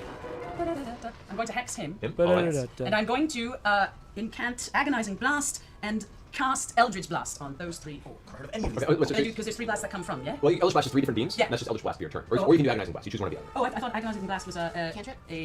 No, it's an invocation. Come on! You don't know the entirely separate mechanic that only one class has that's not normally in your campaign? Get it fucking together, Matt! Oh, it's one of your abilities? Yeah. Oh, it just improves the ability. Yes. Oh, yeah, then you can totally. You're going into rules jail. You're out of smell jail. You're getting transferred. You're going from the county lockup to federal, bucko. This one's out on an island. We're gonna make a movie about you escaping, and you're gonna watch fans, and you're gonna get the pattern, and then you're gonna roll. And then you'll get out of rules jail, but you'll actually still be on the run. That's what's gonna happen to you, Matt. Do that, yeah. I want to do that. All right, so you I'd like to do that with my Staff of Dragon. You hold the staff forward, and for a second, your eyes, which normally I wound up the cord suddenly around close me. with this like dark mist, and then reveal almost like a pale blue, like the moon of the sky. As you do, this hue of light blue energy begins to emanate from this orc right there. It looks down confused as you pull your staff up and slam the ground with it. As you do, these 3 streaks of kind of pale bluish green sickly energy streak out towards it. Go ahead and roll 3 attacks. Oh my god. I've seen a movie. And your spell bonus to each one. 13 and X plus 11. Yeah, so 24. 24. That hits. That was a good one. Yeah. Bum, bum, 30. bum. 30. Oh, okay. Ba-da-ba-dum. And 21. And you're adding the plus. Oh, and then plus 2 to each of those. Oh, it should be. It should be. Hex. That's damage. Oh, I'm sorry. Yeah. So it's Eldritch Blast, it's plus 11. Right. Okay. So the last one. 21. They all hit. So go ahead and roll damage for each, and each does additional hex damage because it's 3 different hits. Yes, and damage think is it's 1d10 plus 7 times 3. Yeah. Go ahead and roll that 3 times. No, it's 1d10 plus 7. 1d10 plus 7. Times- 1d10 plus 7. Okay. Oh, help me. I'm sponsored by Big Prison. That'd be crazy. What are they even advertising? The death penalty? That's a 12. That's a 12. Sorry. Sorry. It's all right. It's all right. That's 10. She's a guest. I'm a guest. Oh, you know what? I was rolling. I guess they're lobbying. It's like not an awareness campaign. It's like a sympathy campaign. It's like, hey guys, prisons actually are kinda cool. They gave us sick movies like The Rock and Shawshank Redemption. Those definitely aren't about the prison system being cruel and unreasonable. Ignore that. They have cool action scenes. 8 instead of 10. That's okay. Well, too late now. Next time. 2 plus 7. 2 plus 7 is 9. All right. 2 plus 7 is 9. Thank you. Oh, 10. 10 plus 7 is 17. Alrighty. And 5 plus 7 is 12. 12. And then roll a d6 3 times because each time you blast them, you do the additional hex damage. Holy crap. All right. 2. All right. 2. 6. Yeah, there's really high recidivism in Smell Jail. The drug war is sponsored by Big Prison. Yes, sir. They sponsor me and they don't even I don't even say it, but the stream is just about all the cool drugs that I do and telling you to do it. And then they have me fucking IP dox you all. I get all your IPs and I give it to the prisons. 5. Whoa! 13. I don't even know what we're talking about right now. So, after the beams streak out, all 3 blast simultaneously into the torso area of the orc standing by Percy. It's kind of glaring at you with this look of surprise and fury and frustration, and before it can even try and mount any sort of attack, the 3 beams strike it in the chest. You can see this scattering of brackish liquid as the back of its torso is blown out. Yes! Shotgun blast. And it falls to the ground with this kind of gurgle in its throat, and for a second you swear you see the kind of glistening moonlight-colored energy that you had hexed upon it almost sucks the soul from its body and then it dissipates into the air above it. And thaumaturgy makes my eyes go fire. Wow. Big blast of flame. Great. So that will end your turn there. You did How really is she so, well. how is she so cool? She just She changed the game. That'll bring us to 5. She could say. Is that 30 feet? 5, 10, 15, 20, 25, 30 foot right Okay, but so who are the bad guys? This one, this one, and this one? This one, and these 2 there. Okay, so I'm like, ah! And then I'm like, oh, that was cool. Okay, and I use my chain lightning. So I went, Just explode? and that, you have to do a save on that. That just automatically It just hits hits, yeah. Okay, so it's 10d8 To whom? to one guy, and then This it's going to guy. hit up to 3 people within 30 feet. Correct. Oh, yeah. Are they within 30 feet? These 2 are not, but this guy Okay, is. so 10 plus 21 plus... You know what? You're using your nose for it. Straight to smell jail. 21 plus... But Richard, was it an action or a bonus action? That's the 21 plus 24 is 45. That's the real That guy, and then it question. goes to- Oh, this guy there. Yeah. He's a little too far away, unfortunately. What about that? This Oh, guy's not. okay, So, get that guy. so the That as you determines back if you up go to and- as county you or instinctually move, federal. you put your fingers out, and There is a loud crackling sound as a condensed thunderstorm blasts forth from Lyra's hands. The orc that's threatening her and actually managed to try and strike you gives you this look of sudden pity before its entire upper body is fried instantly from the rolling electricity that just destroys it. You see all of its flesh is now curled back and cracking from the sheer amount of energy that's flowing through it. The bolt then streaks off and slams the one that you dominated that was currently running the other direction. All of a sudden gets hit in the side. However, maintains the domination. It did take half damage for that one, but this one is blown off the map. The other one over here is looking pretty rough now. It's hobbling forward currently with like one of its legs ruined. You can see it's pretty rough. It's been a rough day for him. Do you want to stay where you are? Or do you want to move? Yeah, I'll stay with him. Wow, that worked. Wow, that was amazing. I turned around and sort of barked because I just saw a guy's upper half get incinerated. Something like Scanlan. No. All right, top round. Percy, Grog. You first. I'm gonna start running towards Grog. Okay. How far can I get? Not that far. And while I'm running, I'm just gonna take. Hello. Where are we? There we are. I'm just gonna take 2 pot shots at him as I'm running by. Dominated guy. He's not gonna live to see his. And just because I don't really care, I'm gonna take the negative, the sharpshooter plus damage negative to that. So. Okay. 16. 16 does hit. And I'll just do both right now. All right. And. Oh my god, 20 is? Another 20. Yes! That's a very good dice. That is a very good dice. Spread them out over several games. You don't have to. Thank you. No, this is phenomenal. I know. I've got such terrible things that are gonna happen to me as well. It's good. So that's. I'll do the first one really quickly. That's 20 points of damage for the first shot. Leave none alive, my boy. The first shot smacks into its thigh, and you can see where once there was an actual functional thigh area is now a splintered femur that is exposed to one side of its leg. And you see it's barely keeping itself standing. It roars out in pain as you fire again. 32 points. With the final bullet in your pepper box's chamber, the 6th bullet, you fire the last round. You're gonna make me change the sharpshooter thing by the end of this round. I get No. Sharpshooter works well for a That's reason. kind of spectacular. I keep rolling 20s. That's what the dice does, man. It's worked poorly in your favor before. I mean, it's sharpshooter. Are they talking about the sharpshooter feat? Is what I assumed they were talking about. So he doesn't need to change that, unless this is like a separate homebrew rule. The golden snitch in action, is that the die? It's great, but it works awesomely. Yeah, so with this kind of look of confusion as this orc is trying to do the bidding of this gnome that Protect our Goliath! It's trying desperately to go and protect Grog, but on the way there, it gets its leg blown out, and then suddenly it turns and the shot enters one side of its temple, out the other, and there's just a very quick sound as it falls to the ground motionless, and is no longer a living orc. Good job, Percy. I sort of had that guy covered, but it's all good. It's all good. I'm coming, Grog! Grog, Right, so for the gentleman that I'm facing right now, I would like to take my first swing. all right. My first All right, 24. 24, that hits. And that is 19 points of damage. All right. I'll take my second swing at him. Same guy? Same guy. All right, go roll for that. Swing at him. 26. Hits. It always fades into Tiberius. I'm really trying to do Grog. For my second action, I take my swing at him. Oh, that was like Norwegian. It's also 19 points of damage. After the hammer, orcs. So the first strike, you slam into his upper torso area and actually digs about 4 or 5 inches in. He reaches up and grabs, drops his weapon and grabs the axe and tries to pull it out of his body. You, however, reach up with your fist and slam it down onto the axe, shoving it about 5 or 6 more inches. As you can see, his actual shoulder and arm kind of pull away from the rest of the torso as his eyes just roll back and he falls against the blade. With my third attack, I'd like to turn to his friend, grab him by the throat, and go, it's death or target practice for my friends. Talk. Go ahead and make an intimidation roll. And one. Yay! 19. All right. The orc, looking at its current fate and the rather rapid destruction of his entire band. Tourist god. You want to hear speak Orcish? I speak orc. Oh! So, my friend. What did you say? What did you say? You hear him say, Death may come, but the rest will find you. You come into our world. It's only a matter of time before you are eaten. We are simply passing through. We are in search of something. If you choose to help us, we may let you live. You may. And it is not one of yours. go make a persuasion roll. What do I roll? 20. What do I have to? Persuasion. Yeah. 24. Okay. As you're speaking to him in his own languages. You guys these horrible guttural sounds. Almost as good as Keyless Giant. Almost. Almost. Oh, no. You can see a look of fear in his eyes about the rest of the party as they all begin stepping out of the firelight into the darkness surrounding him. He can kind of gauge the scenario, looks down at the dead direwolf, gives you a good look, and you still have a kind of a flaring blaze of your angry thaumaturgy eyes. Says in common, very broken common. Very well. I live. I serve. Whoa. He's like there's blood now dripping out the corner of his Like, mouth. this is like, Let me see if he's truthful. Make an insight check. Oh, that's not my strength. You can certainly try that.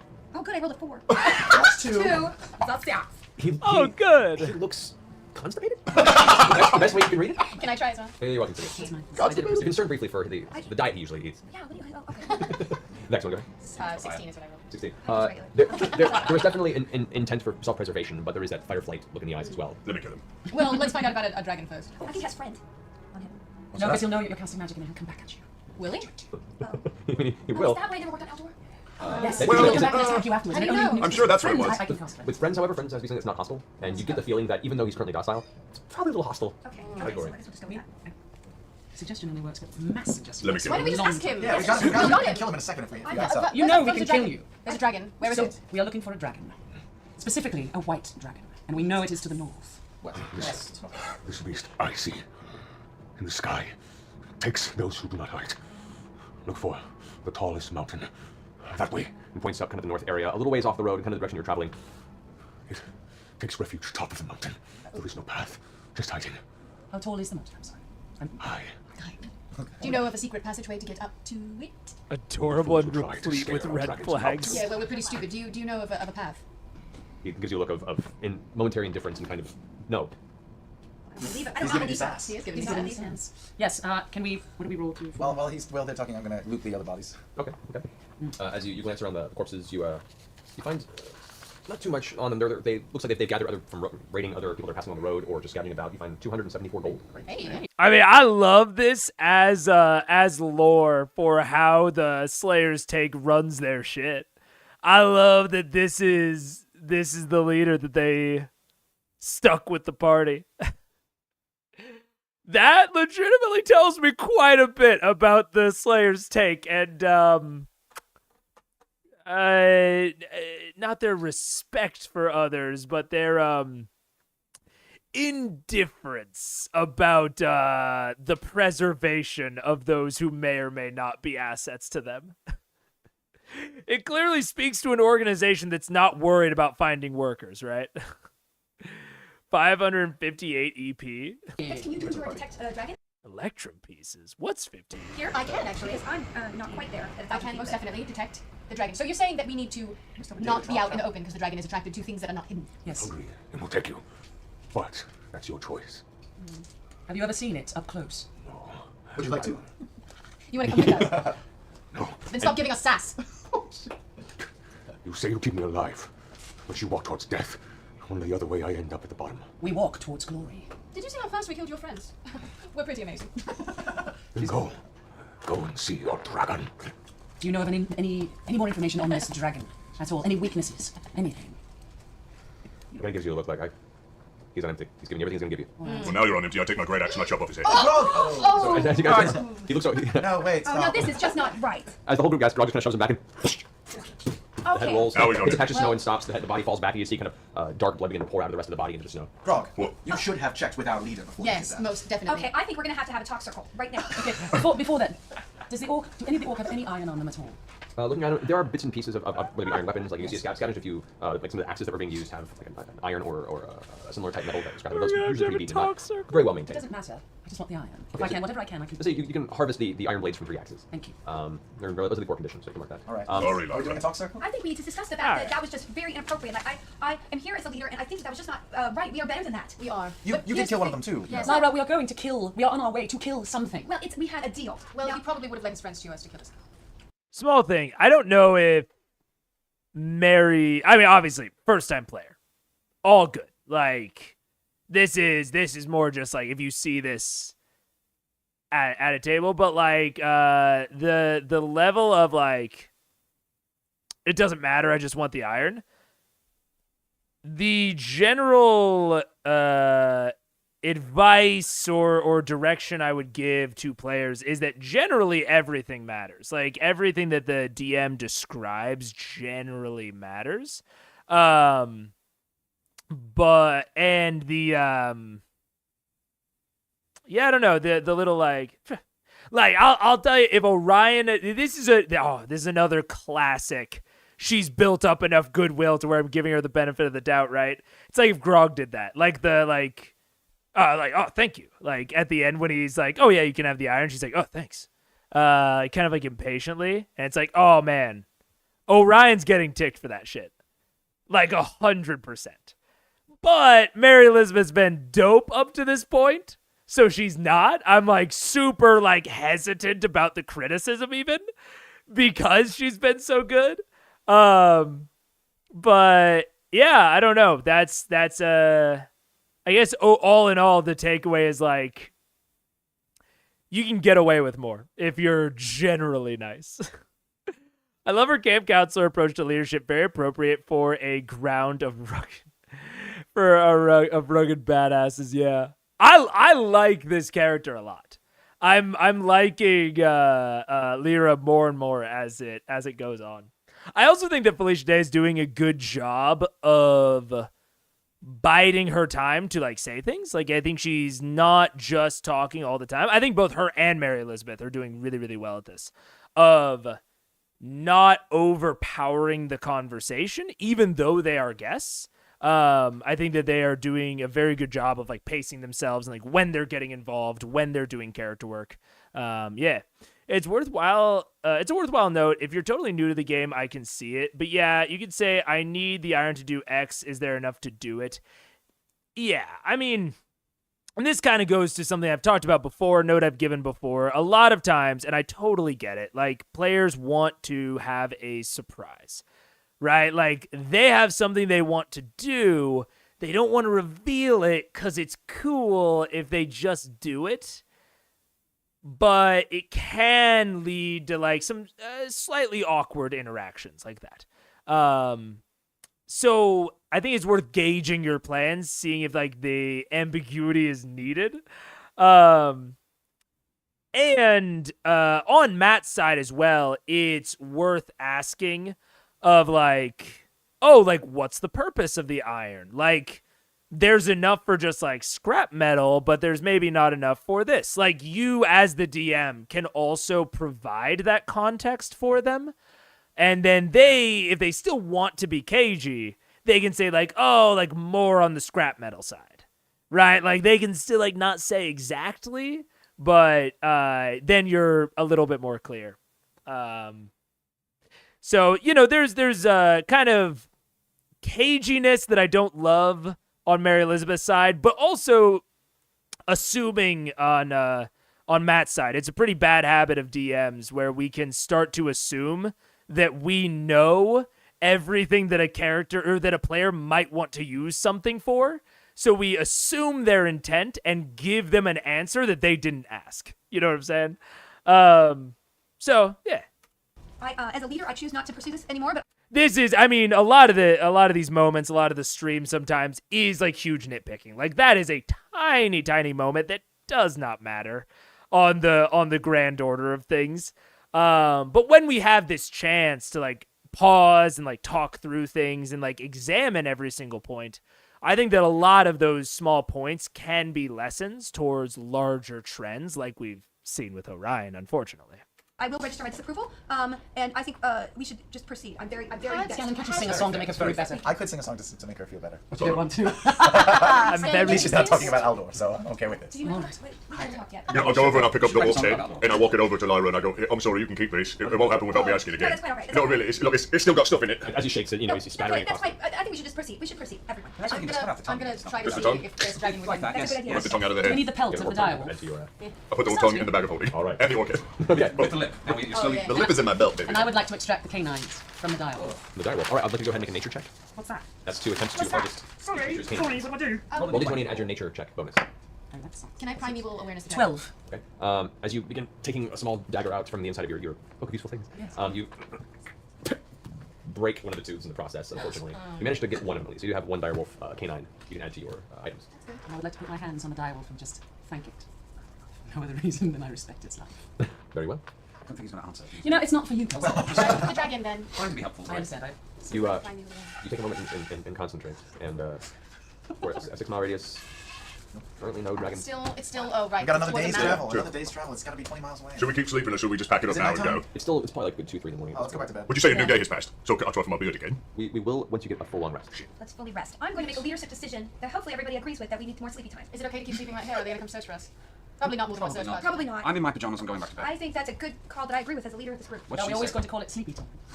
I mean, that's I'm just asking. I like to put labels on things. It's an OCD thing. Whatever you would like to call it, or just. No, you're the leader. I shall accept whatever. Yeah, sleepy time is the official name for it. Sleepy time. I like this interaction. Oh man, dude. Okay, we're transferring right back into Mary Elizabeth the goat already. we're going right back into that. Because this is what I'm talking about when I talk about characters engaging each other on their flaws. This is perfect. Like I don't know the character well enough to identify the exact flaw, but there is this expression of childishness within Lyra. Like it's like this like sort of expression of like inexperience, naivete, that is contrasted against her confidence. Really, really good, very classic. And Mary Elizabeth is doing a great job just right there of really calling that out, like really drawing attention to the naivete and the childishness of like, are we going to call it sleepy time? Like, and in character, it's not even like, as she's saying, it's like, no, I'll call it whatever you want. Like, I just want to know, like, is that what we're calling it? And that is a great thing for Mary Elizabeth to do, to interact with Felicia Day's character's flaws. You don't have to be like, hey, those are flaws. Stop being so childish, you dumb baby. But you are anchoring it within the fiction. You are acknowledging the flaw and bringing it into character interaction to allow them to engage with it and to acknowledge it beyond its expressions. Super, super cool. Really love it. Man. Yeah. Mary Elizabeth is really good at the RP and the role playing. I mean, I think that is probably a smoother interaction with a flaw than I think that might be the smoothest one I've seen so far on the show, honestly. Of like just how easily she did it without it being like an all-out negative like fight interaction.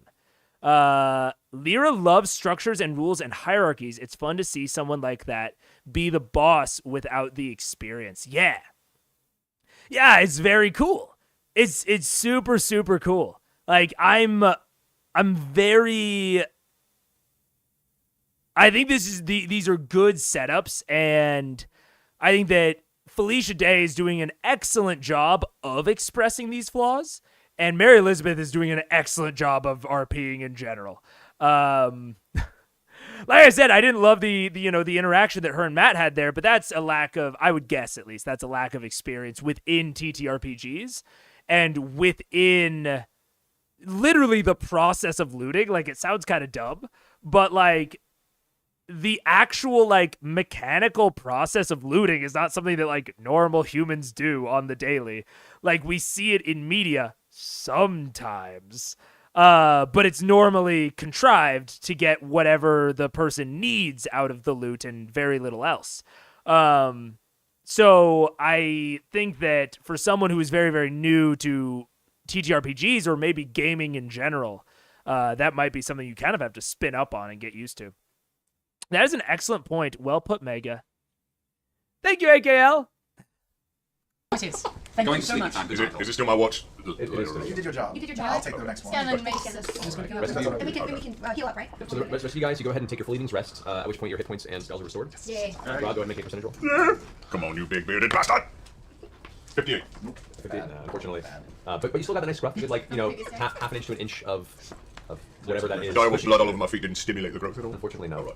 The blood looks like Eventually. All right, getting a little on the political touch there, Richard.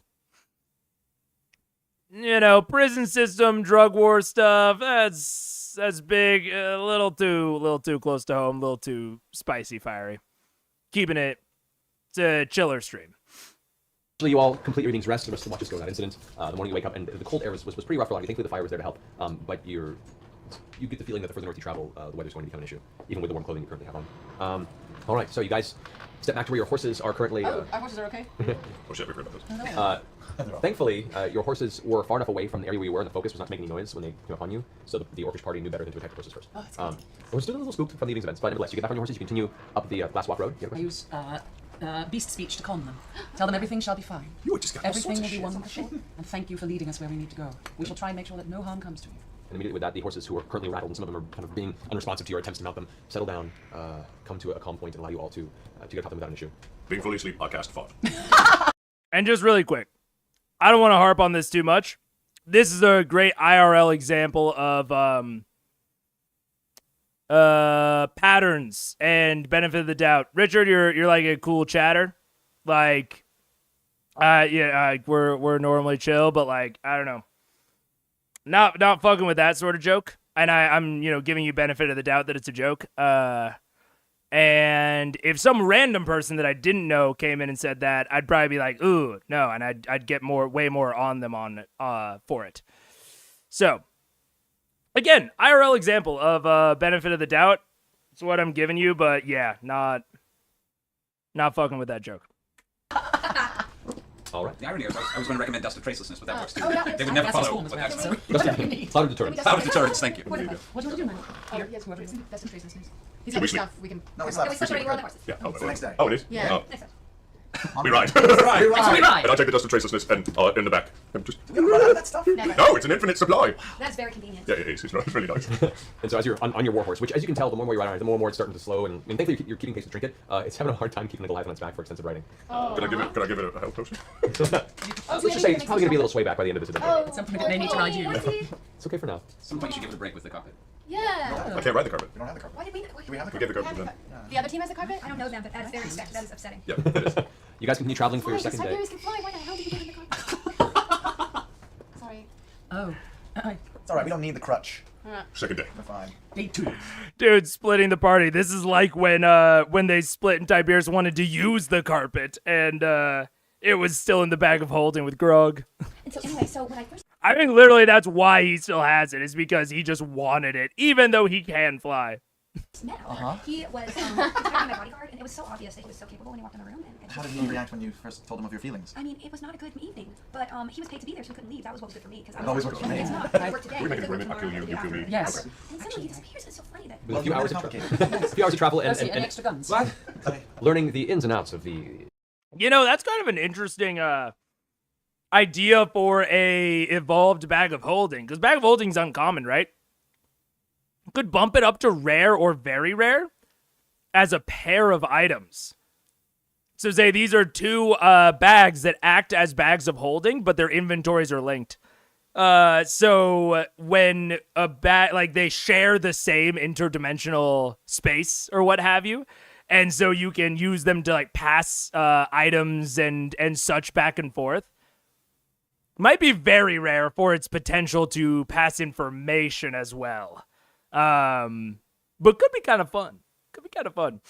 The rug keeps getting pulled out from underneath them, you could say. Yeah, you have described the ender chest. Yes. Yeah,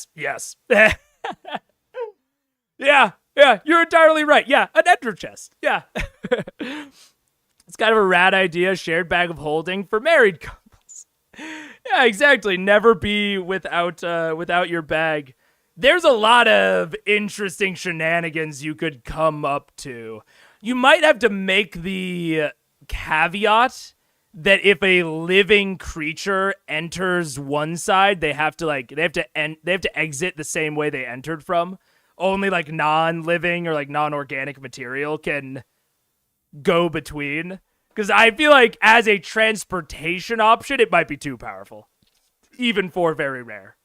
I don't know, I would have to think about it more. But that's kind of fun. So then the you always have the carpet wherever you need it. extremely tumultuous history of Lyra and Aldor, you eventually come to a point where the clouds are beginning to darken, and in the distance you can see what looks like a very heavily obscured curtain of snowfall to the northwest. You get to a point. Yeah, lower carrying capacity could work. What if they're thrown into a portable hole? Dude, this is a whole other tangent. Portable holes are so sick. I like portable holes so much more than Heward's handy haversack or bags of holding. I think portable holes are so much more fun. I think, what would happen? I feel like, it could almost be like, it could almost be like a wormhole situation, like a temporary wormhole. I think that could actually be like a really weird and interesting interaction. I think both of the bags individually are like very rare, or like maybe just rare magic items. So like you have to have 2 rare magic items for this to even function. So it's already a bit of a cost. But if you throw one of them into like the portable hole or a haversack or another bag of holding, it creates almost like a when you throw them in, it creates an effect that sucks people in, right? And then shunts them to the astral plane. It'd be really fun if it ate all 3 items, like this interaction, ate all 3 items. The item or the side of it that wasn't thrown into the hole does the sucking, and it doesn't spit them out on the astral plane. It shoots them through and to wherever the other one was thrown into the hole. So it's like a one-time teleport. But you have to like coordinate it. That'd be really fun. I like that a lot. My Warforged familiar can pass through. If both sides are open at the same time, then it explodes into the astral plane. Yeah, there's something there. So this could be used to kidnap someone. I mean, it might. I'm not saying it couldn't be. Fuck, I need to make magic item videos again. I used to make a bunch of magic item shorts, and I just haven't been fucking with shorts lately. I just haven't wanted to watch them. I haven't really wanted to make them, but I have so many magic item ideas. I might need to think of like a stream format where I can go through them or something, because I love going live and I hate making shorts. I need to think about this more. Of the Glasswalk Road, where a snowstorm is starting to pour over into this vicinity. You guys kind of stop for a second and repackage yourself with your fur and heavy winter clothing, and even still, it's very, very chilly. I'd like everybody to make a Constitution save. Are we still in the forest? You are nearing forest, yes. Or so yeah, you consider in the forest area. Aren't I good? Like about 20,000 feet in really, really cold environments? Yes, you have advantage on this. Sorry, you're so warm. So warm. That's a bad thing to With roll you that for for. warmth, apparently you're like an oven. Let's drink it. 15. All right. 20. 4. 24. Hey, Is it the Constitution saving throw or just the modifier? That's Constitution saving throw, so you roll twice. Oh, wow, 23. I think it's That's that Arcana check, John. Yes, sir. You're actually adapted to it, so you're fine. I've got my chest out, my nipples don't even get hard, it's amazing. Oddly, your face is a bit cold because it's so bare. And You were a stick. That was a low blow. That was a low blow. Alright, so all the magic, Scanlan, mark yourself, you have 1 level of fatigue. Oh no. What's that mean? Fatigue, go ahead and make It's too sure. much listening to. Oh, sorry. Does he look cold? I'm gonna give him my stone. That I'm was gonna give him my bullshit, stone of resisting cold. What about you? It's okay. I'm a leader, and a leader's I can't let you do that. No, really, just take it. You listen to me so good. It's like my besties. I feel a connection. I do. You know when you were telling me It's about not sexual Aldo? at all. I'm No, not I- attracted to you. Like literally, if it happened, I would be ill. But it's Believe really me, you sexually, you repulse me. Thank you. Yeah, no, Oh really. my god, I'm so busy right there. But really, as a friend, you were so nice. I really got worth your dishes. So here's my stone. I've had some Aldors in my life too. I want to hear all about them. Yes, mainly they were whores who kicked me out early. But they, in a similar way, they disrespected me. I mean, I They was. see the true it was- scandal that they Listen, the Jesus Christ. Dude, you already have a cooler.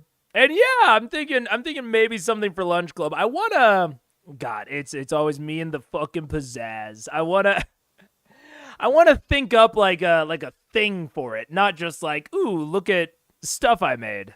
Like maybe like a competition, like I put up 2 of my magic items and you guys like vote on which one you like better. And we do like a tournament, like a bracket of like things that you like, and then it tiers up to like the winner. That could be fun. That's got pizzazz. one time we were together, it was after I gave him armor, but he was Wait, not together? servicing me. Yes. You've been with him? Of course. Okay, one of them will suck less, Restay. Why you gotta be mean? Oh, look, we seem to be coming to something interesting in the I room. thought you meant that as a metaphor. No, it was his birthday, and I bought him some very expensive custom armor that you said had him on, which is, he obviously has feelings for me, wouldn't wear that armor. It was 10,000 gold, and he was very attracted to me that night, and we had intercourse, so my uncle is very... Intercourse. Somehow you made it less sexual than I could have ever imagined. Oh my god, fucking Vex, or not Vex even, really Laura, gagging when she hears 10 grand. One gives you the ability to detect ham, and the other gives you the ability to unroast roast beef. Dude, that's so obvious it's detect ham. I can't even believe that you would imply that those are equally sucky. And I will not explain myself. Yeah. Obviously has feelings for me, wouldn't wear that armor. It was 10,000 gold, and he just...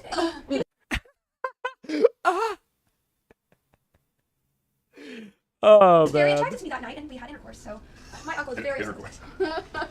Somehow you made it less sexual than I could have ever imagined. Is there? Grom, what are you telling? I think Vex was turned on by the 10 grand. Nothing else, but. What's the term for when your penis is inverted? It's the opposite of a boner? Belly button. Yeah, that's what I've got. Oh, I see. Anyway, I was really certain after that moment that we would be together forever, and I never saw him again. You know, men are fickle, and I'll never talk to him. He kept the armor, so he has feelings. Let's just move on. Let's Here's do the it. phone. Let's not. As you take the stone, your fatigue fades. You find yourself adjusting well to the cold climate, thanks to your gift from your new leader. And I love her. Lead calm us the up. dice. Oh my gosh. All right, so as you guys kind of pull up the side of the road and kind of use the cover of the forest to help from the snow that's getting even harder, you gather there is in this vicinity an ever kind of waxing and waning blizzard that kind of pours through. You can see kind of a localized area that it's not really moving. You wait like a good 20-30 minutes to see if there's any movement, but the blizzard is not shifting from its location. Should we try to do the spell, locate dragon again, just to make sure it's at this top of the... Sure. Leading. We'll try it again. All right, you sit and concentrate for a moment, and Sorry. nothing. Wait. Do I, You sense a very, very small blip at the edge. It's moving quickly. it's a dragon. Where is it? Which one's fast away? That's what I'm saying, man. One helps me find food, the other one undoes work. We'll have to dig into your choice at a later date, Mega. Oh, we'll see. Close. You can sense its energy kind of up in the air, and It's up in the air. at that point you hear this distant guttural howl. We should hide, just in case. Comes bursting out over the air. The wind begins to pick up, and the snowfall begins to become ice. fuck? The rest of you guys have to kind of duck yourself out of the way. Everyone make a dexterity saving throw. That was weird. I don't know what this is. What is this? What's that? What's that? 12. 8. 13. 11. 16. 24. All right. All of you guys manage to find cover under the nearest tree and kind of where the bow of the forest is at its strongest. You avoid most of the impact. Grog, unfortunately, takes a good portion of slamming ice stone damage. Negligible for most damage you used to, but you still take 4 points of bludgeoning damage from the falling ice. Sleet. As you guys are currently in this position, you can see barely through the very, very heavy snowfall a shape that moves over in the distance, that circles around and then heads back, kind of in a western direction. You can say, where do you live? Thank you for that addendum. Not really. Not All of us really. are like, I have a sick sense of humor. can I see which direction it's going back towards the mountain? Yeah. Well, you look over in that direction. You can barely make it through bits as the storm kind of intensify and subside a little bit. You can see what looks to be the gentle outline of a mountain range, maybe about 10 miles off from the road, to the west of the road, into the forest itself. Right. We got this.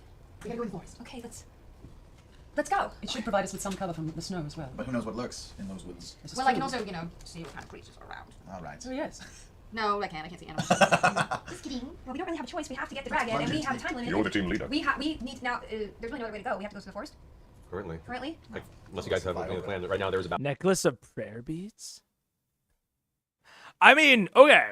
Unironically, I could work in the homebrew that people have posted, but that could get a little sticky, because, I'm the content creator. I'm the one, putting out my opinion and my creations, for the masses already.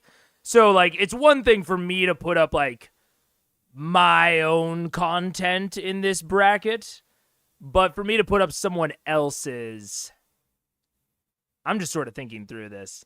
It's like, if I were to put up any of the ones that are in the homebrew submissions on the Discord, link in bio, then that's kind of opening them up to criticism that I don't really like. I don't want that to be a risk of, posting your homebrew that you made, But maybe, it's an actual magic item. Oh! Okay, that changes things. I could work in magic items. I could work in magic item nominations.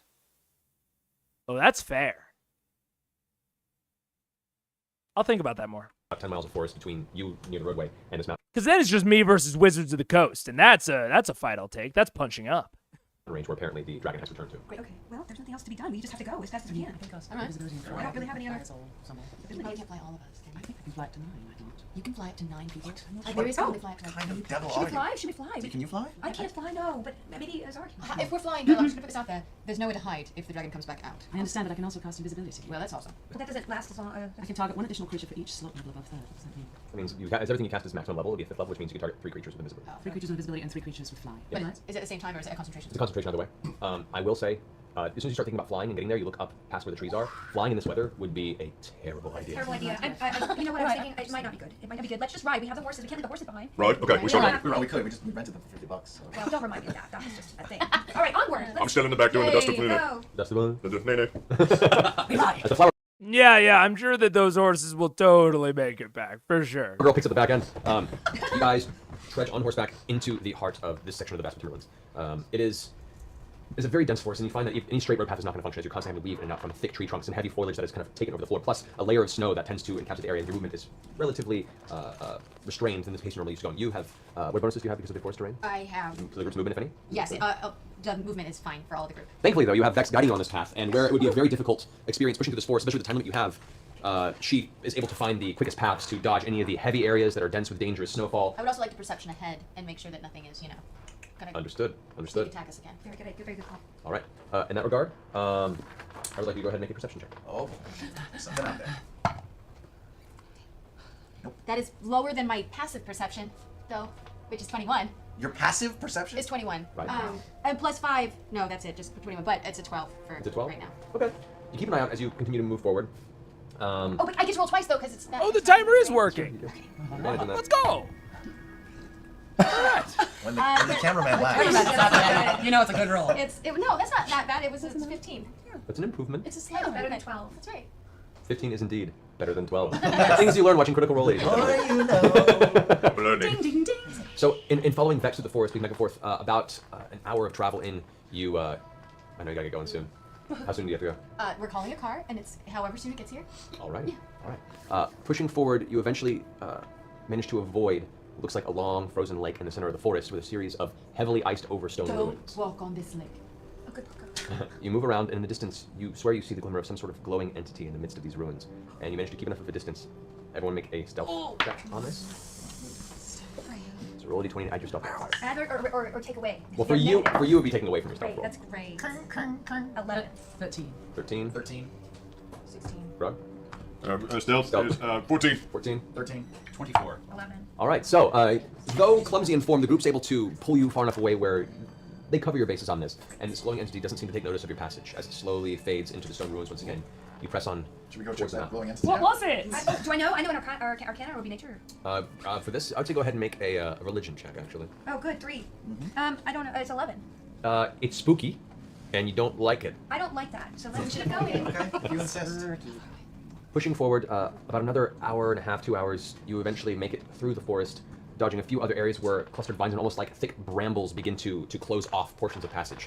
Without Vex's help on this, it would be a very difficult element to traverse, but you manage to find areas you can cut through and where the weak points in these various kind of interwoven nets of vinework are. You push through until the forest comes to an end at the base of a giant tree-covered mountain that is currently coated in snow and ice. And looking about, you can see the highest spire is obscured by the very blizzard clouds ahead. The forest ends. The forest ends at the foot of the tree-covered mountain. Is there like a fire line, like the border that we cut between the U.S. and Canada? Is it like there's just like a line of no trees between the two?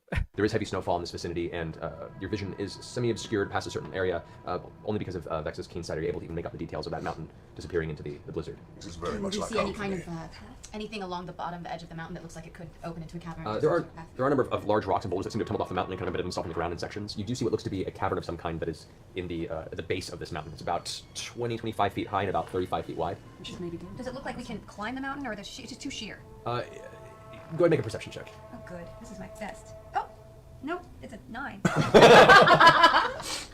You read about mountains. And you've seen many pictures of them. Seeing one up close, they're a lot bigger than you thought they'd be. Very large mountain, guys. I'm not sure. As a leader, I'd like to invite you guys to evaluate whether we could possibly climb this mountain. I would like to evaluate whether or not You're we can climb this delegating. mountain. Delegate. I'm proficient here, Can we right? check? I'd say for this, since you know mountain ranges pretty well, go ahead and make a wisdom check on this. Or, yeah. Just add your wisdom modifier to the roll. Which is You know what? I'll say it, John. I get it. I think cold weather habitats are some of the harder ones to describe because the features of snow and like, you know, this like colder weather are normally that there's less noise. Like that's what you hear a lot when like describing like snow-covered forests or landscapes or towns. It's like, oh, the town was so quiet, like all the sound was muffled by the snow. They are very rarely have like really distinct smells other than like pine. Like what does snow even smell like? Not. Right, like that's kind of what I'm saying. Is it's like it like muffles your hearing, it obscures your vision, it doesn't really smell like anything. He grew up in Florida and Southern Cal. He doesn't get it. Yeah. Only the yellow snow has a smell. That's true. It depends on the type of snow. It smells wet. Yeah, but it's like the snow kind of dampens all of your senses, so it's kind of hard to describe it like really convincingly. You kind of have to describe specific elements within the snow. But honestly, even that's hard. I get it. This is one where I'll maybe give him a slight pass. 0. 15. As you read some Jack London. Okay. Never heard of it. I'll put it on the list. kind of take a moment to inspect it. Your people, your actual race, being a mountain born people, you look at it and it could be scaled. It would be a dangerous climb, and you would need some semblance of simple climbing tools to do so.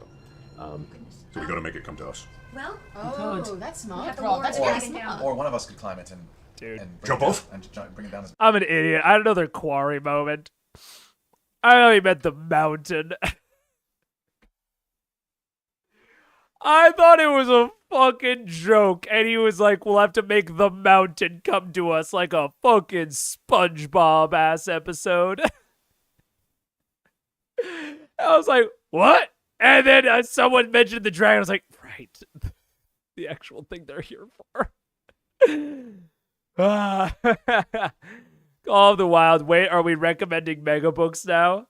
Oh, no. No, put those in hobbies. Put those in hobbies. Don't fill the chat. But unironically, oh, dude, I've thought about a fucking book club. I want to do more streams. Read Malazan, you coward. Oops. All good. I want to do more streams because I want to do, like, I've thought about a movie club. I've thought about a book club, like having like a monthly movie club where it's like, okay, at some point in the month you have to watch it, and then we'll do a stream where we like talk about the movie, you know, spoilers everywhere.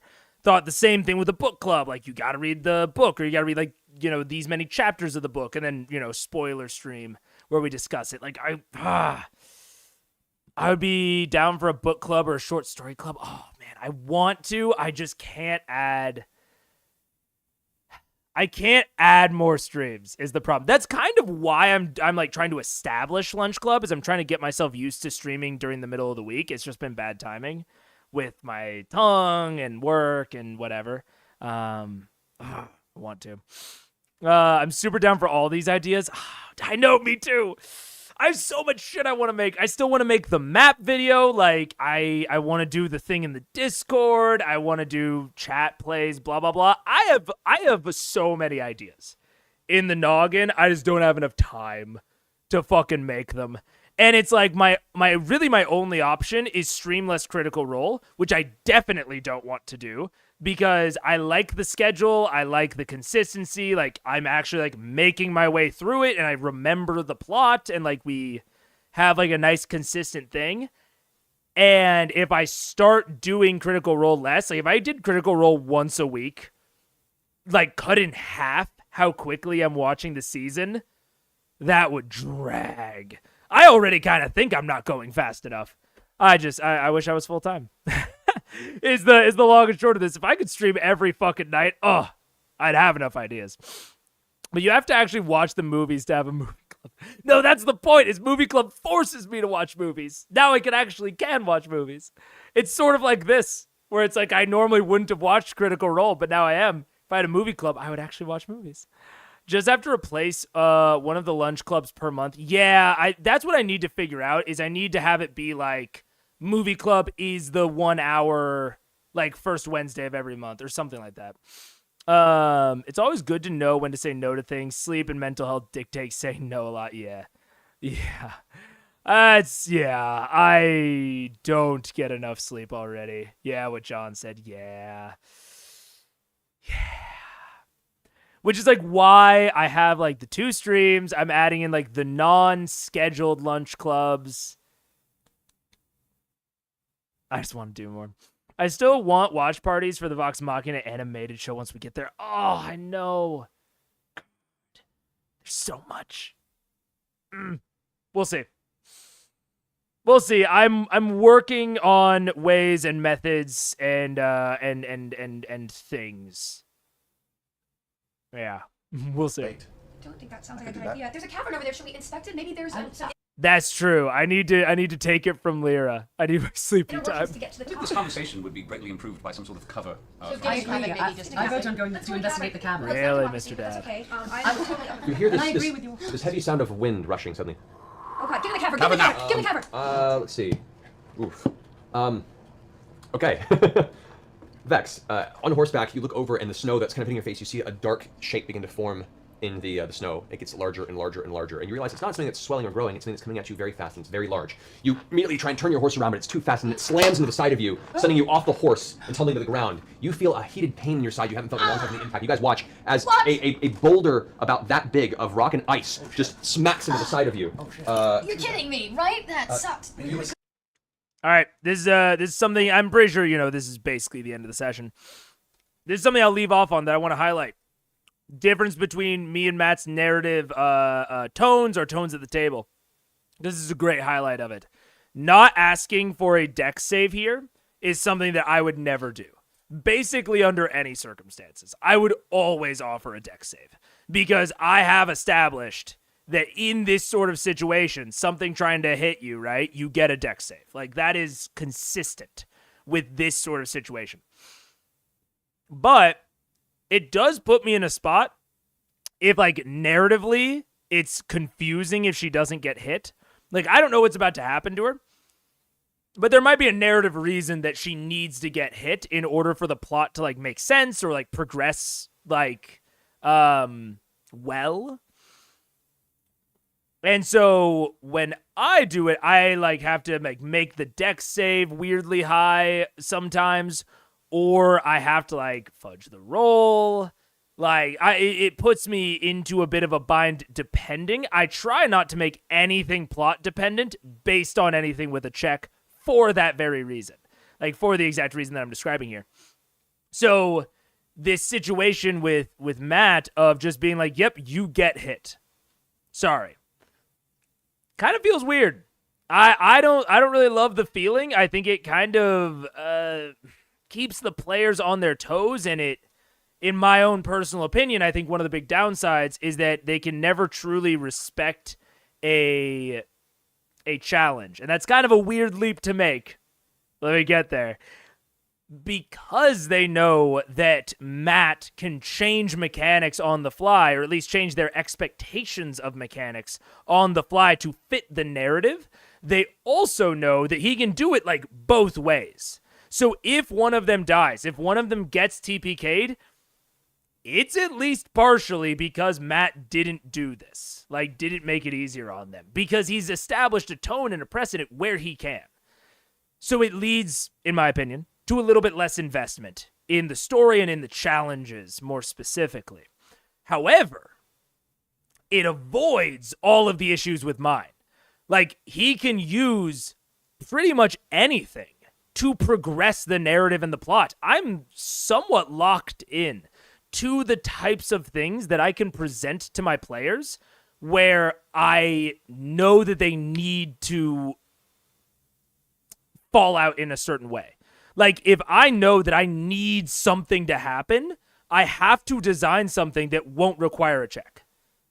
Or that if it does require a check, it is reasonable for it to be ludicrously high. Right? So that's a position that I am put in by my own tone. Whereas he is never put in those situations. So he can make these really cool, almost action movie-esque moments where these big dramatic things happen because he's able to change these rules on the fly and not worry about a succeeded check just fucking up the whole plot trajectory. So it's something I wanted to point out because this is a great flashpoint of like the really core differences between our tones and the benefits and detractors, at least, or benefits and detriments, at least in my view. It was just a random meteor. 30 points of bludgeoning damage. You're kidding me! You're knocked onto the ground. See, again, this is a great example of like why it makes challenges kind of weird and awkward is because the players now know that Matt might sometimes just randomly give them 30 points of damage for basically no reason. So it's, I don't know. It makes it difficult for them to feel confident in what they're doing and in how they're going about things because they know that Matt is auto-balancing on the back end. So it leads to almost a level of futility of like, well, it kind of doesn't matter what I do because the plot's going to progress anyways. Now, they're into it. They're into the tone, and they use that fact of like, I can be a little bit spicy, I can be a little bit wacky, and I'm not going to get slammed with a consequence for it like they might get at my table. Like if I've set up an expectation of like what happens when you do certain actions and you fuck around, you find out. And that's just like kind of how it goes at my table. So while I don't randomly punish them or put them in bad situations, I also vice versa. If they put themselves into a bad situation, there's no help coming. On the other hand, taking 30 damage from a hurtling snowball seems to get the room pretty quickly. Yeah, what you just said, lol. Yeah. Yeah, it definitely does. Like there are really good benefits to it of like it sets the tone instantly for what's going on. It really like puts them on edge. Like it has these very instant benefits that are very difficult for me to achieve. So I'm sort of in this. I'm in a much more restricted. I'm much more restricted in my options, just in general. But my players can be very, very confident about what will happen at any given point. And they know that if they overcome a challenge, that I wasn't making it easier on them or harder. Like, the challenge was just the challenge. So sometimes they breeze through something, sometimes they do not. And so it's also a challenge for me to narratively pace that and make it interesting if they are really bogged down, and to also make successes feel really good.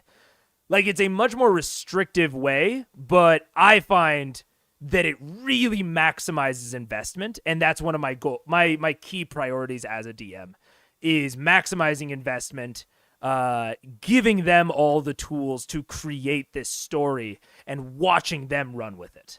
Like, I really consider myself a world builder first and a DM second, which I know is similar to something that Matt said in the past of like the world exists, I'm just narrating it.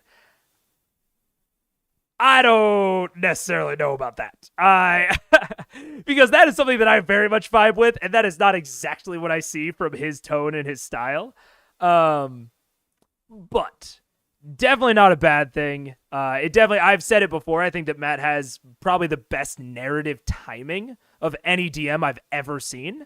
And I think that the style that he chooses really helps with that and enhances an already natural talent of his. The rest of you who are currently on horseback see this. Because this is really risky. Throwing 30 damage out of nowhere at your party is risky. If you do it and you do it badly as a DM, it feels really terrible. Kills the mood. But Matt is good enough to wield that power responsibly and to not throw out 30 damage when it doesn't make sense. And from the direction of the forest, you see a very large humanoid figure begin to step out inside of the forest. Giant. Oh, no. The snow voice kind of bellows out. You can see on it thick, kind of snow-covered fur, patchwork hide armor. The skin itself is a dull bluish gray in color. White eyes, a giant metallic horn that looks like some sort of creature horns that are affixed to the side of this helmet. A giant axe in its hand. This Damn it, on the side of its helmet. I heard giant horn, and I was like, the other horn? This is indeed, and you recognize it immediately. This is a frost giant. You see it reach down and grab another boulder and begin to like kind of toss in its hand. As the rest of you see this, you hear another bellow. Look here! You speak giant, right? I do. You hear a voice come echoing from the cavern behind you, saying, "Intruder! Take him down!" Second shot steps out of the cavern behind you. Shit! And that's where we're gonna go ahead and We don't need 2 giants and a dragon. Without. I'm damaged. Very damaged. She's damaged. on the ground. You mark your damage, that carries over. I did. All right, guys. Well, I know because you gotta leave soon, and that'd be a good place to stop it for this point this week. We're gonna continue this session next week. We're screwed. No, we're not. Starting a battle with two We did such a good job. Two giants. delightful frost giants. All right. So, well, first off, guys, welcome to Critical Role. Man. Thank you so much. 3 Kivas in a Yeti costume. I hope I survive, but never know. Wow, that was amazing. Yeah, Very she's so good. Awesome. Oh my god. So talented. You killed people and stuff. Yeah. Brilliant. I mended a piece of paper. You did. And you, Right. Lasted the torso. And I killed an orc and I got. and you made a guy like give us things for super Very cheap, which is like the cool, best very thing in I the world. love a good sale. Post-session content that's probably worth it to watch. I All do. right. I love finding a bargain. We're doing good. Oh, man. 10:45. Probably wrap up stream by 11. With 6 whole hours of sleep. Let's go. We should definitely go shopping. Oh, I'm fine with it. But that's part of the point. That's part of the point. We're trying to Europe's way fucking ahead of us, so we're waking up a little bit earlier every day. So I'm just gonna be tired. It is inevitable. All right, we have our. We have some donations to go through. So guys, just like last week, because we're getting so many donations, we just don't have time to read all the messages. So we'll just read off who the donation was from and say thank you, and then I will send a exported list with all your messages in an email form to all of our hosts so they can see them. But it's just so many, which is amazing. You guys are ridiculous. We just don't have all night to go through them. Oh, can I make a personal request? Can you kill Felicia next week? It's not to me. All right, and then next. Me? I mean, I'm just Wow. Wow. That's in the really game. unnecessary. In the game. That's unnecessary. That's Oh, in the game. In the game. Oh, in the game. Funny, like I was in like, the game. I gotta think this through, man. She's I right gotta there. go. Well, I know. Bye, thanks. Love you. Everyone going to Gen Bye, Con? Laura. Okay. Travis gets a gift and Matt reveals what the chat room did as it related to the past episode. I want to see Travis get a gift. I'm pretty confident I pretty well understand what the chat room did, but maybe I don't. So I probably should watch. You guys all the time. So thank you again so much for all your incredible gifts. Amazing. Oh, I it's love people. River Frog's cask of ale. It's just. That, it's that frog ale is amazing. It's my little baby. I love it. so sweet. Is that your Woody? Yeah. Frog's ale, That's not keep bad. away from giants. And congratulations, chat room, by the way, for choosing the contract tonight. Adult White Dragon was definitely the tougher of the selection. They chose that shit? They picked the harder one for us. We love you guys. It's not like we want to live or You want anything. Lyra to die. That's what you want. Well, there were only a few requests. Zach. I was like, dicks. Why can't they pick, like, I don't know, goblins or, like, really angry dogs? See what we do is I feel like I don't know what was the worst, a dragon or a She'll be like, Oh, thank you. Okay. Interesting. Cool. Well, that about does it. Congratulations, everybody. We did it. Thank you very much. That's the nicest thing that everyone's ever done for me. It may sound double Dutch. My delight is such. My music. I've probably seen. No, that's not true. I was about to say I've seen more musicals than movies. That's not true. But they're within the same order of magnitude. Thank you, Inspire Red. Thanks, Richard. I will. It'll be chill. I'm very excited for it. It'll be good time off. It'll just be getting work fucking set while I'm gone, which I've been trying to do. But of course, even though, last week I'm like, hey guys, leaving for 2 weeks. Like, we sure that everything's in? Like, give me like your, top 3 shit that you need done before I leave. And they're like, yeah. Everything's good. Everything's in. Walk in today to 4 fires that they're like, we didn't know it came up over the weekend. I'm like, of course. Great episode. Great stream. Thank you very much. Welcome back. Congrats on the tongue. Looking better, if I do say so myself. And now, because I've had canker sores my whole life, never that bad. But now I fucking have this shit, and I know that it like works if I ever am getting to that point ever again. So that'll be very sick to be able to have that like resource. Thanks. I will. I will definitely. The chance that I stream is low. It's like 10%, but there's a good chance that I send some pictures. I like taking pictures on vacation, especially with me in them, because I feel like, you know, if I take like a picture of the Alhambra, it's like cool. Could have Googled it, but I love taking selfies on vacation. I don't have a selfie stick, but I got arms. So I might be posting some of those in the general, posting some of those in hobbies. We'll see. But yeah, should be good. Thank you guys for tuning in.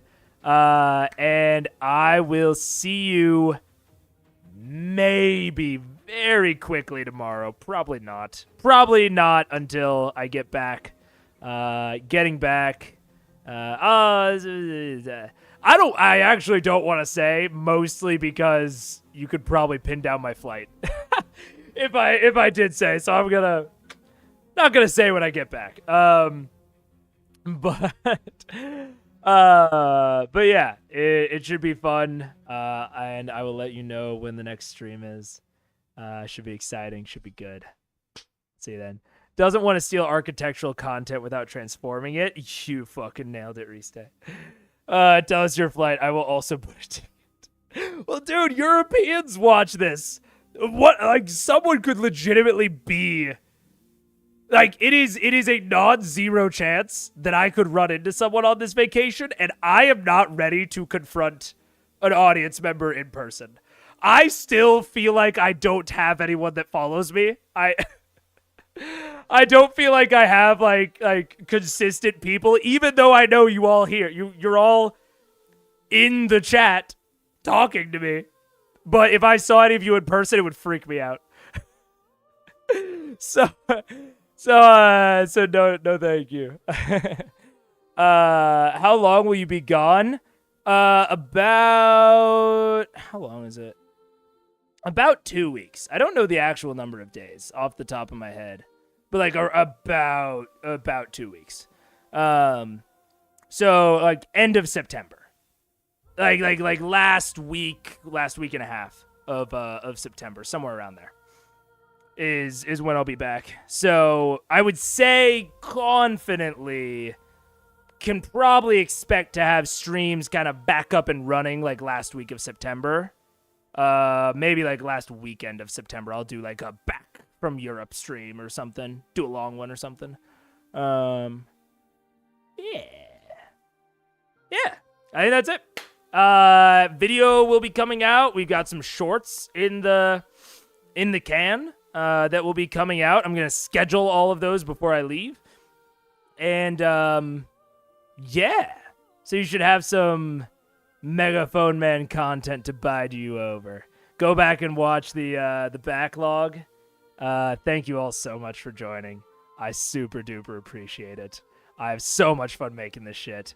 Like I said at the top, if I had not missed last week entirely, I probably wouldn't have even done this stream, but I just missed streaming so much. It truly brings me a lot of enjoyment and happiness. So I'm glad that I could be here with you guys. I'm glad you guys are here. And I'll see you when I get back. Bye!